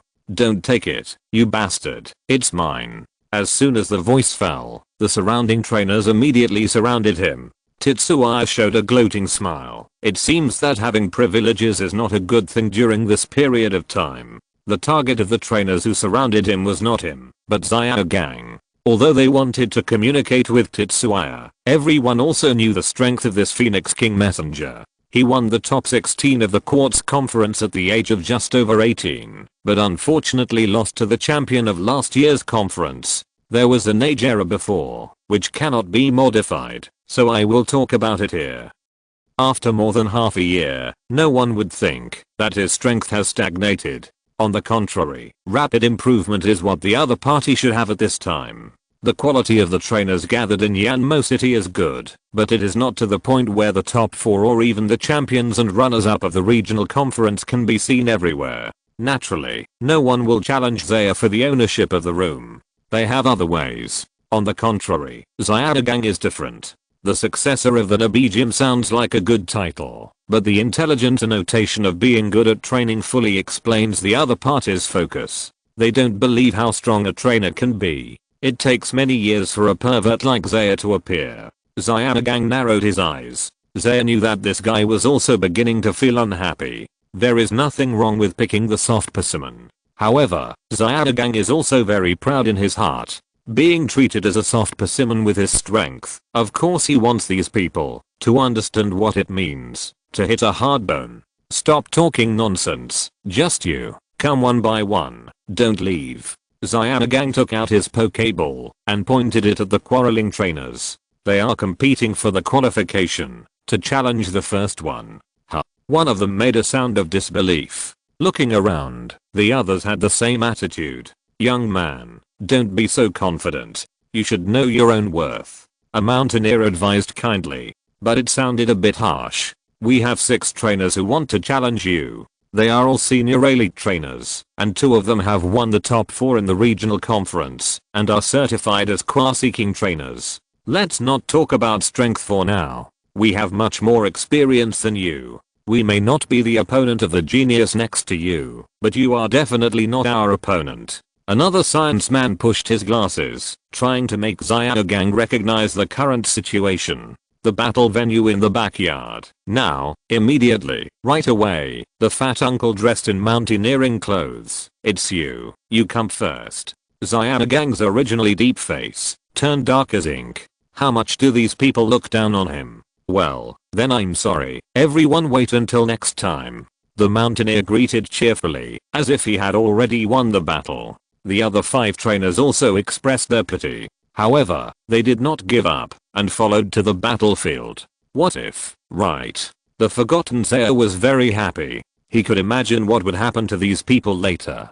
Broxonex was very strong and belonged to the first echelon among the Qua-seeking level. Raiden, who broke through in recent days, was also not weak. Add to that the king level Ninetales. If we only look at the 3 Pokémon, Brock's strength is only slightly worse than his. This kind of battle cannot be 6v6. These guys are completely in the gun. He hung behind with a smile and prepared to watch the battle. Stop.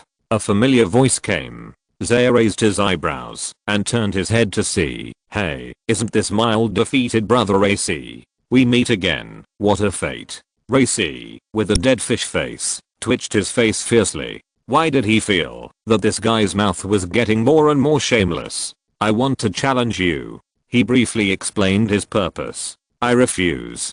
ZHE responded without thinking. As long as he accepted a fight once a day, it was not a limit at all. You are scared. You have never beaten me. You dare not fight me. You have never beaten me. Are you a man? You have never beaten me. Chapter 464 Two brothers. The two stood in the corridor and had a rather childish conversation. Tetsua's repeating behavior obviously made Lacey very upset, but he had no choice, because what Tetsuya said was a fact. After several battles, Lacey had never defeated this guy. A small figure was looking around the corner not far away. This was the first time he saw his brother do such a thing. Yo. Tetsua's eyes lit up when he saw the other party. Who is that? His words were full of curiosity and interest. Tetsuya certainly knew who the little guy was. His face was exactly the same as Lacey's. The only difference was the hairstyle. Isn't this his younger brother, Shinji, who likes to argue with people? As for the attitude and training methods of these two brothers towards elves, Tetsuya didn't want to make too many comments. Moreover, according to the plot of the animation, these two people are models of reformation in the end. Completely positive supporting roles. And Tetsuya remembered that Shinji was not so obsessed with the pursuit of elf strength at the beginning. As a child, he always yearns to become a powerful trainer, and at the same time he longs to have a Pokémon as a partner. The reason why he became like Reiji now is mainly because his useless brother was hung up and beaten several times by Kamiyo. Not only did the elder brother become autistic, but the younger brother also became autistic. But the development direction is completely different. The elder brother Reiji understands his past mistakes, but the younger brother Shinji thinks it is because his elder brother is still too weak. Reiji had a dark face and did not reply, but turned his head to the little head and output. Didn't I tell you to stay in the room obediently? What are you doing out? If you don't listen again, I won't let my parents take you out next time. It seems very fierce, but in fact, listening carefully, Reiji, as a brother, is still very concerned about Shinji. Tetsuya stopped him with a smile. Hey, don't scare the child. Looking at the timid little Shinji not far away, he found it quite interesting. What a pity. He couldn't take out something to record in public. Otherwise, it would be a good thing to show Shinji in the future. Well, Tetsuya thought about it again. Not necessarily. After all, as for Shinji, he actually has a certain good impression due to the animation plot he watched in his previous life. From another perspective, if it is not for elves, Shinji's principle of survival of the fittest and military style training are actually a very correct idea, excluding emotional factors. But unfortunately, elves are not machines or data. If possible, Tetsuya doesn't mind changing Shinji's mind. Compared with his currently hopeless brother, the difficulty is always easier. Come out, Night Snail. After thinking for a while, Tetsuya released the more handsome Night Snail. Alakazam is too rare and not suitable. Ice Vulpix is too cute and probably won't be liked by Shinji. Prince Bo will probably spray Shinji with a water gun. After thinking about it, only Night Snail is suitable to be released to close the distance. Sure enough, Shinji was very excited the moment he saw Night Snail. He didn't know who this big brother who spoke up for him was, but he was smart and could tell from his brother's reaction that he wasn't a bad guy and was most likely a friend.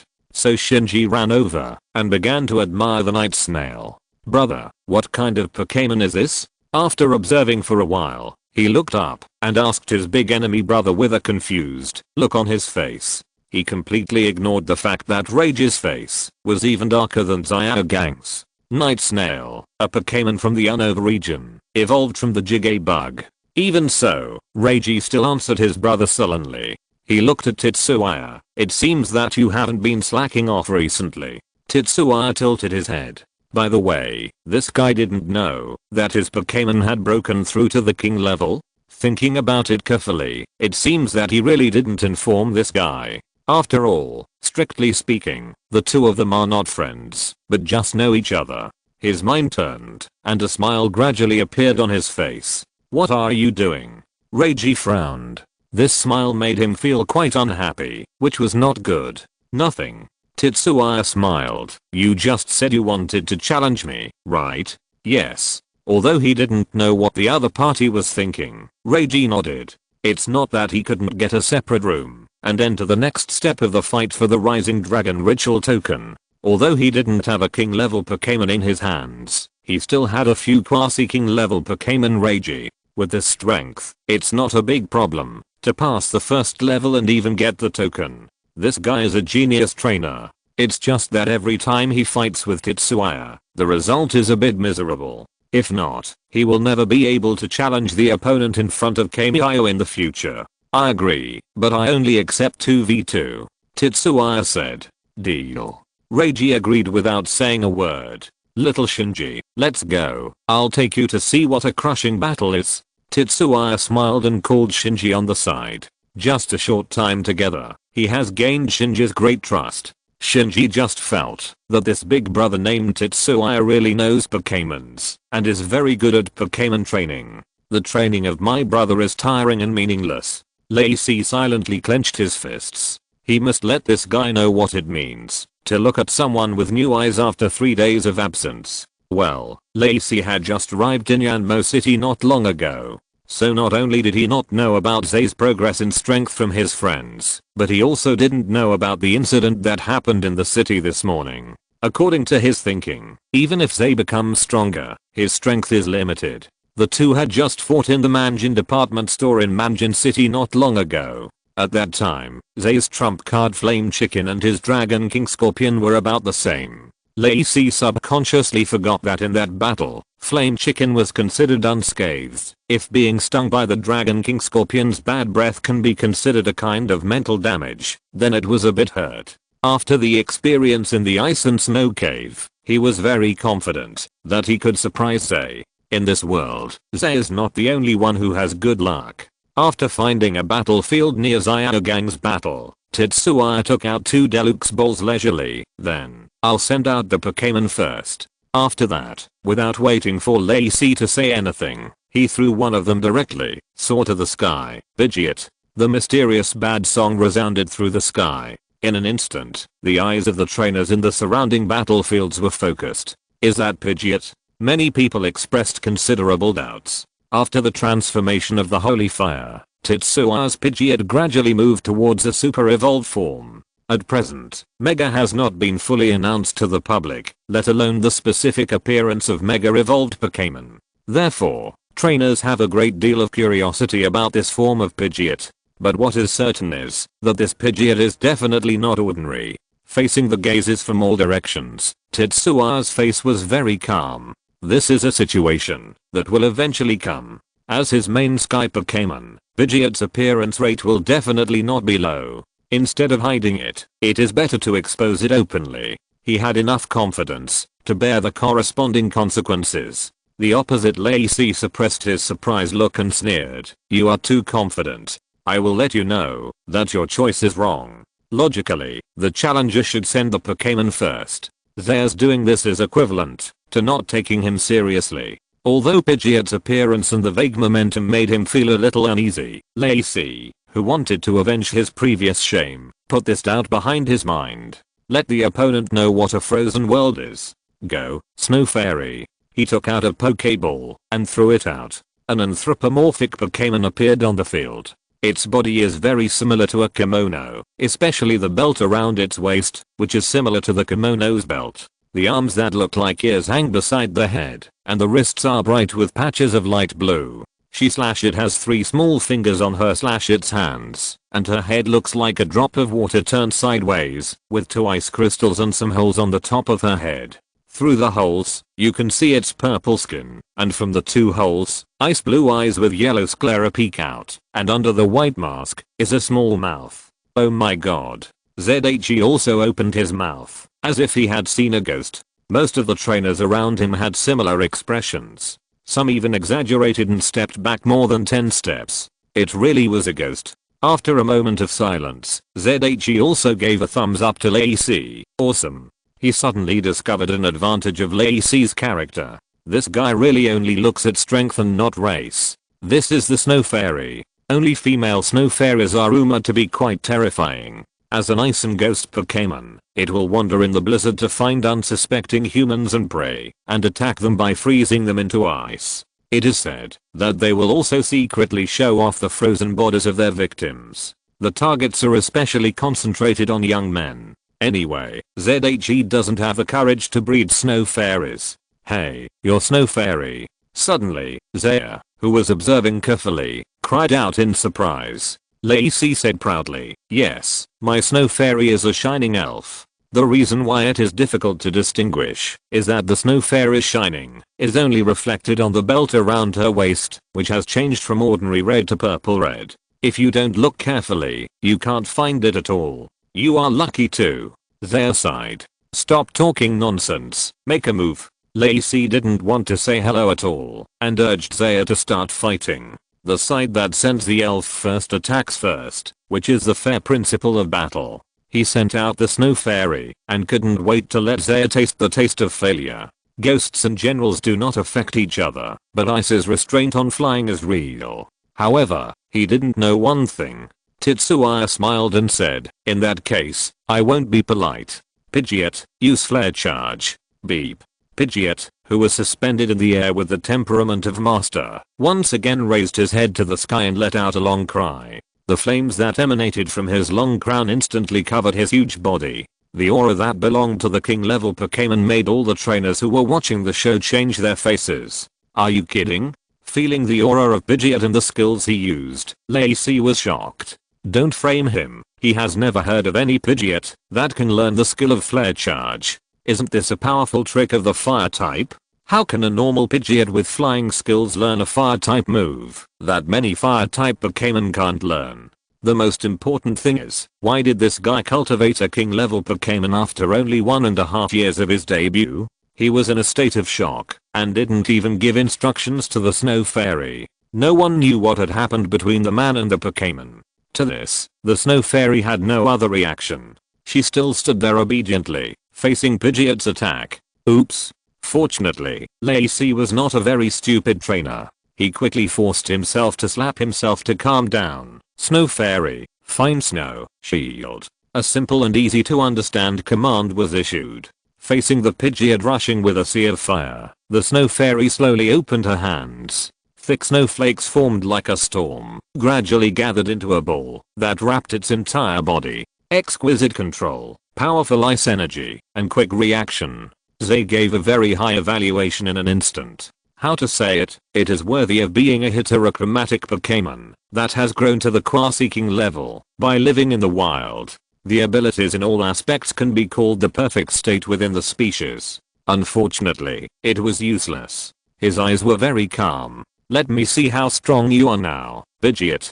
Beep. Pidgeot, who was in sync with his mind, naturally knew Zay's thoughts. Since it accepted the sacred fire, this was the first time it had a real battle. The eyes with a faint flicker of flames were full of burning fighting spirit. Boom, in the blink of an eye, the white ice and snow were swallowed up by the red flames without a trace. The heat wave rolled. A drop of sweat dripped into Rage's eyes. I don't know if it was because of the heat or the nervousness. Tetsuya snapped his fingers. Sorry, it's over. With his movements, a strong wind suddenly rose. The raging flames disappeared like a phantom. On the field, a Pidgeot floating in the air was slowly flapping its wings. Below it, the snow demon girl, who was holding her hands forward, had already fallen into a coma. One move. Rage's teeth were almost broken by himself. Obviously, he was also trying hard. Why was he being pulled further and further away? Shinji was very obedient and didn't pour salt water on his brother's wound at this time. He just looked at Tetsuya and Pidgeot opposite with shining eyes. But this silent action made Rage's chest even more stuffy. He didn't say much and silently took back the snow fairy. Let's end this battle here. With that, Rage left the battlefield without looking back. Shinji followed him in a panic. Brother, wait for me. Tetsuya scratched his head. Oops, it seems that he used too much force. But, you are really strong. He smiled and said to Pidgeot above his head. Pidgeot responded with a proud look. Of course.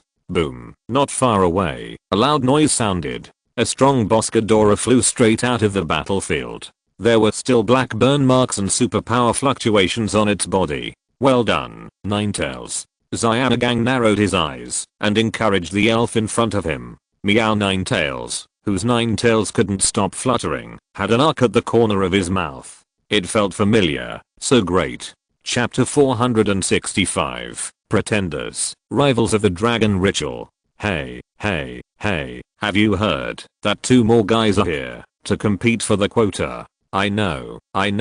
One is the messenger of the Ho-Oh, and the other is the heir of the Nabijim, right? Really, there were not many quotas originally, and now there are 2 more. What nonsense are you talking about? As if you can enter the top 10 without these 2. That's right. Anyway, my goal is just those rewards. I don't have the ability to get the qualification to enter the Dragon Cave. In Yanmo City, many trainers began to discuss in their respective small groups. The objects of discussion were also very obvious. It was Tetsuya and Zyanagang who showed off their muscles at the Pokémon Center in the afternoon. King-level Pokémon and its trainers will receive considerable attention, no matter where they are. Not to mention the influence of the 2 people's identities and ages. However, as many people said, their goals are actually completely different from these 2 people. Trainers like Gentleman Hammond who have no self-awareness are a minority after all. Most trainers who hang out in the wild have a clear understanding of themselves and know how far they can go with their own strength. If not, they might have died in the dangerous wild. The purpose of these trainers gathering in Yanmo City is not to enter the Dragon Cave to capture Dragon-type Pokémon. They are just here for the other rewards of the Dragon Rising ceremony. Yanmo City and the Yulong family are both powerful and wealthy. Otherwise, they can't afford to raise so many Dragon-type Pokémon. The most important thing is that they are very generous. As long as you get a decent result in the Dragon Rising ceremony, the reward is definitely worth the trainer's 2 or 3 months or even longer wait. This is why the Dragon Rising ceremony, which happens every 3 years, is so popular. 10 places to enter the Dragon Cave alone cannot do this. But at the same time, many powerful trainers frowned. A king-level Pidgeot and Blaziken? It's a bit troublesome, but the Ninetale is not too difficult to deal with. A black shadow whose face could not be seen clearly was sitting in the room and thinking quietly. It was not time to go to bed yet, but she turned off all the lights and drew the curtains. Gee, the sudden cry lowered the temperature in the room again. A pair of red eyes appeared behind the black shadow. The black shadow seemed to be unaware. Well, I hope there will be the Pokémon I want in the Dragon Cave. Is there another kind of dragon in ghost form besides the legendary beast Giratina? Recalling the information he got from a certain organization, the Black Shadow once again cut off contact with the outside world and fell into silence. The red eyes behind him also disappeared. Coincidentally, in another room in Yanmo City. Boss, what do you say? A thin man who didn't look like a good person smiled. Put away your little thoughts. Our goal this time is very important. The person called the boss is a cold female trainer. The long claw marks on her face undoubtedly greatly destroyed her beauty, making her look a little daunting. The nine-tailed fox, that awakened the power of one tail, and the reverted Pidgeot, these are quite valuable goods, and it must be very profitable to sell them to those who like to study. The thin man didn't give up, licked his lips and continued. In his words, he has a deep understanding of Pokémon. That flame chicken is not simple either. The third person in the room spoke up. It gives me a very strange feeling. TSK, boss, are you really not going to do anything? They are just 3 king level 1s. Even if they are stronger than normal, the 3 of us can still deal with them easily. Seeing that the third person also vaguely supported him, the thin man became more excited. Frosty words sounded. Don't you understand what people say? Hehe, I understand. I understand. Don't make trouble. I understand. The next moment, the thin man returned to his seat with a smirk on his face. It can be seen that the status of this female boss in his mind is quite high. Of course, this is also related to the fact that his strength is the worst among the 3. Seeing this, the third person did not say much, but changed the subject. Speaking of which, boss, where did you get this mission from? There is actually someone who can afford to hire the 3 of us at the same time. Team Rocket. As cold as ever. The third person nodded. The organization that has been developing rapidly in recent years. No wonder. I heard that they made a lot of money from crazy collectors recently, and it seems that it will eventually fall to us. The thin man chuckled. It's a pity that the planet Silver Mountain can't be continued this year. It doesn't matter this time, just continue to plan later. I have the patience to make a lot of money. Same. The conversation that was enough to make people's hair stand on end rang out in the small room. The identities of the 3 people are obvious. They are the 3 leaders of the gull poaching group. Hunter R, Hunter P, Hunter K are their code names to the outside world. Just like Hunter J and Synopsis. In a way, they can also be regarded as colleagues. Although they say this and that in words, poachers are still quite afraid of the alliance. The poachers in various regions have also formed a loose structure to keep each other warm. Their respective code names do not completely represent their strength. For example, Hunter J alone leads the largest poacher group in Synopsis, which is of the same scale as the gull poaching group in Kanto City. The reason why he was called J was because that woman asked him to do so. As for the process and method of the request, it was not important, because no one cared, except that unlucky guy and his men. Alakazam, with lifeless eyes, stood blankly in the corner of the room. An invisible mental barrier firmly guarded the small room. This was why the 3 of them could communicate without restraint. Then, let's check the information again. The woman, as the boss, took out a blueprint and walked to the table. On the other side, Zane the elf center did not know the undercurrents in Yanmo City at the moment. In the past, there were many precedents of dark organizations or poachers attacking Yanmo City, but without exception, they all failed.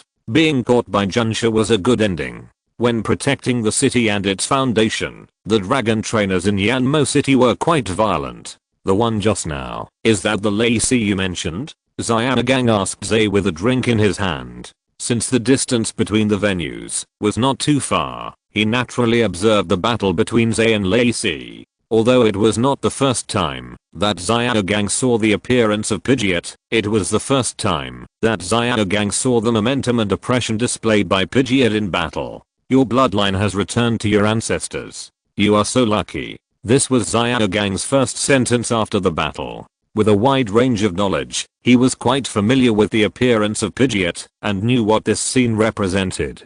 With the Pidgeot that had returned to its ancestors and the abnormally strong Blaziken, Tetsuya was now considered the first echelon below the king level trainers. Trainers of this level, except for him, basically had 4 to 5 king level Pokémon in their hands. It was not impossible for Tetsuya's Pidgeot and Blaziken to fight 1 against 2 or even 1 against 3. Yes, and his brother. Having satisfied his own bad taste, Tetsuya drank the happy water happily. This taste was perfect. Xianagang shook his head helplessly. But he was in a very good mood at the moment. The group of trainers who came to pick on him, a soft persimmon, were defeated by him. And with these battles, the tacit understanding between him and the Ninetales also improved a lot. At least there won't be a situation where the Pokémon and the trainer have different ideas about the battle at the beginning. Although this will result in some of the Ninetales' power being restricted and unable to be exerted, in the long run, this will be beneficial to Zygarde and the Ninetale. Let's go and have dinner. We don't have to worry about being harassed today. Tetsuya stretched and said leisurely. Fortunately, there is a limit of 1 challenge per day, otherwise it would be exhausting. The two walked out of the room talking and laughing.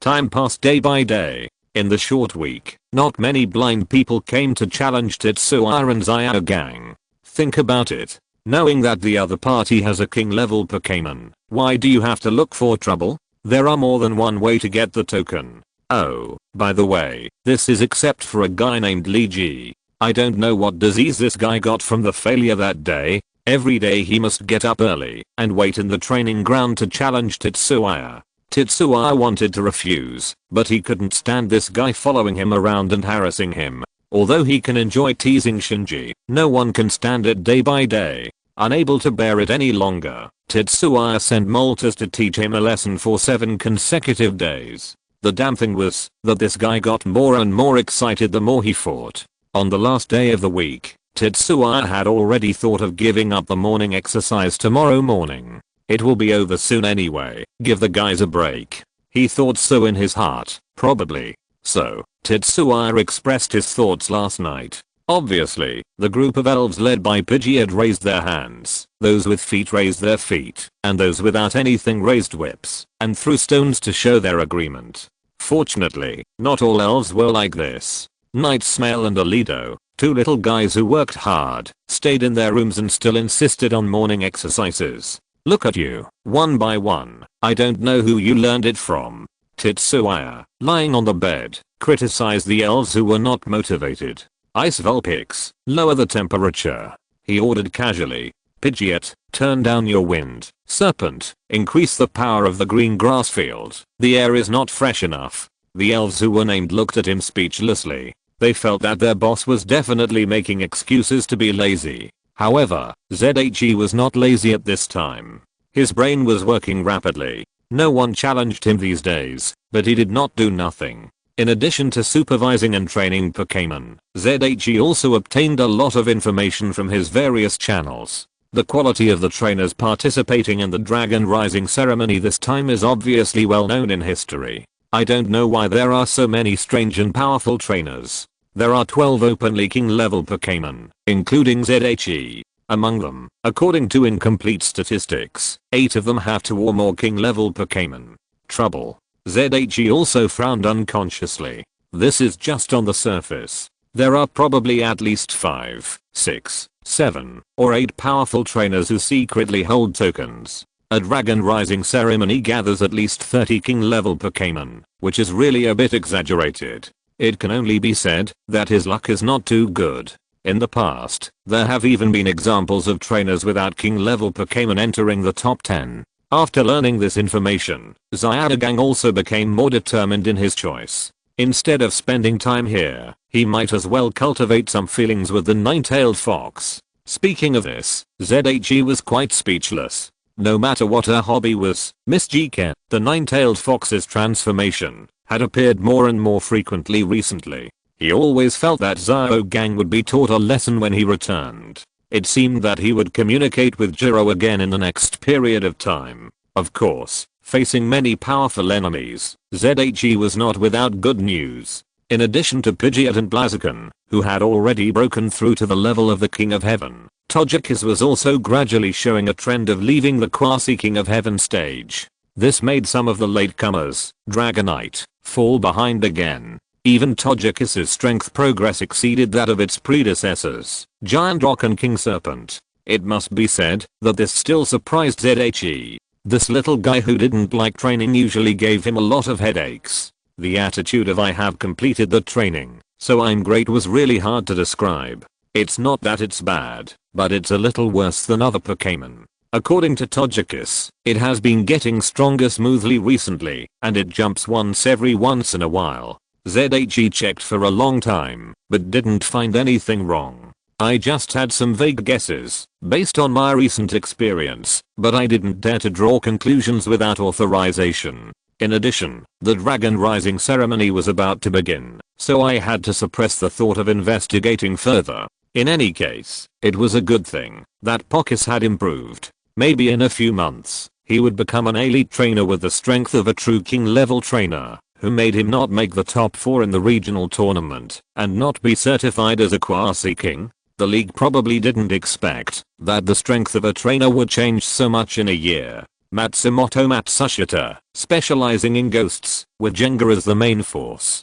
Bujid, Bujijima, and Buking, the 3 siblings, specialize in water, fire, and grass respectively, with the main force being the 3 starter Pokémons, and each has a psychic Pokémon. The information of each powerful trainer passed through Tetsuya's mind. He began to get excited. Compared to the regional tournament, where the strength of the opponents was uneven, the Dragon Rising ceremony made him more willing to participate. After all, these opponents were not simple at first glance. TSK, I can't wait any longer. In the morning sun, Tetsuya's eyes sparkled. If you're listening to this novel on a channel other than Fanfic World, it means they downloaded and uploaded it without effort. We cordially invite you to visit our channel, Mundo Fanfic Novelos. There you'll find the original version of this story and you can explore many other novels of various genres. We're waiting for you to immerse yourself in a world of incredible novels. Chapter 466, Prelude to the Dragon Rising Ceremony, Promotion Ceremony.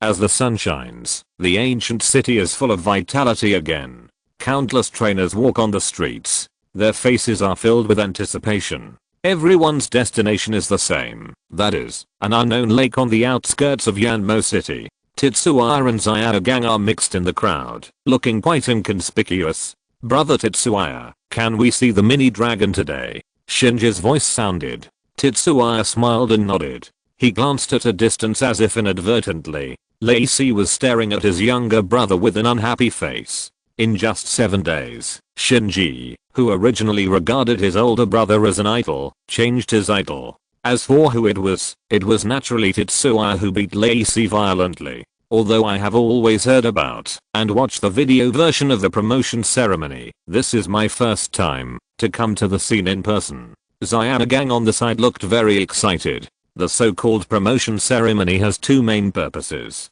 One is to use lake water to wash the dragon's tooth passed down from generation to generation in Yanmo Yulong, and pray for the health and prosperity of all dragon Pokémon. The other is to promote a certain Dratini selected from the Dragon Cave.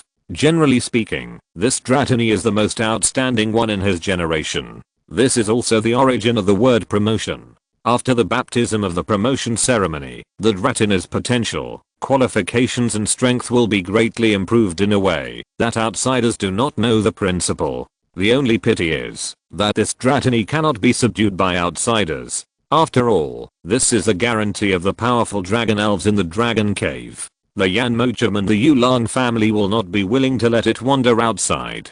The most important thing is that the Dratini selected every 3 years is actually a potential guardian seed of the Dragon Cave. When the previous guardian Dragonite is almost extinct, these outstanding guardian seeds will take over the flame of protection and escort the young fellows in the Dragon Cave. This is why it is Dratini instead of other dragon elves. If the existence of the 3-headed evil dragon is allowed to serve as the guardian, who knows what kind of chaos the Dragon Cave will be in. Only Dragonite, who is extremely gentle and not easily angered, is the most suitable elf choice. In addition, as a quasi-god, Dragonite's strength is also one of the best among dragon-type Pokémons, so there is no need to worry about those proud dragon-type Pokémons resisting. So that's how it is. Shinji listened to Tetsuya's story with wide eyes. He found another place where Tetsuya was better than his brother. His stupid brother wouldn't know so many things, and even if he knew, he wouldn't necessarily tell him.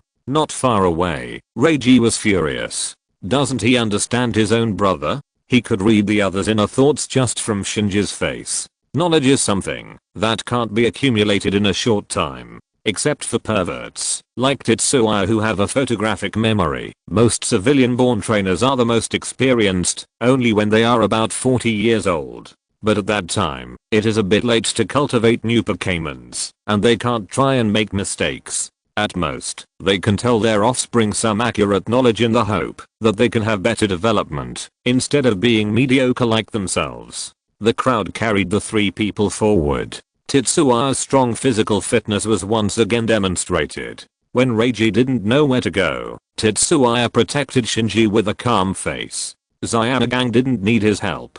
Although he was not as perverted as the one around him, he also exercised frequently. This was the romance that belonged to the rock-type gym. After all, only if you are strong enough can you control the harder rock-type Pokémon. This is the principle that Xayanagang's grandfather has always believed in. In the familiar dragon roar sounded. A yellow shadow flew from the sky in the distance. In just a blink of an eye, it was above everyone's head. It's Dragonite. It's Master Xayana-chan. Master Xayana-chan, you are so handsome. Master Xayana-chan, please tell Mr. Do that I like him. Looking at the crazy look of the people around him, Tetsuya looked helpless. Speaking of which, is Xayana-chan so popular? He tilted his head and carefully observed Xayana-chan above. Well, it is true that Xayana-chan's queen dress is indeed very attractive to some men to a certain extent. But the guy who called Do is too ignorant.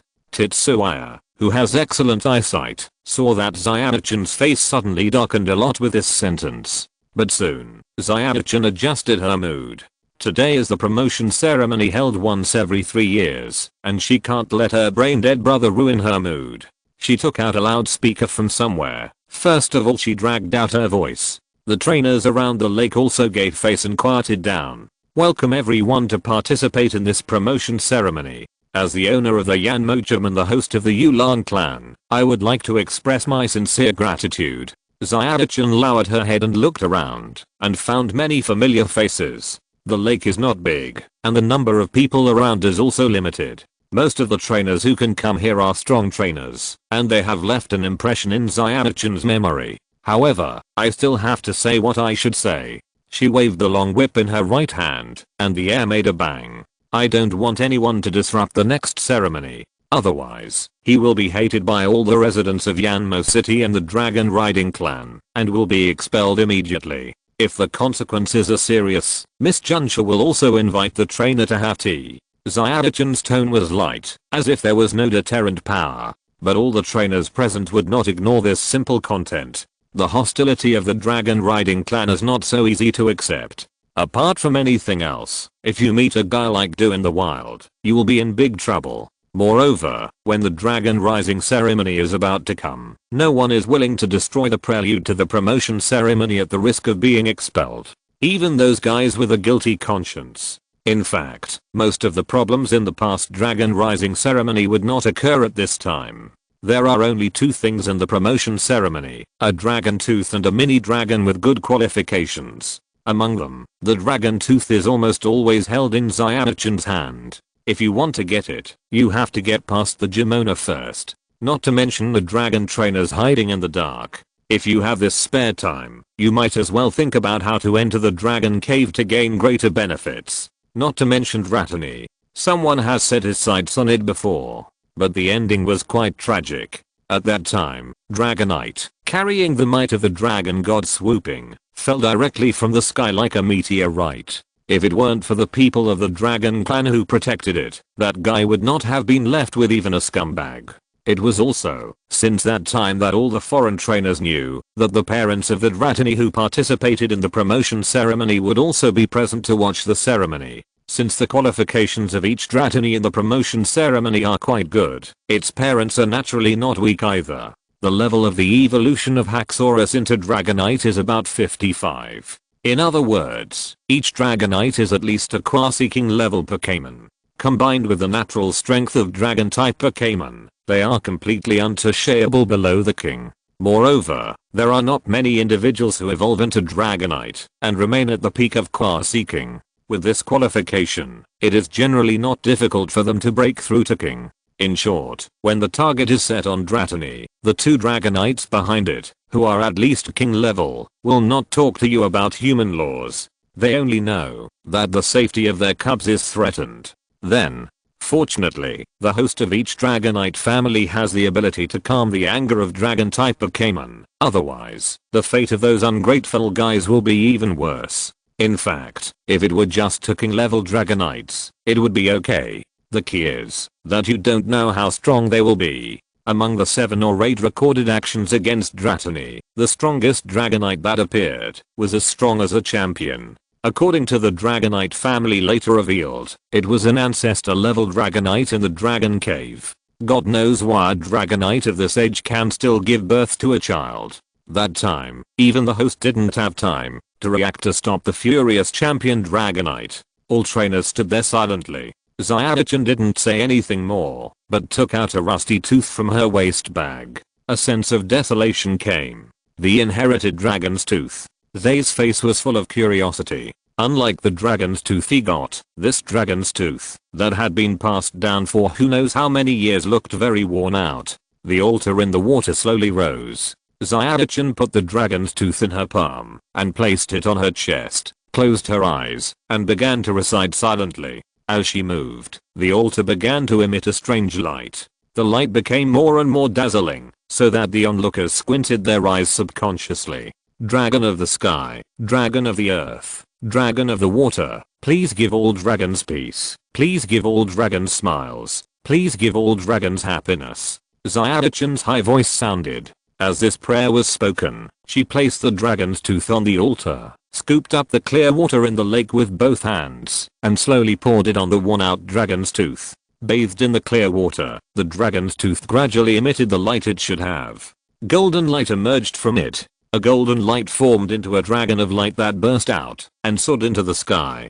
Dots of stars fell from the sky. This was the scene of the dragon of light spreading out. Meow, a snake-shaped Pokémon covered with light blue scales emerged from the water near the altar. Dratsina. Shinja's excited cry sounded beside Tetsuya. A pair of purple eyes, a little white bulge on the forehead, white fins on both sides of the head, and a large round white nose on the face. Before it evolved into a fat dragon, the appearance of the dragon of light was still quite slender. Tetsuya was still thinking blankly. If he was not mistaken, the appearance of the dragon of light just now seemed to be Rayquaza? But it was only for a moment. When the dragon of light turned into dots of stars and scattered in the highest sky, it condensed into the image of Rayquaza. Before that, people could only tell from the general appearance that it was a slender dragon. Is this why the dragon elder has a Rayquaza statue on his head? Tetsuya thought to himself. It seems that the relationship between the dragon clan and the Ryusei is not small. The so-called sky dragon in the prayer is naturally Rayquaza. So what about the earth dragon and the water dragon? The earth dragon is easy to say. Zygarde in his perfect form is enough to take on this title. As for the water dragon, is it Palkia, the god of space? It's not that Tetsuya said anything. Palkia may not be as famous as Lugia in this regard. It's just that Lugia, who has superpowers and can fly, is already enough to be called the god of the sea, and adding the water dragon is a bit outrageous. But except Tetsuya, no one cares about the content of the prayer just now, let alone the specific appearance of the light dragon. They all stared at the mini dragon in the middle of the lake with wide eyes. As the star of the light dragon fell, the body of the mini dragon was gradually covered with white light representing evolution. Life energy is constantly fluctuating. The long blue skin gradually sheds and falls on the lake. Many people's eyes have a hint of heat. Due to the energy in the body, the mini dragon will shed its skin repeatedly at a frequency of nearly once a day. Boots and bags made from the tanned skin are super luxury items, sought after by countless people, both men and women. In addition, this piece of skin was shed by Dratini during its evolution into Haxorus, so its value is self-evident. But no one dared to do anything. Those who wanted to do it were not brave enough, and those who were brave were not. High value is only relative. Trainers who have the ability to take away the shed skin at this time do not like this thing. Ku in the light of evolution, a cry that is getting closer to the dragon's roar sounded. A Pokémon that is more slender than Dratini appeared in front of everyone. It is covered with sapphire scales and its abdomen is bright white. It has a pair of bright black eyes, a small white horn on its forehead, and 2 small feather wings on both sides of its head. There are also 3 crystal-like blue beads on its body, one at the bottom of its neck and the other 2 at the end of its tail.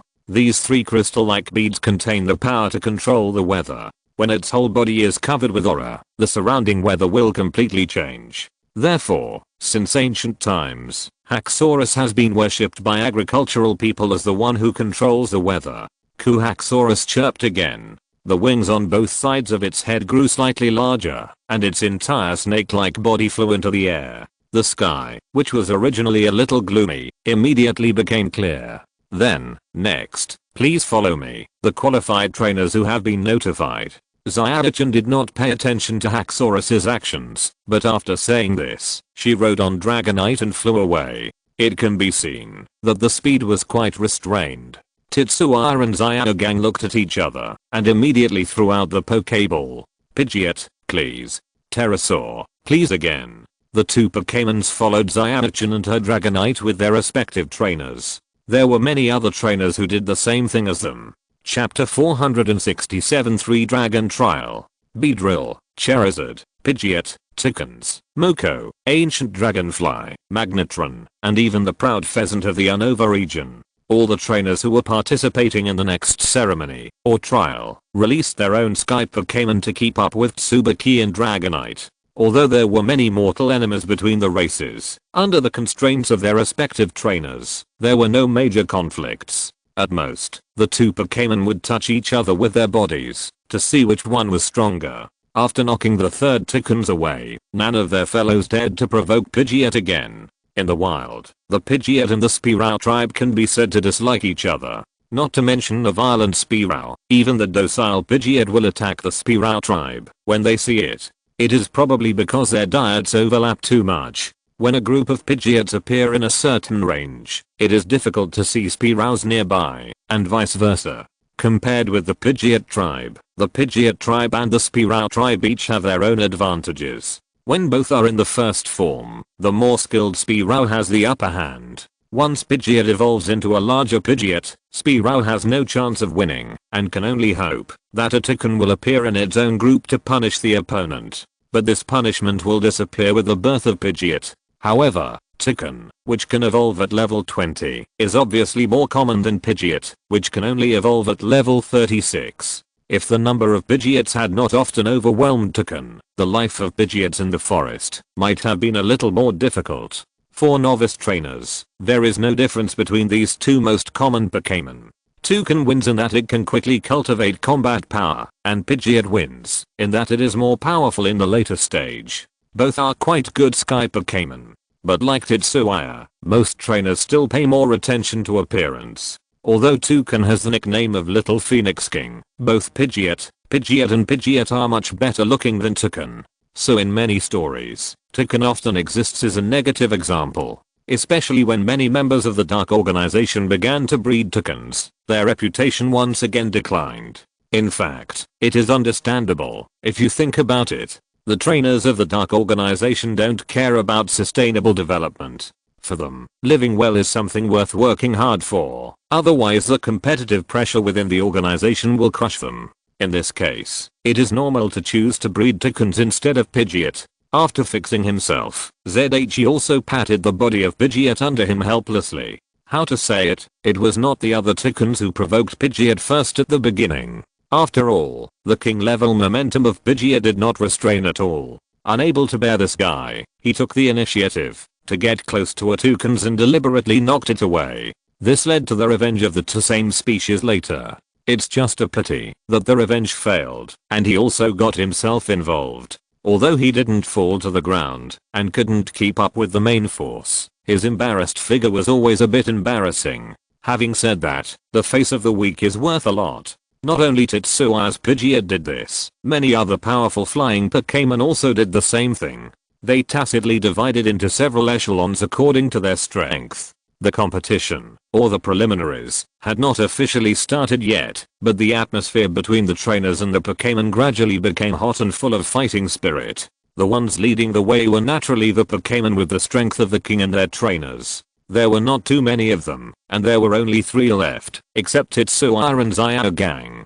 They were the unknown trainer riding Jenga in a black robe, the sturdy man sitting on the back of Charizard, and the cold and beautiful woman who was carried by a Lakazam's telekinesis. Matsumoto Matsushita, Bujijima, Buking. Tetsuya silently recited the names of the 3 people. In this situation, it was too easy to guess their identities, based on the information. As for other trainers with king level Pokémon, some of them followed behind with quasi-king level Pokémon with a leisurely attitude, while others were king level Pokémon belonging to the Pokémon type of ground. In short, they can't fly. After all, it was really difficult for a spirit like the second senior brother, Yan Wuking, to fly with people. Not only was ZHE observing the other 3 people, they were also observing ZHE. Under close observation, the magic of the eagle was more eye-catching. What a high degree of atavism. Buzadeo's lips moved slightly, and the faint voice was transmitted to Buking's ears through the earphone. Buking nodded slightly. Indeed, the strength is stronger than previously estimated. The faces of the two were very normal. During the high-altitude flight, normal people could not see that they were communicating. But ZHE heard it. His ears were really too sensitive. Sure enough, everyone is well prepared. His face was very serious. According to his observation and the display of Zero, the opponents Charizard and Alakazam were also very powerful. They were definitely not the kind of guys who had just broken through the king level not long ago. The specific energy level was at least level 65. Elite is 30 to 50, Quasi-King is 50 to 60, King is 60 to 70, and so on. It is not easy to upgrade the level of king level Pokémon. Although Pidgeot is now level 66, that is the energy level, after absorbing the holy fire. In other words, even the original fire of the King of Phoenix can only make Pidgeot, who has just broken through the king level, enter the middle stage of the king level. This is enough to show the difficulty of upgrading the level of king level Pokémon. Compared with the speed of upgrading a level in a week or even a few days, the calculation given by Zero shows that it takes at least 1 or 2 months for a king level Pokémon to be cultivated and upgraded to a level normally. In other words, it takes 2 years for a Pokémon to upgrade from level 60 to level 69. This does not count the difficulties encountered in the middle of the improvement. If not breaking through a major stage before the king level is a threshold, then each level of the king Pokémon will be a threshold. Sure enough, I'm really a genius. Thinking of this, ZHE couldn't help but feel complacent. It may be due to the accumulation in the early stage. Not only Pidgeot, but even the Blaziken, that just broke through not long ago has also reached level 61. This speed can definitely be called fast. That Jenga, his smile is so strange. Xianagang's message came from the watch. Zay's eyes also moved away from the two siblings. G sensing that someone was looking at him, Jenga replied with a smile without moving his eyes.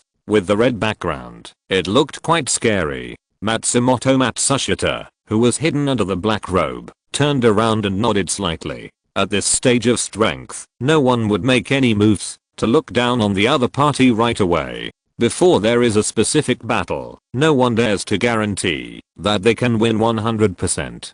Indeed, it is a little different from ordinary Jenga.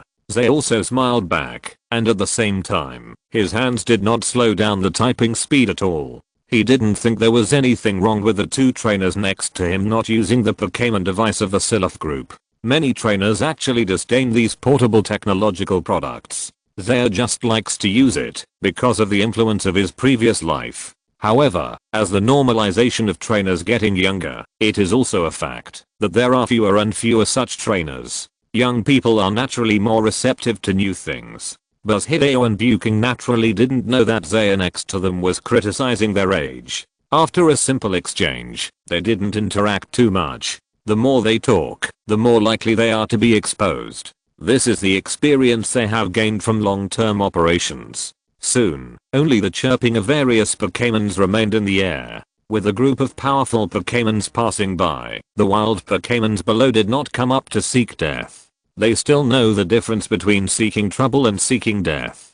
Keeping this state, a group of trainers came to a canyon in a mighty manner. Yan Dragonite let out a long roar, and its speed suddenly increased, and then it took the lead to dive down.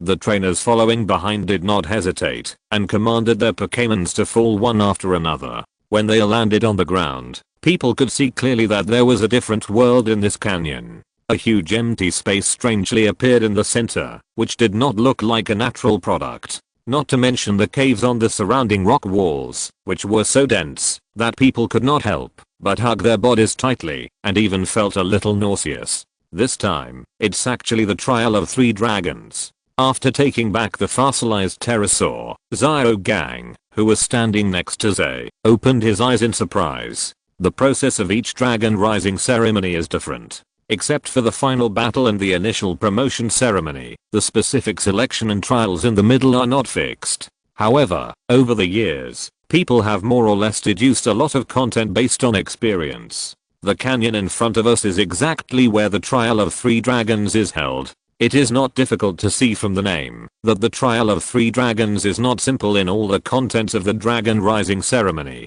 In the previous promotion ceremony, the 3 names of the Dragon of Heaven, the Dragon of Earth, and the Dragon of Water still echoed in the ears of the trainers. A trial that can be related to the Pokémon that are most likely to be 3 legendary beasts, even if it is just a name, is enough to show how much the Dragon Clan values it. Of course, the more attention you pay to it, the higher the difficulty will be. According to statistics, in such a long history, the number of times the trial of the 3 dragons has appeared is only a handful. The number of trainers eliminated each time is extremely large. Okay. Zyada-chan clapped her hands at the agitated trainers. It seems that everyone should know something, so I won't introduce it too much. This is the canyon of the trial of the 3 dragons. You will need to choose a cave to enter. Then, your goal is to get out. As long as you get out, you will pass this level. She looked very relaxed, but most trainers looked unhappy. The screening rate of up to 85% is really a bit scary. No one expected that the difficulty of this dragon rising ceremony would be so high. You know, if you don't pass this round, you won't get any rewards. Isn't it a bit too much to have the trial of the 3 dragons in the first round? A trainer said, the voice of everyone. Zyada-chan shook her ponytail.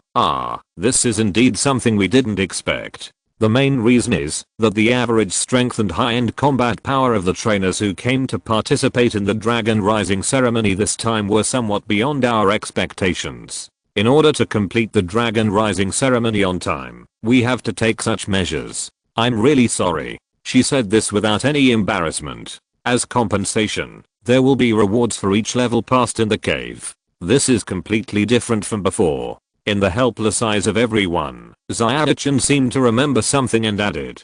This sentence made everyone feel relieved. It is difficult to get out, but it should not be a problem if it is just 1 or 2 levels. They still have this confidence. After all, they are all trainers who have obtained the token, and their strength is not bad. And considering the generosity of Yanmo City and Yulan family, the rewards must be satisfactory. Then, let's start now. Zyada-chan waved her hand. I'll go in first, you do your best. ZHE, who was eager to try, immediately said goodbye to Zyada-gang. Although he didn't want to enter the dragon cave, Zyada-gang didn't have much resistance to participating in the dragon rising ceremony. Anyway, it would be a waste if he didn't use his qualifications, so he might as well experience it. Really, why are you running so fast? Looking at Zay, who disappeared quickly, Zyrogang complained, and then found a cave and walked in. Not long after, the empty field returned to peace. Some people have bad ideas. A female voice sounded faintly. Grandma. Zyada-chan turned around and greeted. We need to let the clan uncles. No need. The dragon elder interrupted her. Let them go. But before, Zyada-chan wanted to say something more. It's just some little guys. This year's Dragon Rising ceremony is particularly peaceful.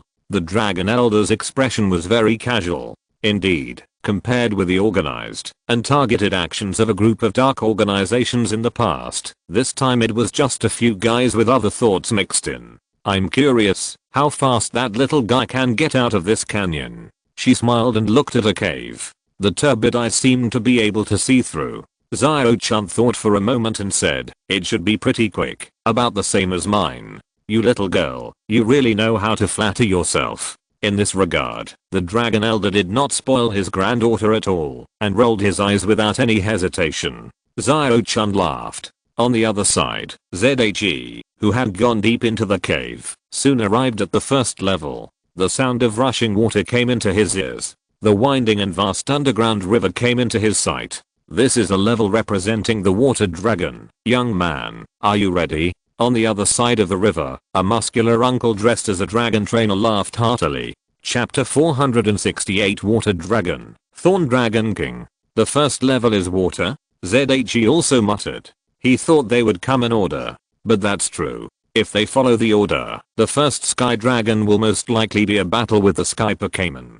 This kind of canyon cave terrain doesn't have the conditions for this. He nodded to the dragon trainer opposite. Ready? Then, your opponent is the king of the seabed, the maker of huge waves. Go, Thorn Dragon King. The dragon trainer shouted passionately. ZHE also didn't know how he maintained such a mentality, but this was also a good thing. At least it showed that the uncle in front of him was not an opponent with an uncomfortable personality. And with the shouting of the uncle dragon trainer, the guardian of the first level, a huge tidal vortex appeared in the river in front of him. The powerful force even caused the river to stop flowing. The Thorn Dragon King, who looks like a seahorse and has a dragon-like horn on his head, slowly rose out of the water.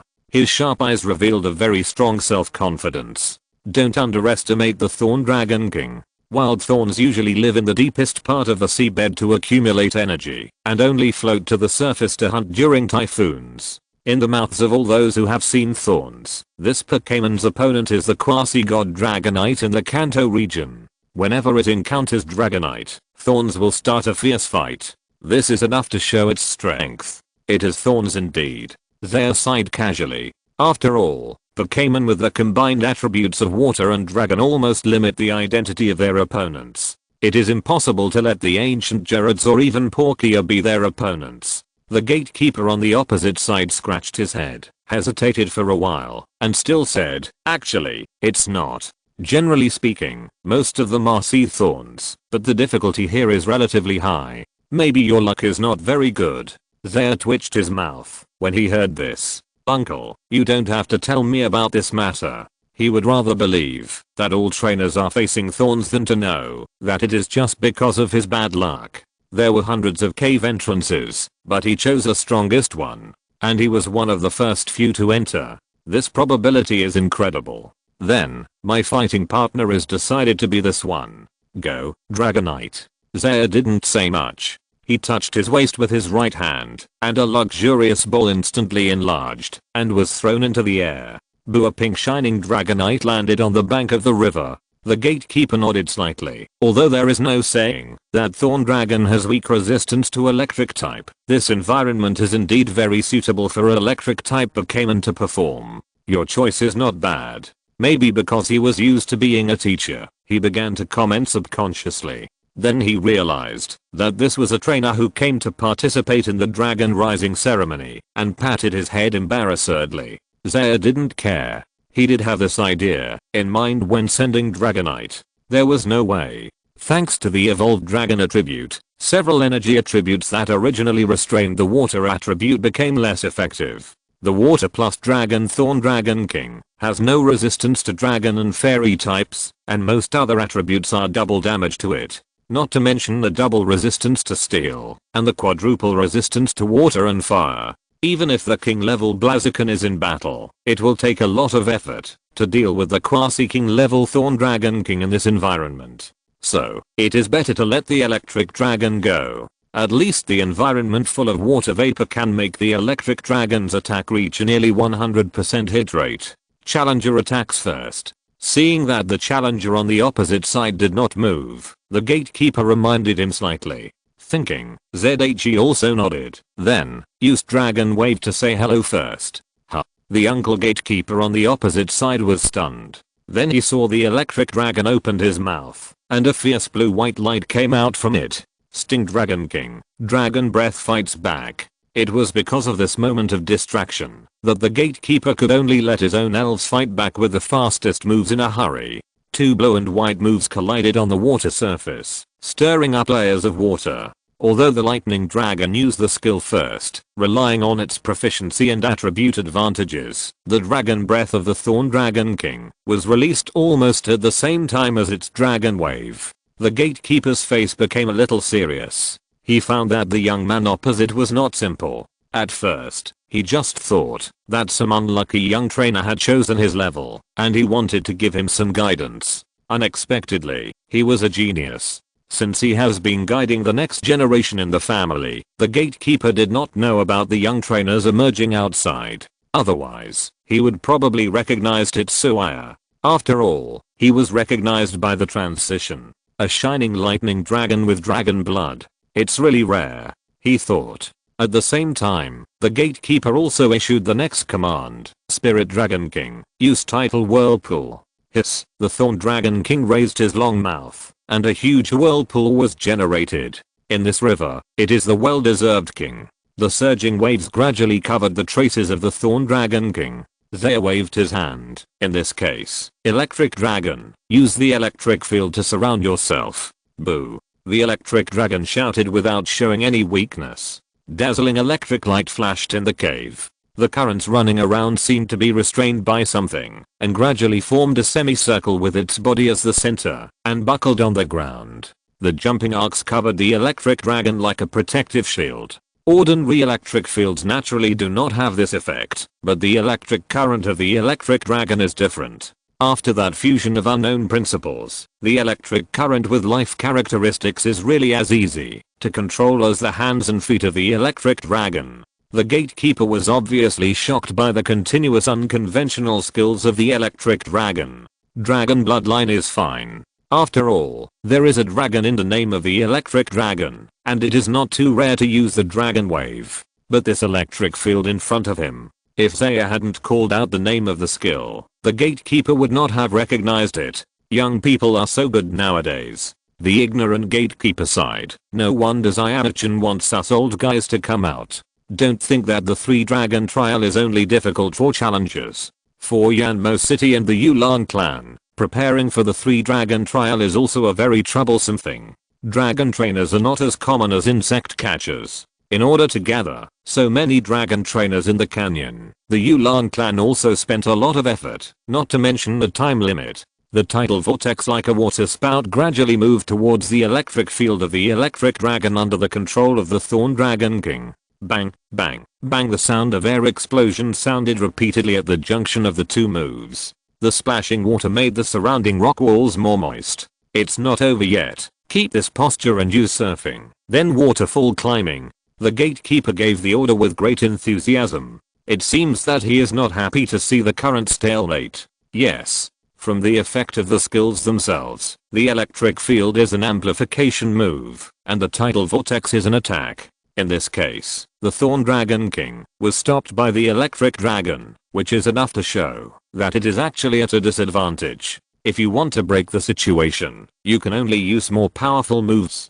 to break through the defense of the electric field. A faint dragon roar sounded in the water. Under the gaze of Tetsuya and the electric dragon, the already tall tidal vortex further expanded its size. For a moment, the water in the nearby river seemed to be backflowing and flew into the air. A proud Thorn Dragon King appeared on the crest of the wave, looking down at the blurry electric dragon below. Then, it swooped down from a high place with the weight of the water flow. In an instant, the entire venue was surrounded by blue water, and even breathing became a little difficult. You're going to use your ultimate move so soon? Tetsuya's eyes flashed. Electric dragon, electromagnetic gun. In the surprised expression of the gatekeeper, he chose to confront directly. This was a very unwise choice, because the combination of Thorn Dragon King skills undoubtedly greatly increased the destructive power that could be caused. The combination of tidal swirl plus surf plus waterfall makes this attack much more powerful than the destruction beam, and there is no side effect of stalemate. Even if the standard skill power of the electromagnetic gun reaches 120, even if the attribute consistency bonus is added, in the eyes of the gatekeeper, it is unrealistic to want to face the attack of the Thorn Dragon King head on. Are you ready to break the surface with a point? However, he is also an experienced old trainer, and naturally guessed the opponent's idea. This is the only weakness of the Thorn Dragon King's move. The gatekeeper smiled. The Thorn Dragon King, this guy, has already corrected this weakness. When the dazzling white light condensed in front of the electric dragon, the Thorn Dragon King, who had fought countless times, immediately changed his attack form. The raging waves condensed in an instant. The huge water column wrapped around the body of the Thorn Dragon King. Is it similar to the use of water jet? It really can't be underestimated. ZH's face was slightly solemn. As his strength became stronger and stronger, the trainers he met were stronger and stronger. If it were in the past, no one in Pokémon could do this. But he still didn't make any changes. Go ahead, show the Thorn Dragon King what a railgun is. Boom, a huge airflow swept across the entire venue. The sound even alarmed the opponents in several nearby levels. Everyone looked at the source of the sound in surprise. No one knew who had made such a big noise in the 3-dragon trial. Hiss, continuous electric currents crawled on the water surface. The gatekeeper's astonished expression was fixed on his face. The Thorn Dragon King, with a burnt black body and full of scars, slowly rose from the water again. Yellow electric light flashed on its body from time to time. What an exaggerated power. Looking at the deep marks on the rock wall not far away, the gatekeeper couldn't help but sweat on his head. In just a moment, the Thorn Dragon King's multiple skills were defeated by the Electric Dragon's electromagnetic gun. There was even a lot of power left. If the Thorn Dragon King hadn't seen the opportunity and escaped back to the bottom of the water, it is very likely that the move would have made the Thorn Dragon King lose his combat ability directly. In so many battles with electric Pokémon, this was the first time that the gatekeeper encountered such a situation. That can't be helped, he smiled helplessly. As a gatekeeper, he didn't necessarily ask Zaya to fail. On the contrary, he was happy to see this scene. Compared with trainers with little ability and talent, he still hoped that the little guys in the Dragon Cave could have a suitable and outstanding partner. Passing is passing, but if you are so casual, I can't face it. The gatekeeper of the first level moved his neck slightly. Spirit Dragon King, don't let people underestimate us. Water gun burst. The next moment, the overwhelming water gun occupied all the vision of the electric dragon. Thunder. Their steady voice sounded. The blue beads on the tail and forehead of the electric dragon lit up at the same time. The unstable electric energy was jumping actively. The electric light suddenly flashed again on the body of the Thorn Dragon King, and the frequency of using the water gun suddenly stopped. Boo! The electric dragon keenly discovered this gap. With a cute roar, the huge thunder dragon rushed towards the Thorn Dragon King. Oops. The gatekeeper looked very ugly. Thorn Dragon King, you sold. Although he knew it might be unrealistic, he still hoped that the Thorn Dragon King could succeed. The green light curtain gradually began to take shape from bottom to top. Before the gatekeeper could rejoice, the Thunder Dragon approached instantly and aroused the remaining current on the Thorn Dragon King again. The unfortunate Thorn Dragon King was once again punished by the paralysis state. The protective light shield flashed a few times and then disappeared. Entering through the mouth, the Thunder Dragon immediately swallowed the Thorn Dragon King. Under the yellow current, the gatekeeper's eyes were slightly dull. It seemed that neither he nor the Thorn Dragon King had caused any damage to the electric dragon. You know, in the past, the Thorn Dragon King overwhelmed the opponent with endless attacks, but this time it was completely the opposite. The cute-looking electric dragon's fighting style was so violent. It didn't care about any buff blessing, and directly used two unreasonable big moves. I haven't opened Dragon's Swing yet. The dragon trainer complained in his heart.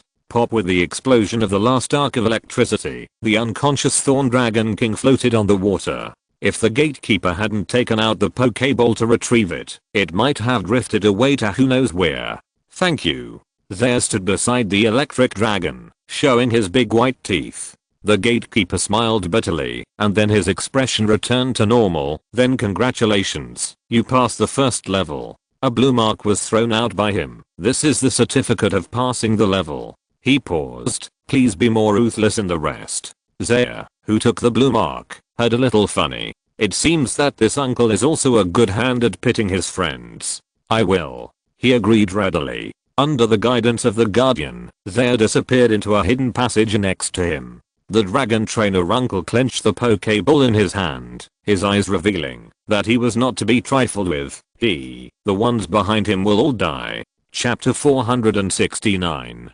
Continuous passage. In the passage that was as bright as the outside world, Zay was moving slowly. A luxurious ball was bouncing up and down in his hand. Well, it seems that the 3-dragon trial is not difficult. He complained heartlessly. In other words, the other trainers who were beaten to tears by Sea Dragon and a few thorns in the main field of the water flow didn't know what Zay was thinking. Otherwise they would have scolded him a few times. You call this thing not difficult? Sea Dragon and thorns with sniper characteristics are quite difficult to deal with. In other words, Sea Dragon before evolution is restrained by the two common attributes of grass and lightning. Otherwise the other trainers would be even more unlucky. None of the dragon trainers who come to serve as the gatekeepers of the 3 dragon trial are simple. Their Sea Dragon is much stronger than ordinary trainers. Under the same level, I'm afraid that only guys like Dragonite can crush the opponent almost without injury. Apart from anything else, the linkage of that move made Zay very interested. This should be regarded as the foundation of the Yulan family, let alone the dragon type. Even if ordinary trainers have water type Pokémon, they are unlikely to use the same attack. Even Tetsua's friends, before they break through to the king level, most of them can barely link 2 moves. Each additional move represents countless hard training and failures, and the difficulty is also geometrically increased. Otherwise, the ice water jet used by Zaozi would have been everywhere. It's not that the trainers in the Pokémon world don't have big imaginations, but that Pokémon skills are not so easy to cooperate with each other. In addition to looking at the compatibility of the skills themselves, the Pokémon using the skills is actually the key. Looking at the seemingly endless passage, Tetsua aside slightly, the next one, should it be the Earth Dragon? From the feeling of walking, he can clearly find that he is constantly rising.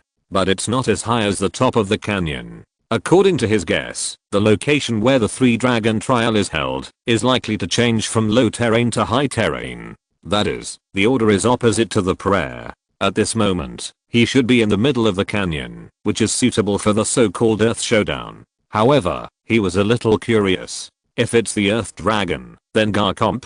ZHE thought with interest. Even if the Dragon Tamer clan was wealthy, they wouldn't let a quasi-god be the gatekeeper of the 2nd level. But if it was the Desert Dragonfly, the Desert Dragonfly also had its own dragon title, which was the Sand Dragon. It's not impossible to force it to be the Earth Dragon. After all, it has the attribute of the ground, but it has to be said that it's a bit low end. And the spirit that represents the Earth Dragon has the characteristic of floating far away from the ground, which is really a bit laughable. Maybe it will make a certain spirit envious. ZHE thought so boringly, and his pace did not slow down at all. After walking for about 10 minutes, he turned a small corner again, and the not so big passage became suddenly open. An extremely empty cave appeared in front of him. In the middle of the cave, another uncle dressed the same as the gatekeeper of the 1st level raised his head. So, young man, are you my opponent? Zay couldn't complain. What's the matter? Otherwise, am I still your master? Why did he feel that all these dragon trainers had maximumed out their Chuanibaya souls? Zay nodded slightly, and then set his sights on the green elf next to the uncle. It had a green body, red eyes, and could fly. It was undoubtedly a desert dragonfly. To be honest, he was still a little disappointed. He was thinking that, since he couldn't beat Sharona's land shark, he could just bully a weaker fellow, but he didn't expect the dragon clan to not give him this chance at all. Then, my fighting partner is the desert dragonfly. Send out your elf. The gatekeeper of the 2nd level stood on the other side of the cave and invited Zay to fight. He didn't hesitate and threw the luxury ball in his hand. Earth Dragon or Sand Dragon? Why don't we see who is more powerful? You said so, right? Dangoro. Boom Dangoro. With the heavy sound of landing, the expressionless Dangoro let out a dull roar. A rock-type giant monster? This is not a good choice. The 2nd level gatekeeper threw the standard cloak behind him, and a trace of indifference flashed in his eyes. Winning is a good choice. ZHE responded indifferently. Giant monster, raise the sand. Dangoro energy flashed in the red crystal on the giant monster. Countless sand and dust formed a sandstorm in an instant, and swept through the entire cave. Hide yourself, and then let the opponent taste the taste of being countered. Use quicks and hell. The 2nd level gatekeeper's face did not change at all. For the desert dragonfly with ground system, the sandstorm weather not only has no restrictions, but also has an enhancing effect on it. The name of the sand dragon is not a random name. The desert dragonfly is best at hiding its tracks in the sandstorm and then launching a fatal attack. This is its hunting instinct. Although it is not as direct as a sand hiding characteristic, it is also a first-class method. From the perspective of attributes, the desert dragonfly, which is immune to ground type and twice as resistant to rock type, has a much greater advantage than the twice weak ground type Gorgon. No wonder the second level guardian doesn't seem so happy. He certainly doesn't think that the trainer who can pass the first level doesn't know the existence of attribute restraint.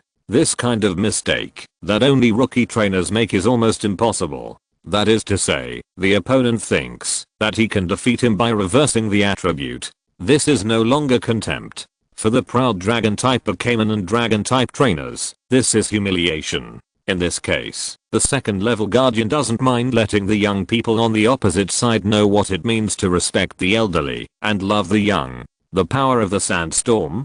Take it. He thought silently. As expected, are you going to control the sand in reverse? Tetsua's eyes are full of confidence. He believes in Gorgon immensely. Although he didn't break the limits of his race's form with the gift of the mythical beast like Pidgeot and Dragonite, and he didn't have a talent that can be called perfect like Blaziken, but Gorgon has always been the one that he is most at ease with. It's just a desert dragonfly, just a dragon type. What does it mean? Rock collapse, rock seal, rock explosion. Looking at the desert dragonfly disappearing from his sight, ZHE quickly spit out the names of 3 skills from his mouth. Unfortunately, Pangyangui is exactly the exception in his team. An exception who can link multiple skills at the Quasi-King stage like the Thorn Dragon King just now. The earthy yellow energy seems less eye-catching under the sandstorm weather. But Panyanguo's momentum is constantly improving. The ignored sand and dust gathered in front of it, and then condensed into huge rocks one after another. The next moment, countless rocks shot into the empty air. Puff puff under the gaze of the gatekeeper, these rocks seemed to sink into a swamp when they were halfway through their flight, and their speed gradually slowed down. He knew that this was because the desert dragonfly had no choice but to turn the quicksand hell that was prepared for attack into a half-deafened smooth. This was due to the sandstorm weather that turned the entire battlefield into the same nature as the land. Otherwise, the quicksand hell would not be able to form in midair. So, you are too arrogant to use sandstorm to deal with the desert dragonfly. The gatekeeper was confident. What if the skills were linked? The first step was blocked. How could the subsequent attacks be launched? Spray at this time, the desert dragonfly's somewhat panicked voice sounded. Under the gatekeeper's somewhat unbelievable eyes, it suddenly appeared among countless rocks. The overwhelming rocks trapped the desert dragonfly in the center like a spider web. Sorry. ZHE also smiled. Panyanguo's move is not a linkage of 3 skills but 4. Enjoy the attraction of gravity. As he spoke, many rocks immediately wrapped up the desert dragonfly from all directions. A huge solid rock ball appeared in the air. Oops. The gatekeeper's face suddenly became extremely ugly. Then bang. The solid rock ball suddenly exploded with a dazzling white light. Spray. The painful cry of the desert dragonfly echoed in the cave. It is true that it has double resistance to rock type skills. However, Pangyangui also has the hidden characteristics of sand power. Coupled with the effect of the law of consistent attribute addition, the power and damage caused by the rock type skills used by Pangyangui on the desert dragonfly in the sandstorm weather did not actually decrease too much. This series of skill attacks actually consumed most of the desert dragonfly's physical strength. The green desert dragonfly fell from midair. Come on, desert dragonfly, use digging after landing. The gatekeeper knew that the state of his own elves was not very good at this time, so he hurriedly issued a command to give the desert dragonfly a chance to breathe. However, Zay and Pangyangui did not give it. Heavy impact. The figure with the green and red color carried an unmatched momentum and jumped up fiercely, heading straight for the falling desert dragonfly. Damn it, it's gravity again. The noise is too small. The speed of the giant rock monster exceeded the gatekeeper's imagination, but he soon found out the reason why the other party did this. It was the first time that the gatekeeper saw the gravity skill being used to this extent. Bang! Before he could finish his sigh, the desert dragonfly flew backwards and hit the rock wall not far from him. Cannon light cannon ready. Zay's command sounded again. No, no, no, admit defeat, don't fight anymore. The gatekeeper hurriedly called for a stop.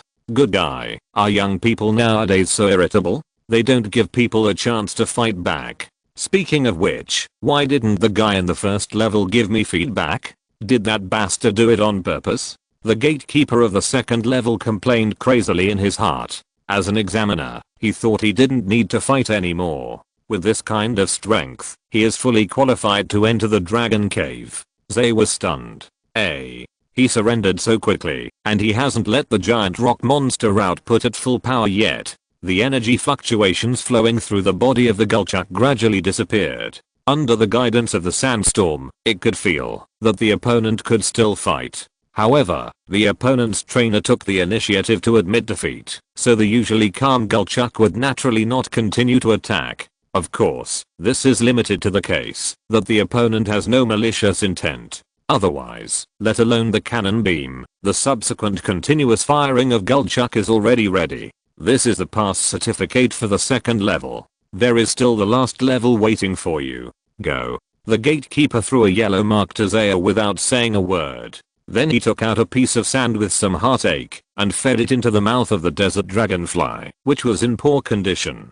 Zaya's mouth twitched. If he was not mistaken, it was soft sand, right? Although it does have a certain restorative effect on ground type Pokémon, no trainer uses the amplification props in this way. Isn't this a prodigal son? It's just a simple battle injury. Is it necessary? The gatekeeper looked up and saw that ZHE hadn't left yet. He was a little surprised. What? Do you have anything else to do? No.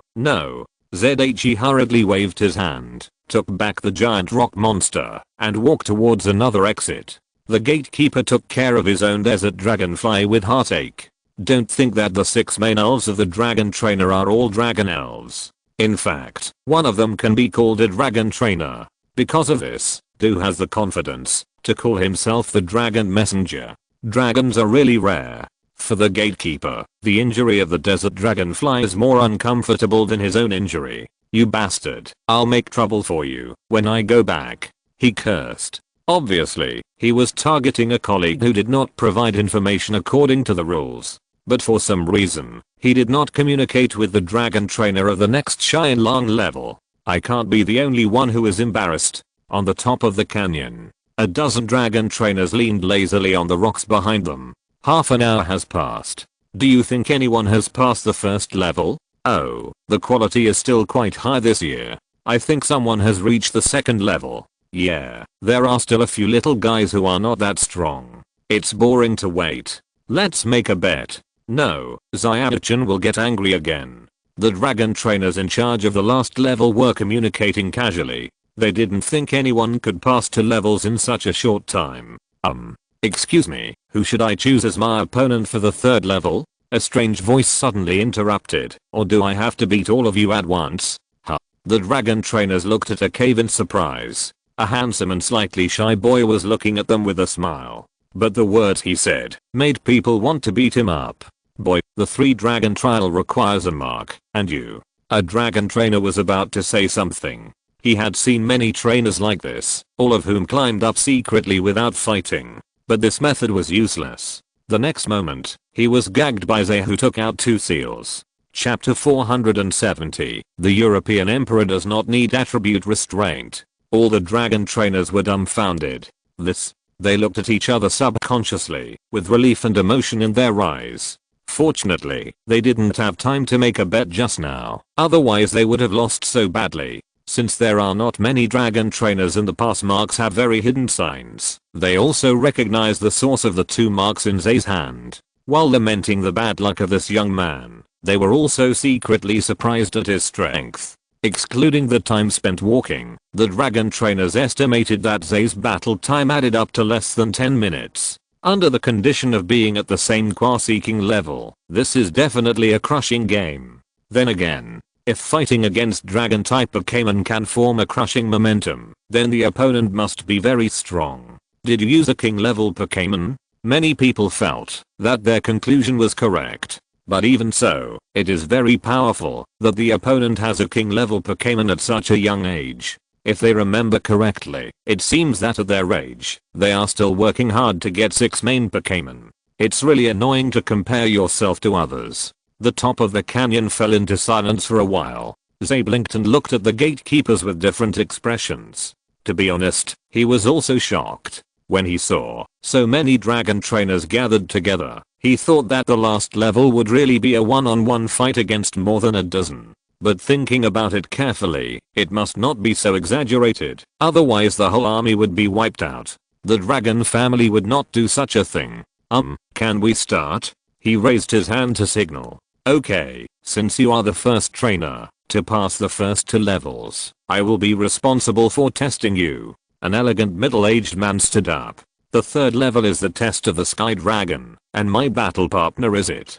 Go, Tanabata Bluebird. A dragon-type Pokémon that Zay was very familiar with appeared in the air. The Quasi-King level momentum also told that it was not easy to mess with, but Zay secretly curled his lips. He thought he could see some rare dragon-type Pokémon. For example, Sonic Dragon or Dragonite.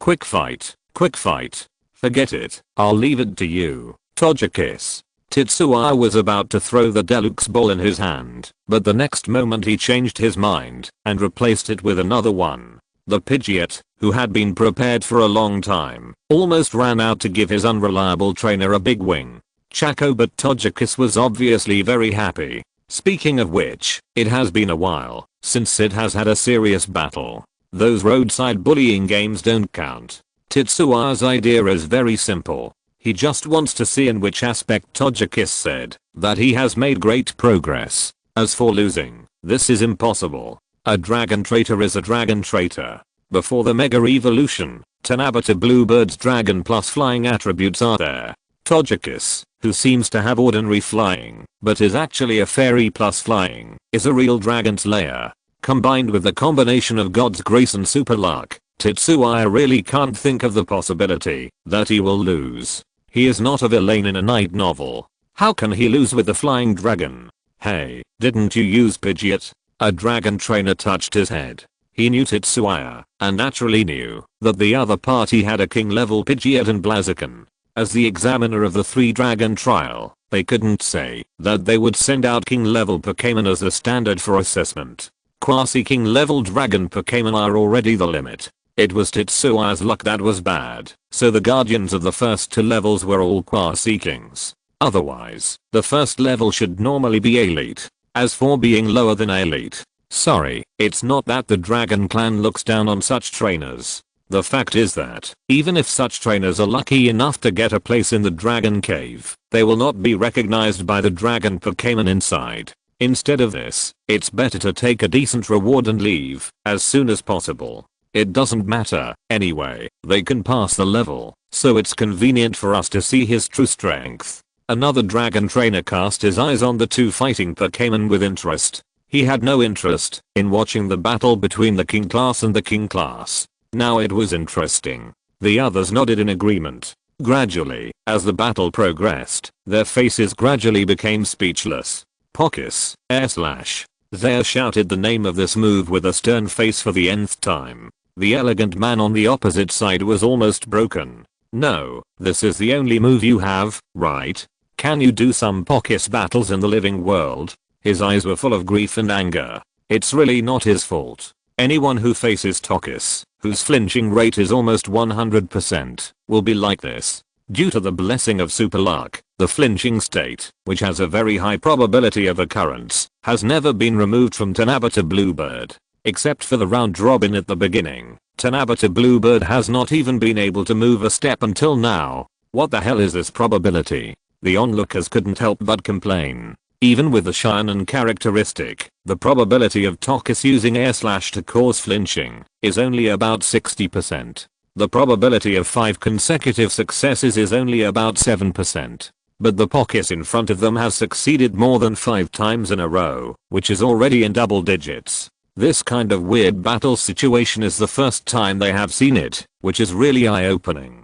The most disgusting thing is that from time to time there are / that attack the vital points of Tanabata Bluebird, causing great damage. Its status is rapidly declining with the naked eye, but the trainer has no way to deal with it. This has nothing to do with strength or weakness, nor with attributes. It is purely because the shrinking probability of / is triggered too frequently. ZHE also looked calm. Is it strange? As your own Pokémon, isn't it normal to have this little bit of luck? Just thinking about it, Tanabata Bluebird moved forward slightly. The shrinking state was not triggered for the first time. The elegant man was happy and was about to issue an order, but the next moment Tanabata Bluebird returned to a confused look and didn't dare to go up. He was almost about to spit out blood. ZHE also subconsciously twitched the corner of his mouth. No, do you want to mess with people's mentality like this? Pockets, use fairy wind. He decided not to rely on the cowering state to wear down Tanabata Bluebird, but to rely on attribute restraint. The opponent also breathed a sigh of relief. After all, this was considered a bit of face. He and Tanabata Bluebird could finally fight back. Tanabata Bluebird, dragon.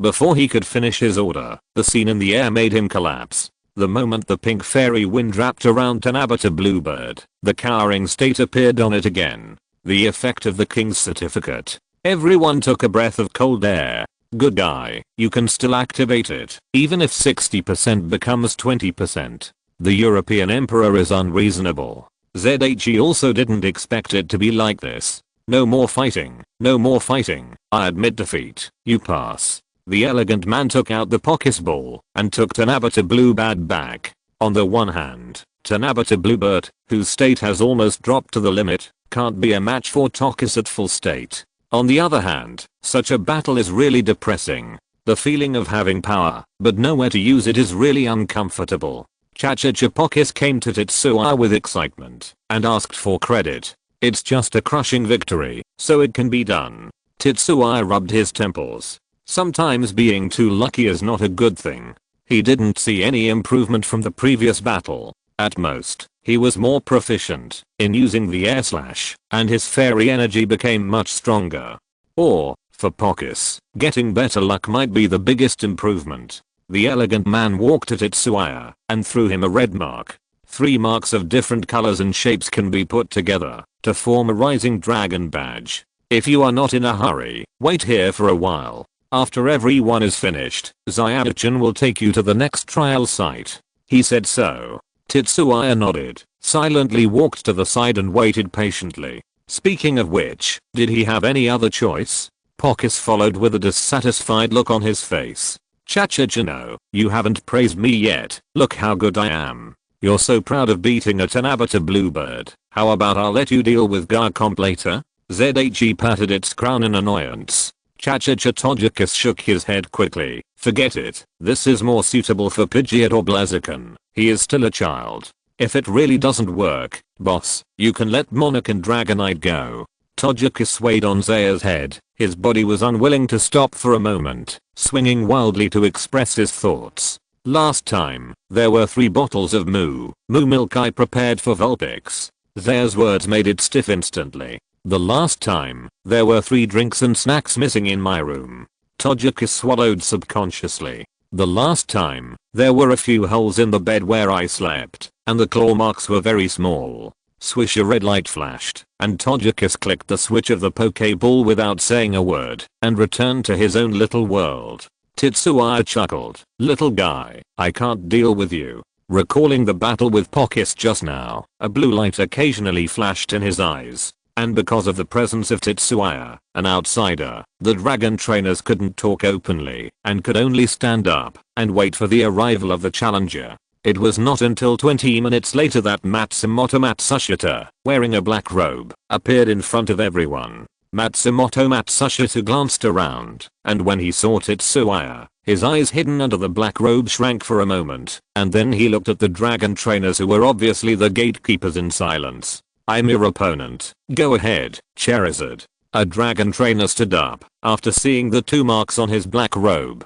It's just that the elves sent out can't help but make people want to complain. But it's not incomprehensible. The trump elves of these dragon trainers are definitely dragon type, but they must have exceeded the limit of the quasi-king level. You can't use the quasi-god of the king level to bully others. Leave it to you, Jenga. Matsumoto Matsushita said sullenly, and a purple-black Pokémon suddenly appeared in front of everyone. Interesting. Zay, who was wandering in the sky, looked up, flashed a few traces of surprise, and then lowered his head. In his eyes, Matsumoto Matsushita was not standing alone. Gas, normal level gas, normal level gas, elite level Jeng, quasi-king level Jeng, king level. More than a dozen Pokémon of the ghastly family were surrounding Matsumoto Matsushita, either hiding in the air or hiding in the shadows. Their strength also spanned 3 or 4 stages. I don't know how Matsumoto Matsushita could withstand the demands of so many ghost-type Pokémon. Perhaps this is the best manifestation of the different physiques of each person. The Pokémon world is so big that there are also humans who are not afraid of being absorbed by ghost-type Pokémon. Zay was just curious. When he called the Pokémon, how did the two sides judge which one should go up? Obviously, they all called Jenga, but the one that came out to deal with Charizard was the quasi-king level. Very interesting. This is Tetsuya's evaluation. However, he is indifferent to most ghost-type Pokémon, and it is definitely not because he is afraid, so he doesn't care much. The strange and gloomy ghost-type energy and the explosive and flamboyant fire-type energy constantly collide on the top of the mountain. This movement is much more powerful than Tetsuya's battle just now. During the battle under Matsumoto Matsushita, trainers who passed the first 2 levels also came here in 2s and 3s. The dragon trainers began their duties one by one. Tetsuya, who was analyzing Togekiss, also stopped his work and gradually began to observe each trainer. After all, these trainers may become his opponents in the next level. That's right, after the 3 dragon trials, if nothing goes wrong, the next step is to compete for the top 10 battles. Tetsuya only hopes that there are not too many trainers who pass. It would be even better if there are only 10, so that he can get his first dragon type Pokémon quickly. But obviously, he thought too much. The 3 dragon trials are difficult, but they can't trap so many excellent trainers. Until the sun was high in the sky, all the battles were over, and there were 43 trainers who passed the 3 levels. Zyachan, who had disappeared, appeared in front of everyone again riding Dragonite. Zay keenly discovered that Dragonite was not in a good state now, and there were traces of battle on some parts of Zyachan's body. He knew that Zyachan must have just greeted some people in an unfriendly way. Congratulations to all the trainers who have passed the level. I will take you to the next battle venue. Trainers who have not passed the level should not be discouraged. The Dragon Rising ceremony in 3 years will welcome you. You can also go to the Yanmo gym to exchange rewards with the pass marks of the first 2 levels. Zyachan's tone was full of a sense of killing. Please follow me. She got off Dragonite's back and walked towards the other end of the canyon. Zay stretched his body. He was a little tired after waiting for so long. Sure enough, it would be better to move his body. Thinking of the routine of the Dragon Rising ceremony battle, the corners of his mouth couldn't help but rise a little. Chapter 471. Long-awaited battle. The canyon of the 3 dragon trial is located in the wild near Yanmo City. It is a large rocky area. As Zyachan walked to the other side, a rocky area soon appeared in front of everyone. Boulder Rock Field. This is the name of this field. A long time ago, this place was originally an open pit mine. The subsequent development was also very simple. Due to the depletion of resources caused by overexploitation, the Boulder Rock Field was abandoned about 100 years ago. Except for the occasional rookie trainers who want to capture rock type and ground type Pokémon, basically no one comes here. This is especially true when the Dragon Rising ceremony comes. Because of the special environment inside the Boulder Rock Field, it is often used as a battle site for foreign trainers participating in the Dragon Rising ceremony. Rookie trainers don't have the courage to enter during this time period. The battle between quasi-king levels is easy, even if it is the aftermath. Pokémon that have just left the larval stage cannot withstand it, not to mention inexperienced trainers. Then, let's start the draw. Standing in a small open space nearby, Zyachan took out a bunch of wooden cards in a swift and decisive manner. The wooden cards are numbered from 1 to 43. The trainer with number 1 will fight against the trainer with number 43, and so on. The trainer who draws the wooden card with number 22 will directly enter the next round. She explained the elimination rules simply and clearly. No one expressed a different opinion. The trainers present were very clear about their identities. After all, the opening of the Dragon Rising ceremony to the public is just to give them a chance. The rules and so on are just about right. You can't ask them to be as strict as the regional conference. Otherwise, the Dragon Rising ceremony of the Dragon Riders will not be completed for half a month, which is not what they want to see. Don't you see that? Because there are many trainers this year and they are very strong. The other party directly moved the 3 dragon trials here. Then it's a one-on-one elimination. This efficiency and speed are completely aimed at finishing things quickly. Otherwise, the round robin points competition would be much more reasonable than the draw. If they draw lots, they may be unlucky. A trainer who specializes in fire may draw an opponent who specializes in water. Even if the former is stronger in strength, it is estimated that there is no way to win. Stronger here refers to the same strength level. If there is a king level Pokémon, it is another matter. However, there are not so many king level Pokémon. Looking at the 43 trainers present, only less than half of them have king level Pokémon. Among them, there are only 2 hands with 2 or more. You know, this is the Dragon Ascension ceremony, and the final reward is very likely to be a dragon type Pokémon. The trainers who came to participate are not the best in each region, but at least they are famous people in several cities near their hometowns. The rarity of the king level Pokémon can be seen. In this case, there is some luck involved in entering the top 10. Many trainers came to this conclusion, and their eyes gradually became serious. Especially those powerful trainers who were originally confident of entering the top 10. Obviously, with 43 people, 2 rounds of battles must be fought to determine the top 10. Judging from the appearance of the surroundings, it doesn't look like there is a Pokémon Center to provide recovery. This means that, if you encounter a strong opponent in the first round, and get into a fierce battle, you may be picked by the opponent in the second round. At the same time, there are also many trainers who have passed the 3 dragon trials with difficulty. This is definitely a good thing for them. Whether they can subdue dragon Pokémon is another matter. At least there is hope of entering the dragon cave, which is much better than what they originally pursued. Let's start. Follow the reverse order of the clearance. Tetsuya, you are the last one. Zyadachin raised his chin slightly. A middle-aged man who looked like a climber immediately walked up impatiently. No 8, no 19, no 33. The number plates were taken one after another. Everyone's expression was different. Confident, helpless, determined. The same thing is that no one was afraid before the battle. After all, they are at this level, and they have the qualities that a normal league trainer should have. Before the end, no one can predict their own victory. This is the motto of trainers. The drawing of lots was done very quickly. In less than 3 or 4 minutes, only Matsumoto Matsushita and Tetsuya were left. Matsumoto Matsushita, wearing a black robe, came to Zyadachin and took one of the last 2 wooden cards without hesitation. Number 7. Zyadachin said the number calmly.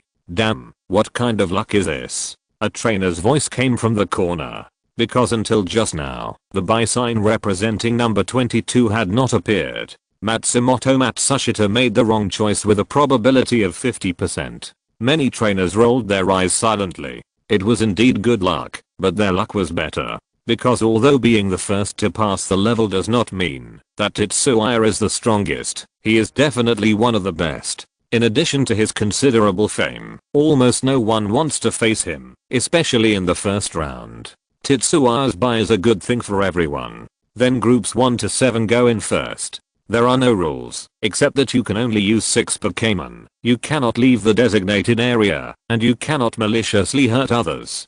Time is limited, don't waste it. Zyadachin pointed to the boulder field and urged. Fortunately, the boulder field is very large, otherwise it would definitely not be able to accommodate so many people and Pokémon at the same time. The trainers who were drawn looked at each other and then disappeared inside. Dragonite, leave it to you. Zyadachin turned around and said to Dragonite who followed. The silly fat dragon immediately flew high into the sky and began to perform the duties of general supervision on behalf of the trainer. ZHE couldn't help but smile. That's right, the battle at this stage of the Dragon Rising ceremony adopts a wild fight with almost no rules. Even if you use a philosophical melee in the venue to subdue your opponent as a trainer and force him to surrender, as long as he is not dead, the Dragon Clan will not care. If you have the ability, you can enter the Dragon Cave and fight with Dragon Pokémon to gain recognition. Besides, the trainer's own strength is indeed part of his strength. Why do I feel like you are very interested in this battle mode? Zyanagang complained, standing aside. With the help of the Ninetales, he naturally passed the 3-dragon trial. But there was no way to deal with this level. The limit on the number of Pokémon on him was his biggest problem. It's okay. ZHE did not deny his words. Don't you think this kind of battle is interesting? No. Zyanagang refused. There is a reason why wild fighting is gradually being eliminated. After all, human physique is not as good as Pokémon. Even with almost infinite attribute resistance, there is a clear gap between the flesh. In the wild fighting mode, you may lose your life if you are not careful. This is a very unfavorable factor for the Alliance to promote the trainer profession. It's okay in the wild. Everyone knows the danger. Now the 2 Alliance citizens may die in normal battles.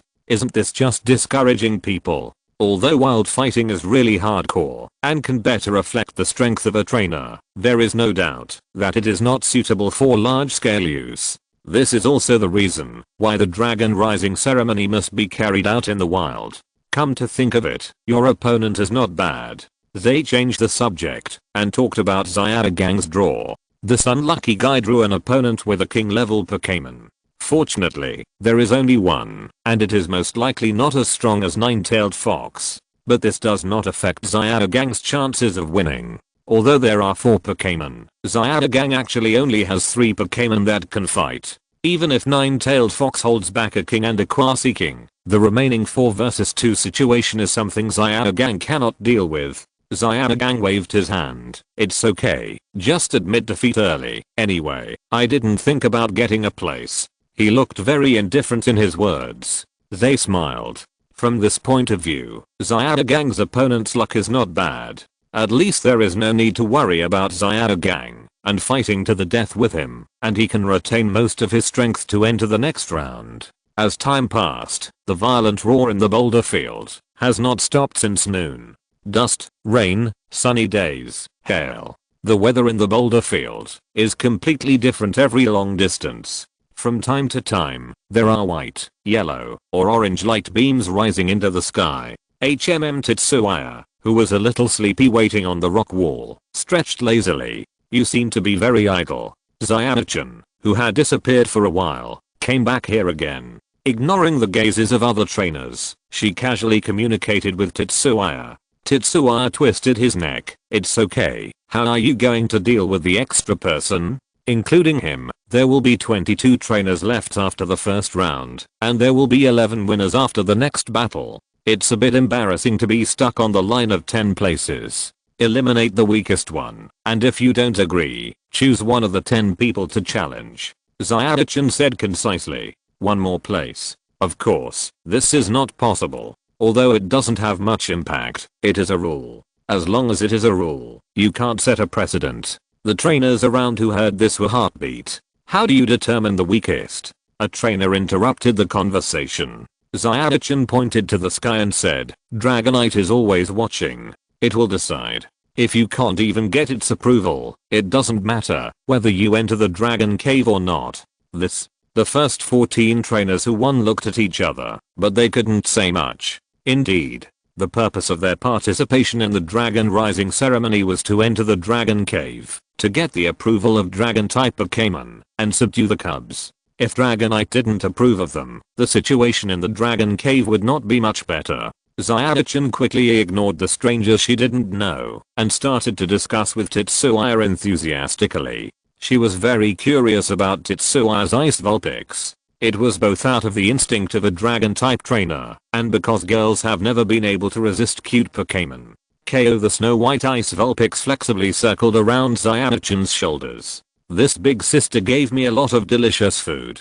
She is a good person. Zyana-chan smiled with narrowed eyes, and from time to time he took out the best Pokémon snacks from his waist bag to feed Vulpix. This one bite cost thousands of Alliance coins, and ordinary people could not play like this. Vulpix, who was used to the delicious food made by Zaya, was very picky. It's out. Zaya, who squatted down and teased Prince Bo, who was sprayed with water, suddenly said. The next moment, the last winning trainer walked out of the stone forest, covered in dust. Congratulations to the trainers present. The next is the same. Zyadichin teased Vulpix again and took out 22 wooden signs. The same rules. They naturally couldn't get a by this time. My luck is average. Looking at the number in his hand, he muttered to himself. Those failed trainers left here from another exit, so there was no Zyada gang to support him. It must be said that this is a pity. Name: Aoki Chijiao. Main forces: Arbok,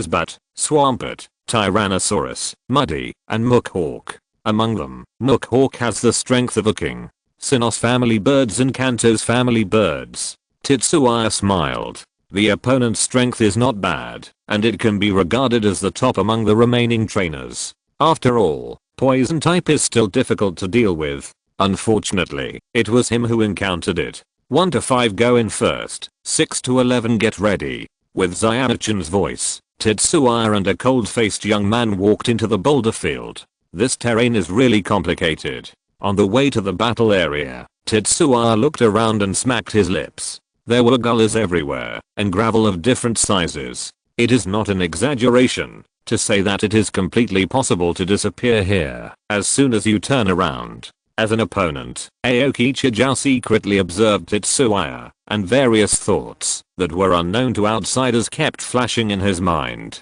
Is this the trainer in the league that the boss has been focusing on recently? He is indeed a genius, but he seems a little out of tune. Speaking of which, this operation looks like it will fail. Forget it, just do your best. With the Pokémon in your hands, there is still a chance of winning. What bad luck, what bad luck. I said someone would cooperate with me. Why can't I see a single ghost now? Speaking of ghosts, could it be that Matsumoto Matsushita is the one who is in charge? Under the cold face, a chatterbox voice sounded in his heart. There is no way. If you do this kind of work, you will have problems if you don't adjust your spirit. Sure, the next moment, the two of them hid behind a thick rock pillar in sync. They have entered the area for this battle. Leave it to you, Pidgeot, Blaziken, Gorgon, Serpenter, Togekiss, and Dragonite.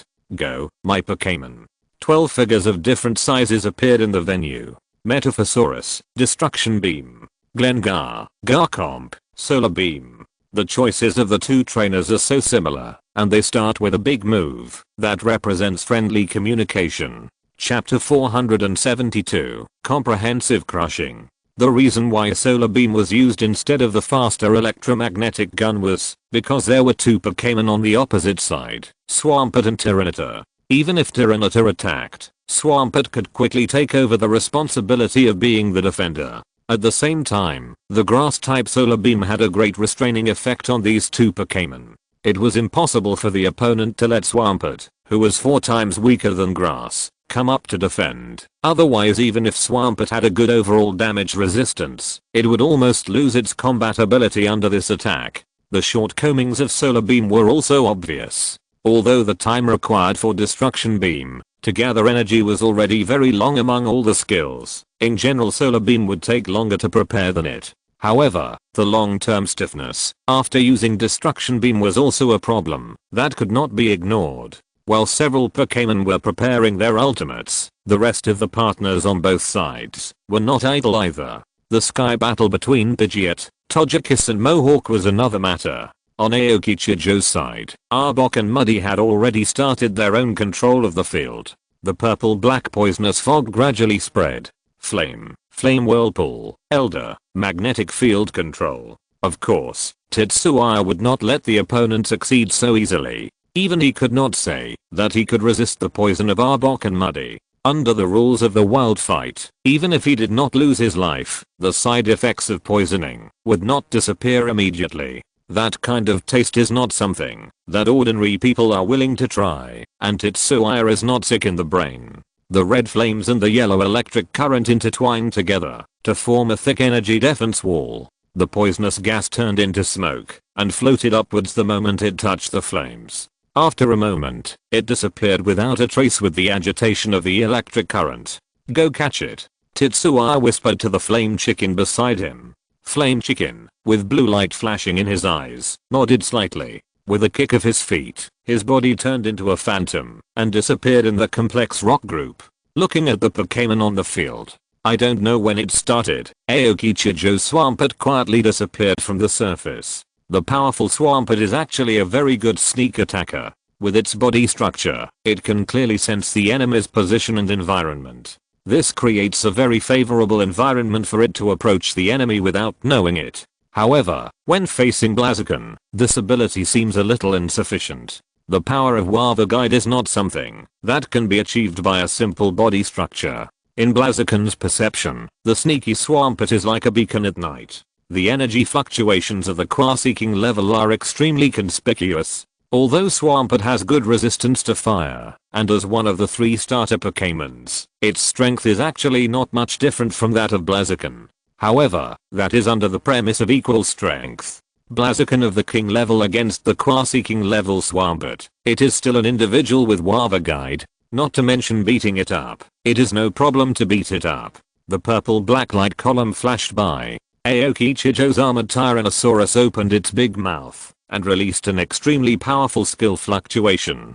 Just like that, the Monarch Snake suddenly opened its mouth and spit out a dazzling green energy beam. It was still afternoon, and the sun was hot. Even though the surrounding rocks blocked a lot of sunlight, the Monarch Snake's energy gathering was still very smooth. Even without the cover of the giant rock monster, its solar beam directly hit the destruction beam. For a moment, the two moves were in a stalemate. From the perspective of the power of the standard skills, the solar beam is slightly inferior to the destruction beam. But the attribute advantage makes up for this. The grass-type Monarch Snake using the grass-type solar beam is naturally more powerful than the ground and rock-based Tyrannosaurus Rex using the general-type destruction beam. Moreover, Tetsuya's Monarch Snake will only be better than the opponent's Tyrannosaurus Rex in terms of growth, not worse. Trouble. Aokichijo sighed in his heart. Then his eyes gradually became fierce. Smelly mud. Use the harsh sound to interrupt the opponent. Arbok. Stare. Since the stalemate is not over, then disrupt the use of your skills. Aokichijo's idea was very good, but he forgot one thing. Tetsuya just commanded 2 Pokémons. Before Muddy and Arbok could follow the command to interfere, another green beam of light broke through the air. It was the giant rock monster that took some energy to release the gravity field arrangement to provide support for the Monarch Serpent. Due to its own collection of solar energy, its solar beam was actually much faster than the other 2 Pokémons. However, the giant rock monster did not release it immediately, but turned to slightly assist Pidgeot and Togekiss in the sky. It was not until the Monarch Serpent was in a stalemate with the Tyrannosaurus Rex that it completely erupted. This also made the solar beam that had been stored for a long time much more powerful than normal. It only took about half a second for the Tyrannosaurus Rex's destruction death beam to be defeated by the 2 green solar beams. The solar beam hit the Tyrannosaurus Rex, causing it to wail in pain. Fortunately, the destruction death beam offset a considerable part of the power. Otherwise, 2 beams of sunlight were not an attack that it, which was also 4 times weak, could withstand. The Tyrannosaurus Rex, with burn marks all over its body, was breathing hard. Aokichijo realized that it seemed to be a bad choice to let Swampert go around to deal with the opponent's trainer. If it was a sudden wild fight, your choice would be correct. Unfortunately, both of us were prepared. Tetsuya, who was hiding behind the rock pillar, shrugged. In fact, he had another way to win. That was to rely on his own skills and approach the opponent to stop him from releasing Pokémon the moment he entered the venue. But this would be too boring. He still preferred a comfortable battle. Anyway, he would not lose. Thunder. The battle of 3 powerful moves had just ended, and Tetsuya's order was issued again. The rich electric energy gathered in the center of the battle between the 2 sides. Arbok, use large-scale black fog. Muddy, use shrink.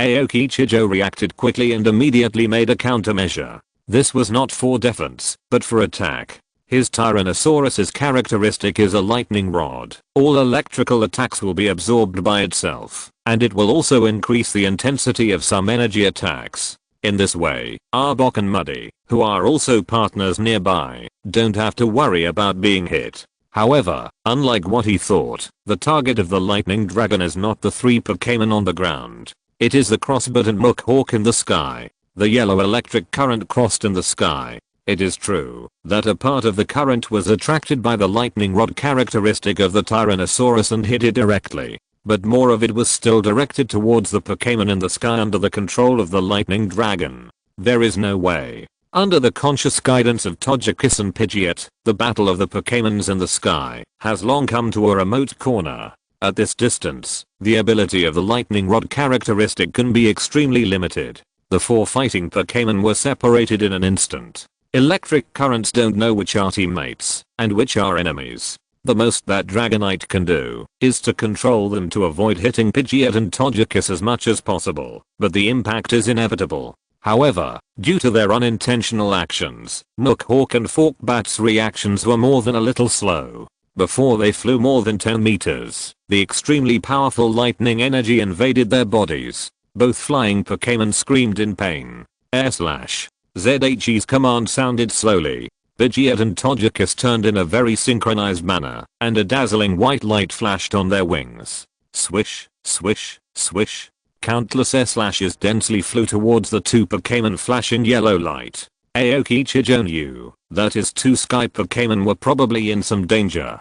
It's totally unlike the command ability of a trainer who has just debuted for 1 or 2 years. Sweat oozed from his forehead. Although he knew that Tetsuya was very talented and that the boss behind him valued him very much and had invited him to join the organization more than once, he never thought that he would be beaten by others in the rules of the wild battle. Not only was the strength of the Pokémon suppressed, but in the command of the trainer, Tetsuya's reaction and decision making were also more than a little faster than him. Looking at the formation of the opponent, he was somewhat helpless. The giant rock was in the front, the king of the kings in the middle, and the lightning dragon at the end. The combination of gravity plus green grass field plus magnetic field manipulation made the environment over there completely the opponent's home field. If the Tyrannosaurus Rex had not been hit by 2 rounds of solar beams at the beginning, it might have been able to stick to the giant rock, providing Arbok and Muddy with a chance to get close. But now, looking at Arbok who opened his mouth to bite the giant rock, but lost his teeth, and Muddy who kept sticking to the opponent and leaving traces of corrosion caused by the poisonous invasion. Aokichijo really couldn't imagine how to break through this huge guy. He once again regretted his arrangement for Swampert. With the continuous support of the green grass field, Arbok and Muddy's attacks on the Gorgon were not painful, but they were very limited.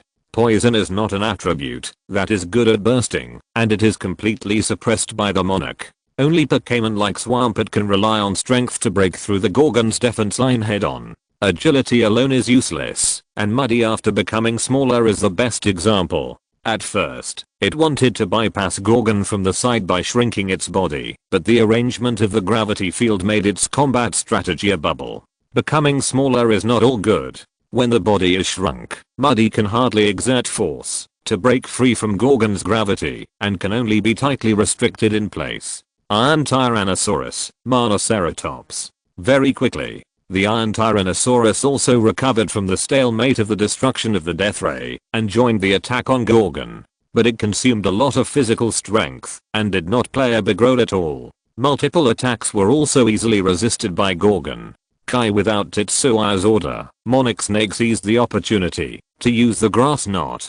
In the fierce battle, Tyrannosaurus did not pay attention to the green on the ground. Thinking that it was a mistake by the rock monster to release a root, Tyrannosaurus was still in a charging posture, and the next moment it rushed headfirst into the mud. It had been motionless for a long time, and naturally lost its combat ability in a short period of time. The battle changed rapidly. At the same time, the 100,000 volts of the lightning dragon briefly repelled the mud and Arbok, and the rock monster silently stomped its 2 hind legs. The 2 unknown Pokémons immediately fell into the quicksand. Ground type skills, Quicksand Hell. This is quite unfriendly to poison type Pokémons. Arbok escaped by wrapping its tail around a rock pillar, but Mud did not have such good luck and body structure. Covered in mud, it had no way to avoid the invasion of the Quicksand Hell, and even the whole body was at risk of being destroyed. Giant Earthquake. Tetsuya, who had not spoken for a long time, appeared again. Giant's limbs hit the ground in turn. The crazy vibration caused the surrounding rocks and rock pillars to shatter. One crack after another appeared on the ground. Smoke and dust covered the entire battlefield. When the smoke and dust dissipated, Arbok and Muddy had fainted. It was only about half a minute that the 3 Pokémon of Aoki Chijo lost their ability to fight.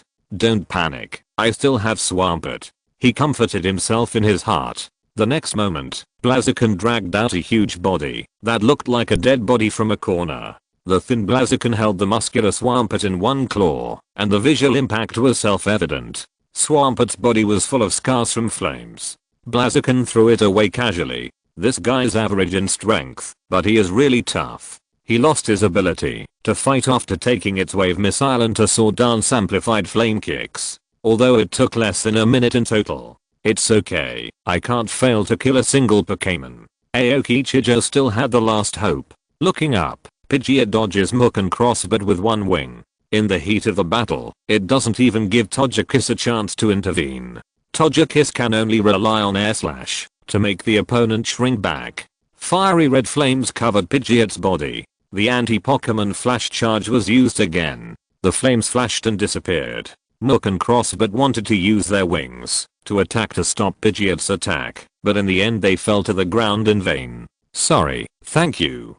Tetsuya walked out of the shelter of the rock pillar and grinned at Aoki Chijo. Unconsciously, his strength seemed to be a little too advanced among his peers and even all trainers. With the strength of this opponent, it would not be difficult to win the championship at the conference. But if he faced him, there was no chance of winning at all. If you're listening to this novel on a channel other than Fanfic World, it means they downloaded and uploaded it without effort. We cordially invite you to visit our channel, Mundo Fanfic Novelos. There you'll find the original version of this story and you can explore many other novels of various genres. We're waiting for you to immerse yourself in a world of incredible novels. Chapter 473, Entering the Dragon Cave, the Holy Land of Dragon Elves. Aoki Chijo laughed at himself. Forget about such polite talk. Should I consider this as 640.5? Ahaha. Tetsuya scratched his head with a laugh. Indeed, judging from the scene alone, the opponent's Pokémon did almost no effective damage. The most seriously injured giant rock monster only had traces of corrosion on its body. For it, a rock-type monster, this kind of injury is nothing more than a matter of patching up. Forget it, it's my bad luck to meet you. Aoki Chijo's mentality obviously adjusted quickly. After taking back his 6 Pokémon, he extended his hand to Tetsuya in a friendly manner. Then let me introduce myself again. Aoki Chijo, from Kanto, Tokiwa. Huh. Tetsuya was stunned for a moment. It seems that your intelligence work is not very good. Aoki Chijo joked. Generally speaking, the attributes that a trainer is good at are related to his hometown. For example, the residents living on Crimson Island are better at fire because of the existence of volcanoes, and the residents of Vermilion City are better at water or electricity because of the power plant and the sea. Before the battle begins, knowing the opponent's city is helpful for command judgment to a great extent. That's why Aoki Chijo said so. Of course, in the actual process, this impact is not too big, and most trainers will not pay attention to the birth or departure city of the opponent. There are also trainers who are good at fire and electricity from Cerulean City, and there are not a few, and there are even many grass-type trainers. But it still does not affect the fact that Cerulean Gym is currently the top gym in the water system in the Kanto region. After learning that Aoki Chijo and himself are from the same city, the communication between the two is obviously much smoother. After exchanging communication methods, they learned from the other party that he and himself actually knew each other. I didn't expect that you are the son of Uncle Fatty, they exclaimed. Aoki Chijo said cheerfully, I still remember one year, when I went home to rest, you came to my all-you-can-eat restaurant for the first time, but you ate so much that it made your dad feel bad. Cough cough cough. They coughed violently. Speaking of which, this is still a dark history of his. That time was when Pidgeot had just evolved into Pidgeot, and his pocket was full of huge sums because he had completed several tasks. So he spent 13,000 Alliance coins on a meal. At that time, for Zay, this was really a huge amount of money, and it would take at least a week to earn it back. Since he spent so much, he naturally had to eat to make up for it. In addition, Zay and Pidgeot were both growing up at that time, and one person and one elf ate 5 times the amount of food that a normal person and elf would eat. If it weren't for the boss, the fat uncle, who kindly sent him back to his home, Zay would probably have to move until the early morning of the next day.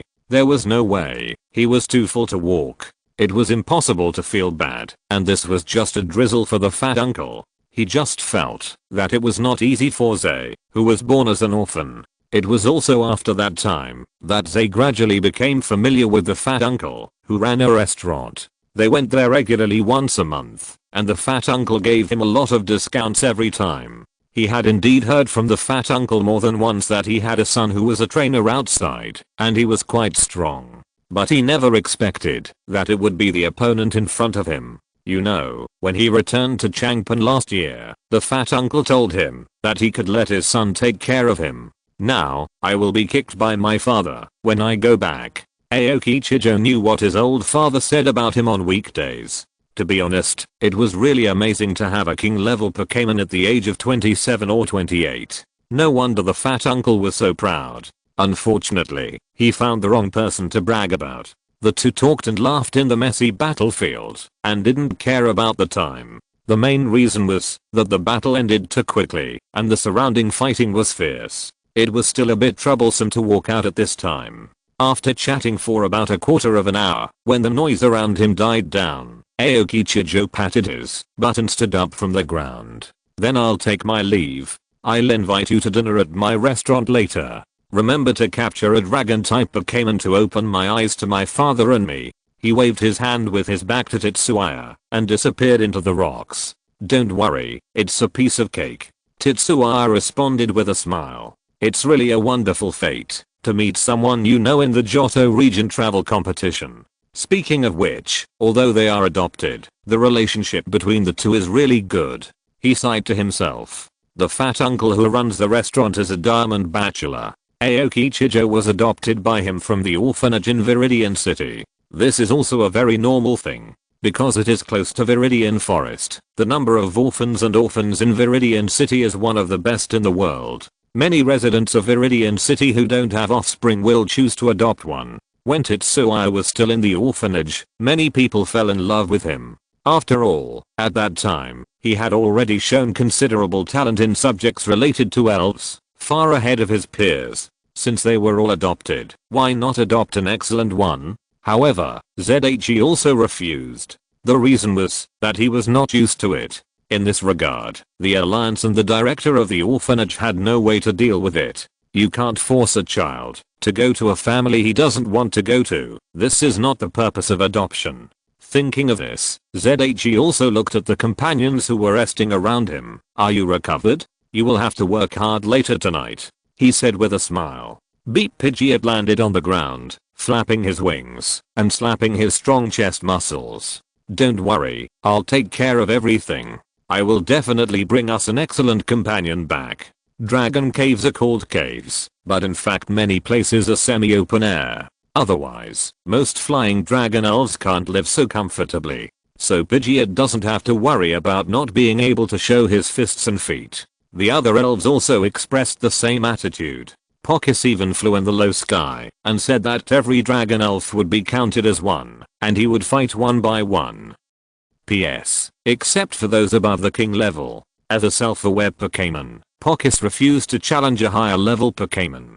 That was something that only a battle-crazed Pokémon would do. For a Pokémon as elegant and agile as it was enough to just fight with their slashes from a distance. ZHE grabbed its little claws and pulled it down without any good temper. He was just thinking about being lazy all day long. Seeing that the most seriously injured Panyanga was almost healed, he quickly gathered his companions and walked out of the battlefield. When they came to the open space for the draw, some victorious trainers were already waiting. It seems that this genius is not strong. He spent so much time fighting against a 2-on-1 king level fighter. Several people had such thoughts in their minds. It was reasonable, but the basis was not sufficient. ZHE didn't care about other people's eyes at all. After coming out, he started chatting with Zyachan. It was called chatting, but in fact, He took the opportunity to understand the more detailed data and habits of dragon type Pokémon.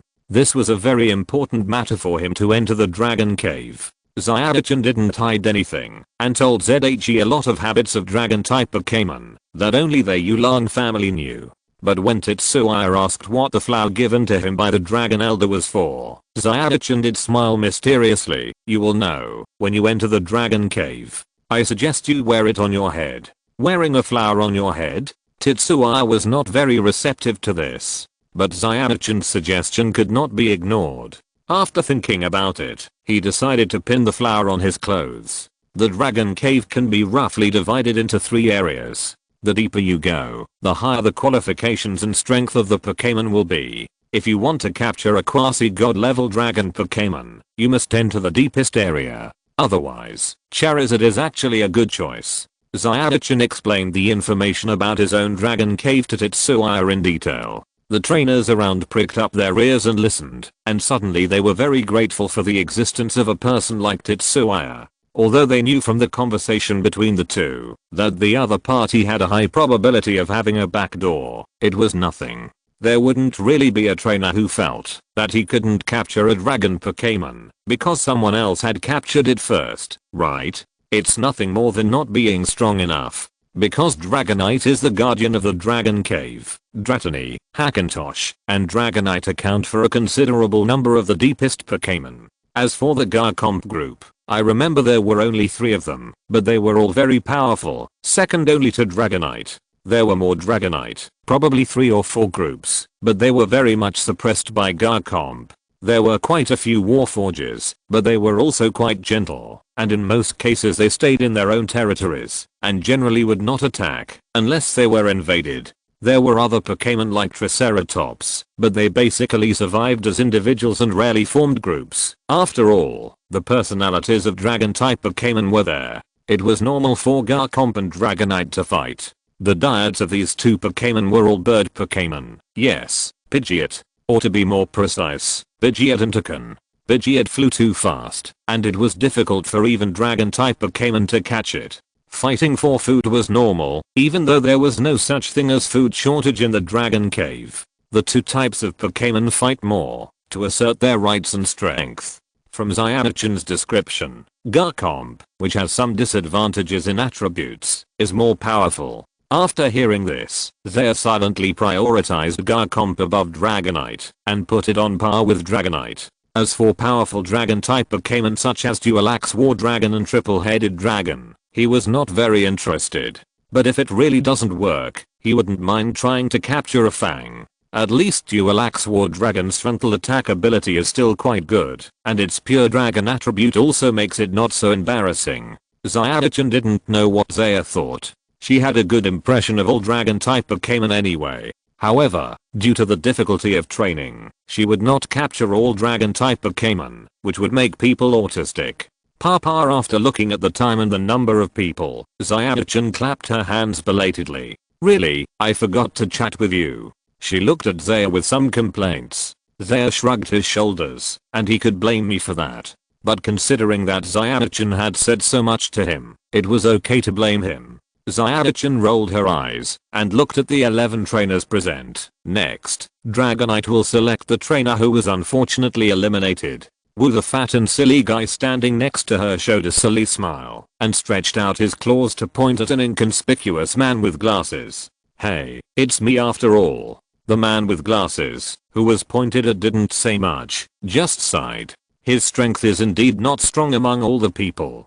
The only Pokémon that broke through the king level is a relatively weak Dream Song Cactus. The reason why he was able to win the last round of battle was entirely because of his good luck and met a trainer who specialized in water. Although the opponent's king level Blastoise is very strong, facing the hidden characteristic of the Dream Song Cactus that stores water, it can only be suppressed and unable to resist. Now it seems that it is better to lose. At least there is no such a big gap. Zyadichan comforted him. It's okay. Although you are eliminated, the Dragon Clan will also give considerable sincerity to compensate you. The man with glasses smiled bitterly and nodded. Then, I will take my leave first.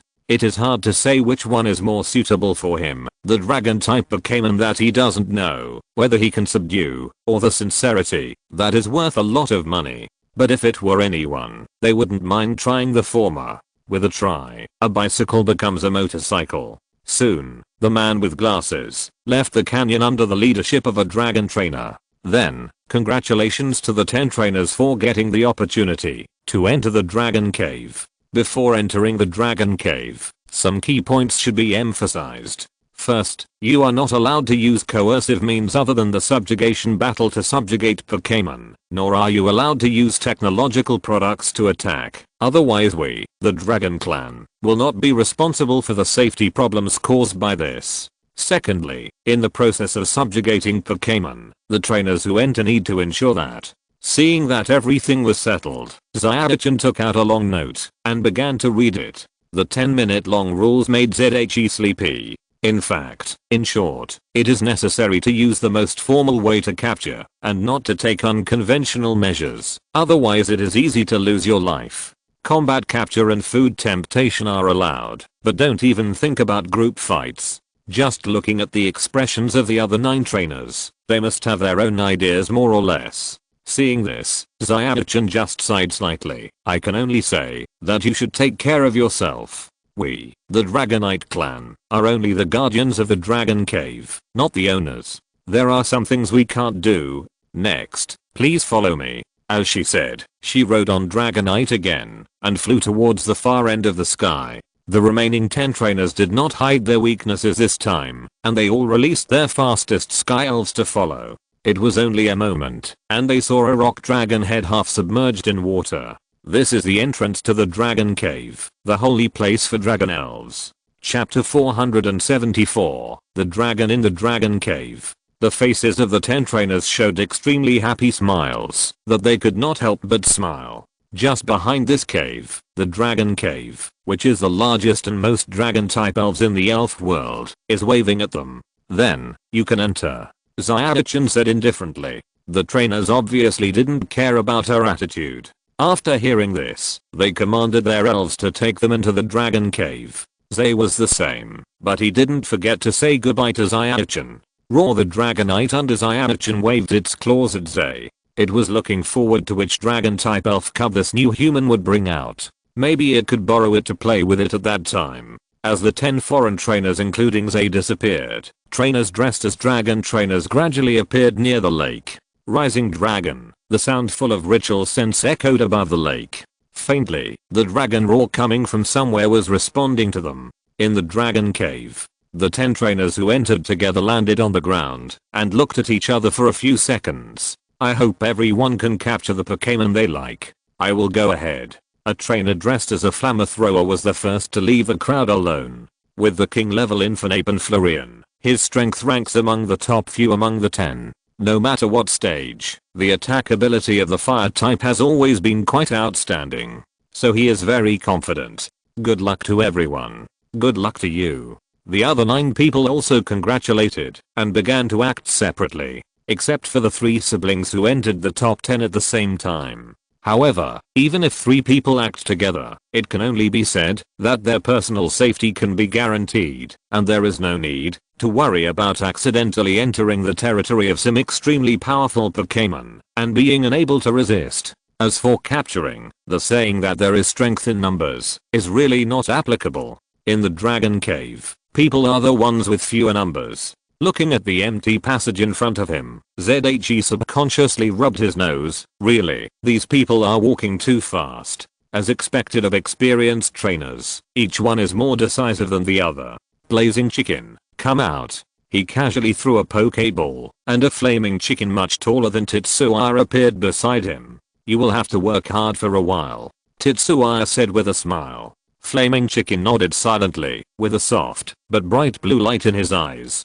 Tetsuya did not intend to go directly into the deepest part of the Dragon Cave to find the Pokémon he liked. After all, the exploration time given by the Dragon Clan was very long, enough for him to slowly walk through the entire Dragon Cave. If there are Pokémon with championship qualifications such as Charizard and Thorn Dragon King on the periphery, Tetsuya would not mind listing them as alternatives. After all, they can be considered half-dragon Pokémon. What? Someone said it doesn't count? That person must be lying, because the dragon and voice edit counts. Flaming Chicken's Wava Guide radiates to the surroundings like invisible waves. Under its sensing, almost no Pokémon can hide in the dark and conceal their traces. There is a group of Charizards in the northeast, but their strength is average. There is also a group of possums to their right. The water energy coverage in the west is relatively tight, and there are Pokémon such as Tadpole and Wooper living there. It only took 3 or 4 minutes for Blaziken to find out several types of Pokémons in the vicinity.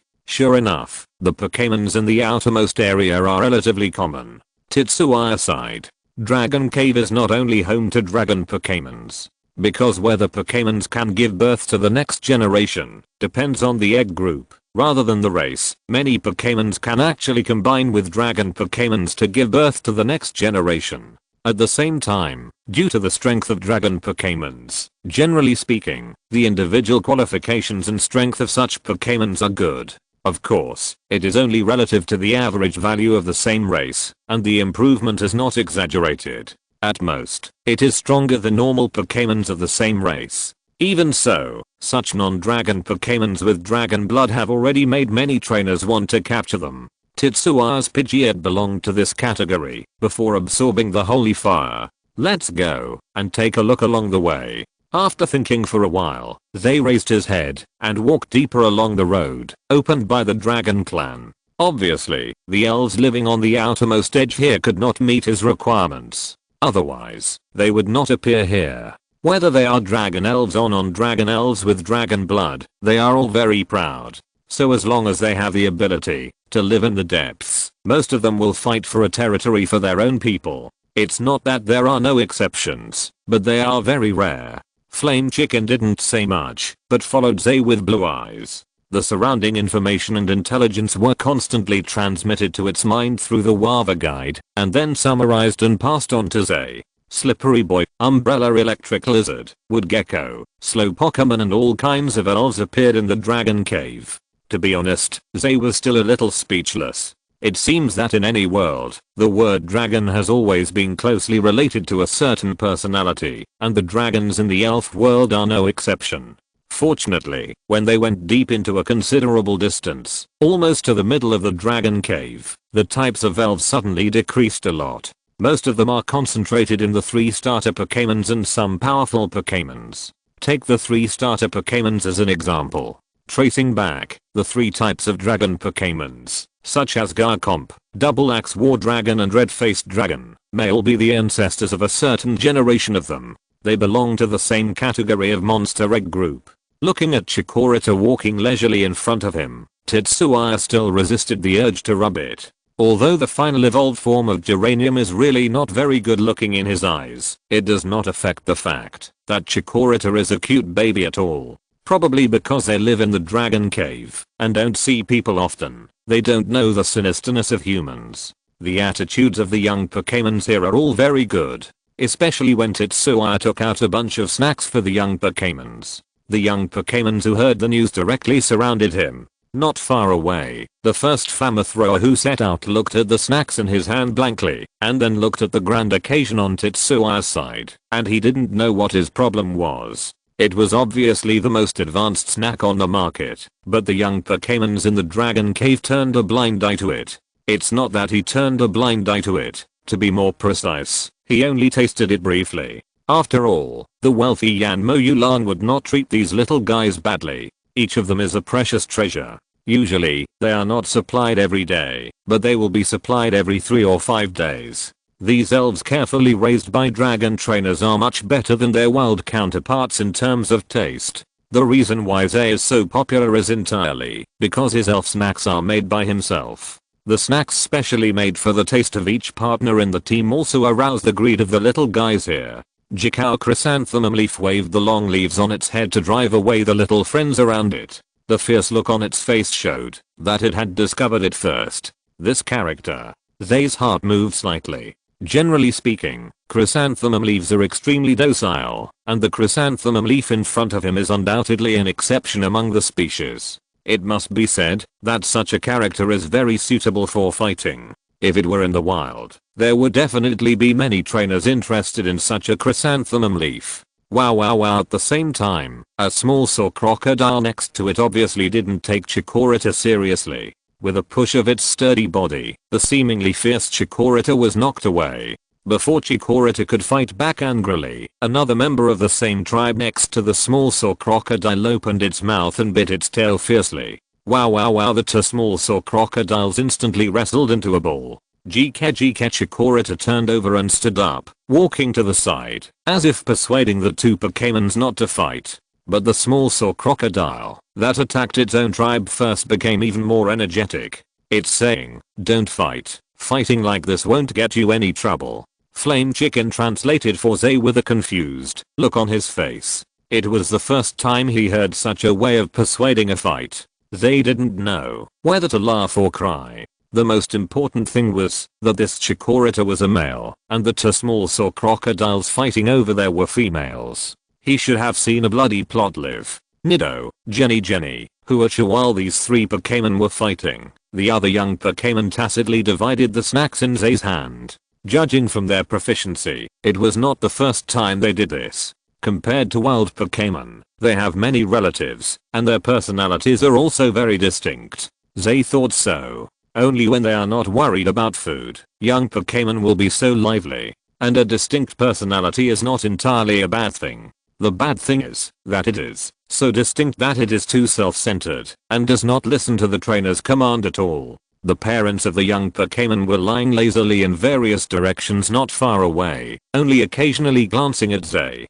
Having experienced the Dragon Rising ceremony more than once, they certainly knew what the other party was doing. As long as they did not do anything to hurt their children, the Pokémon parents were too lazy to care. After all, when I was a child, I also wanted to follow a human trainer, to go out and see. A trainer who can be recognized by the Dragon Clan is a very good choice. What a pity. The Pokémon parents sighed silently and looked deeper. Compared to the powerful Pokémon inside, they were really inferior. Few of these excellent trainers would set their sights on them. Even though they could basically reach the Quasi King level. But as long as they didn't reach the King level, the temptation of Dragon type Pokémon was undoubtedly huge. After teasing all the young Pokémon nearby for a while, or to be more precise, until Zero had finished testing their qualifications, they stood up and prepared to leave. Chapter 475, The Solitary Steel Dragon. According to Zero's panel data, the best talent of these young Pokémon is only at the Quasi King level. That's right, it's only. If placed in the wild, it would be considered very good if a Pokémon with Quasi King qualifications appeared in a large forest. For example, the Pokémon encountered in the underground cave of Muki Mountain. Normally, the probability of encountering a Pokémon with the qualifications of a king in the wild is even lower than the probability of encountering a shiny Pokémon. Quasi Kings are much higher, but also limited, so the elite trainers who are the backbone of the alliance are usually a mixed team of several Quasi Kings and several elites. There are even many Pokémon that are only at the elite level. But in the Dragon Cave, the qualifications of Quasi Kings can only be said to be barely excellent, not perfect. Not to mention the champion qualifications. ZHE feels that at least he must have a Quasi champion to make his trip worthwhile, and not lose the name of the Dragon Cave. Okay, little guys, I have something to do, so I'll leave first. See you again if we are lucky. ZHE said goodbye with a smile. The young Pokémon all cried out in reluctance. During the short time they spent together, they were fascinated by the smell of this human trainer. With the delicious food and the powerful flame chicken standing beside them, the young Pokémon were willing to become each other's Pokémon partners. But it seemed that the other party didn't have this idea. This made the little guys a little discouraged. Facing the eager eyes, ZHE also felt a little overwhelmed. If he met any of them in the wild, even if they were a little repetitive with the existing Pokémon, he wouldn't mind taming the ones with good personalities. But now he is in the Dragon Cave, and he can only tame one Pokémon in the whole process. It's not that he doesn't want to, it's just that the Dragon Pokémon are too delicious. Of course, if these little guys with good personalities are champions, just ignore what he said. Even for Quasi gods, the probability of having a champion level cub is very low. Most of them will be stuck at the two levels of King and Quasi champion. Only those who are considered excellent among quasi-gods have the opportunity to reach the highest level below the legendary beast. ZHE here is in a happy trouble, and the flamethrower next to him is numb. No, why are all trainers here so different in treatment? He approached a wood gecko and wanted to try again. The wood gecko gave him a cold look and then decisively sent him 2 flying leaf daggers. The flamethrower, with 2 scratches on his clothes, wanted to cry, but had no tears. These guys are obviously difficult to deal with. The green lizard king, dragging its long tail, came over silently. It didn't look very good when it looked at the flamethrower. No, I didn't bully your child. The flamethrower wailed. The lizard king obviously didn't believe it. Your own child was almost scared to tears by you, and you still said you didn't bully him. A battle began. It was inevitable that the quasi-king level lizard king couldn't beat the king level Florian, but the flamethrower couldn't be too heavy-handed. Otherwise, he had no doubt that the other elf tribes around would rush over to make him look bad. God knows why the elves in this place can get along so harmoniously. It is completely different from the wild, where different races will fight to the death.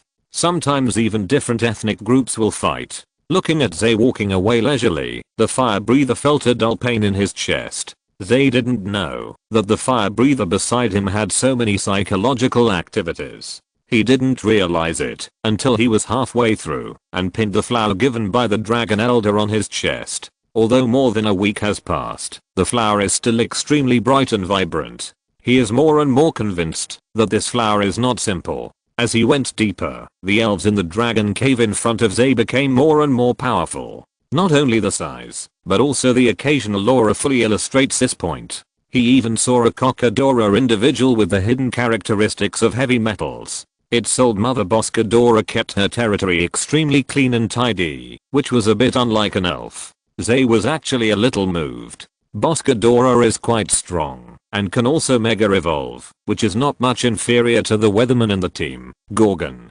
Combined with the hidden characteristics of heavy metal, it can be said to be like a real heavy tank. Although the attributes of steel plus rock make it 4 times weaker in fighting and ground, the 2 4-fold resistance and 7 2-fold resistance make up for this weakness in various ways. Unless it is hit by a skill like Grass Knot, Boscadora and Gorgon can definitely be called a solid defense. Don't forget that, when the strength becomes stronger, Knight's Mail is a perfect choice for supplementary defense. The most important thing is that these 3 Pokémon are not the type that will not fight back. If anyone really thinks that they can only defend, then the powerful destructive power will teach them a lesson in an instant.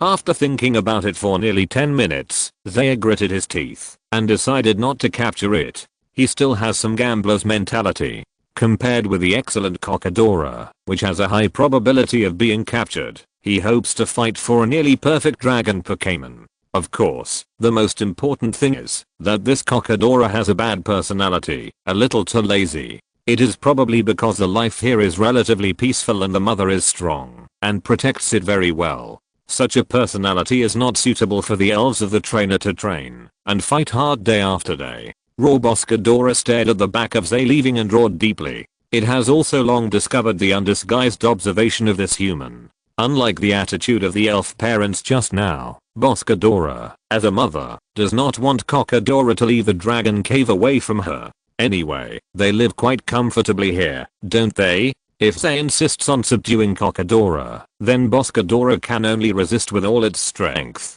Although it does not think it can beat the flame chicken standing next to the opponent. Fortunately, the worst situation did not happen to it. Boscadora soon relaxed and began to patrol the territory with its children. When it saw that part of the mountain in the territory had become somewhat barren due to landslides and other reasons, it immediately ran outside with great interest and began the great course of transformation, moving soil, pulling out trees and planting trees. Although it looks extremely ferocious on the outside, Boscadora has mastered the essence of farming. In the distance, walking in the extremely vast dragon cave, Zaya even had the illusion that he was in the outside world. The ecological environment here is really too perfect. Boss, there is an unknown Pokémon over there, very big and very strong. Suddenly, the Blaziken who had been scouting called Zaya.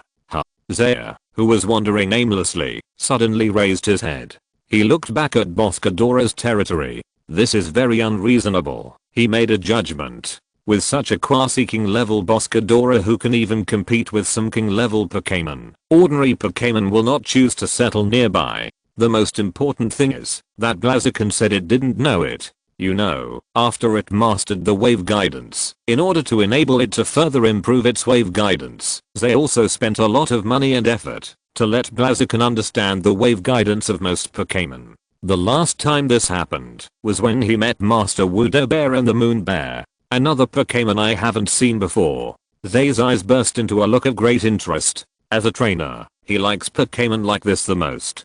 Dragon plus powerful plus unknown. This is perfect. Let's go and say hello. He ran towards the direction it pointed with Blaziken without fear. Boscadora in the distance raised his head thoughtfully. That guy over there. As if he remembered something, a trace of fear flashed in his eyes. Jogging all the way, they soon saw the residence of the unknown Pokémon that Blaziken mentioned. It was a cave that looked dark and deep from the outside. This place. They squinted his eyes and observed it carefully. Something was wrong. The depth of the footprints at the entrance of the cave did not match the height of the cave. If the calculation is correct, the elf inside is nearly 2 meters tall and weighs only about 20 kilograms, and its horizontal body is not thin. There are not many elves like this. His hand stroked the surface of the nearby rock, and a smile of understanding appeared at the corner of his mouth. These two completely different signs of eating revealed the identity of the elf living inside. It is worthy of being a dragon cave.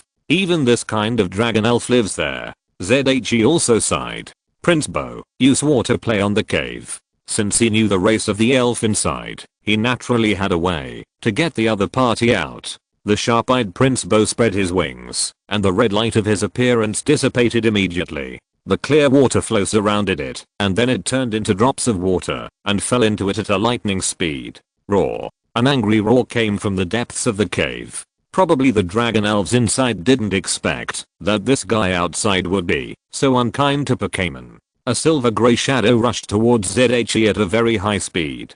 Chab without Tetsua's command. Flame Chicken's wrist immediately ignited with flames and rushed forward. Boom. A slightly dull sound sounded when the two collided. Flame Chicken did a backflip and returned to Tetsua's front, and the silver grey shadow opposite also revealed its dignity. A steel monster standing on 2 legs. This is the best description. Its whole body is made of silver grey aluminum metal, with a clear connection between the head and the body, and a clear structure of the whole body. The part behind the body, that is similar to the tail, is a whole piece of bulge. There are some curved stripes on its body, and the palms, lower abdomen and feet are covered with metal materials of different colors. To be more specific, Tetsuya thinks that this elf is very similar to a slightly changed posture of a giant rock monster standing on 2 legs, but the attributes and composition are somewhat different. This is Altandra, a steel plus dragon dual attribute Pokémon, originating from the distant Galar region.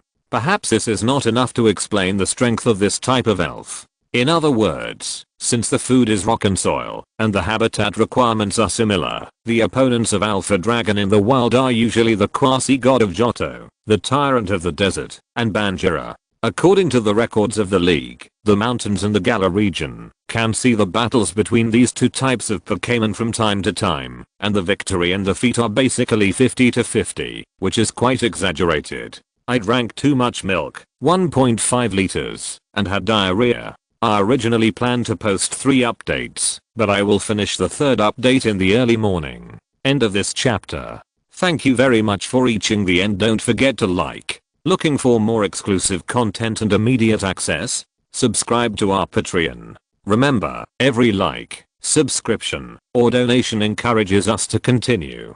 Thanks to everyone. See you in the next video.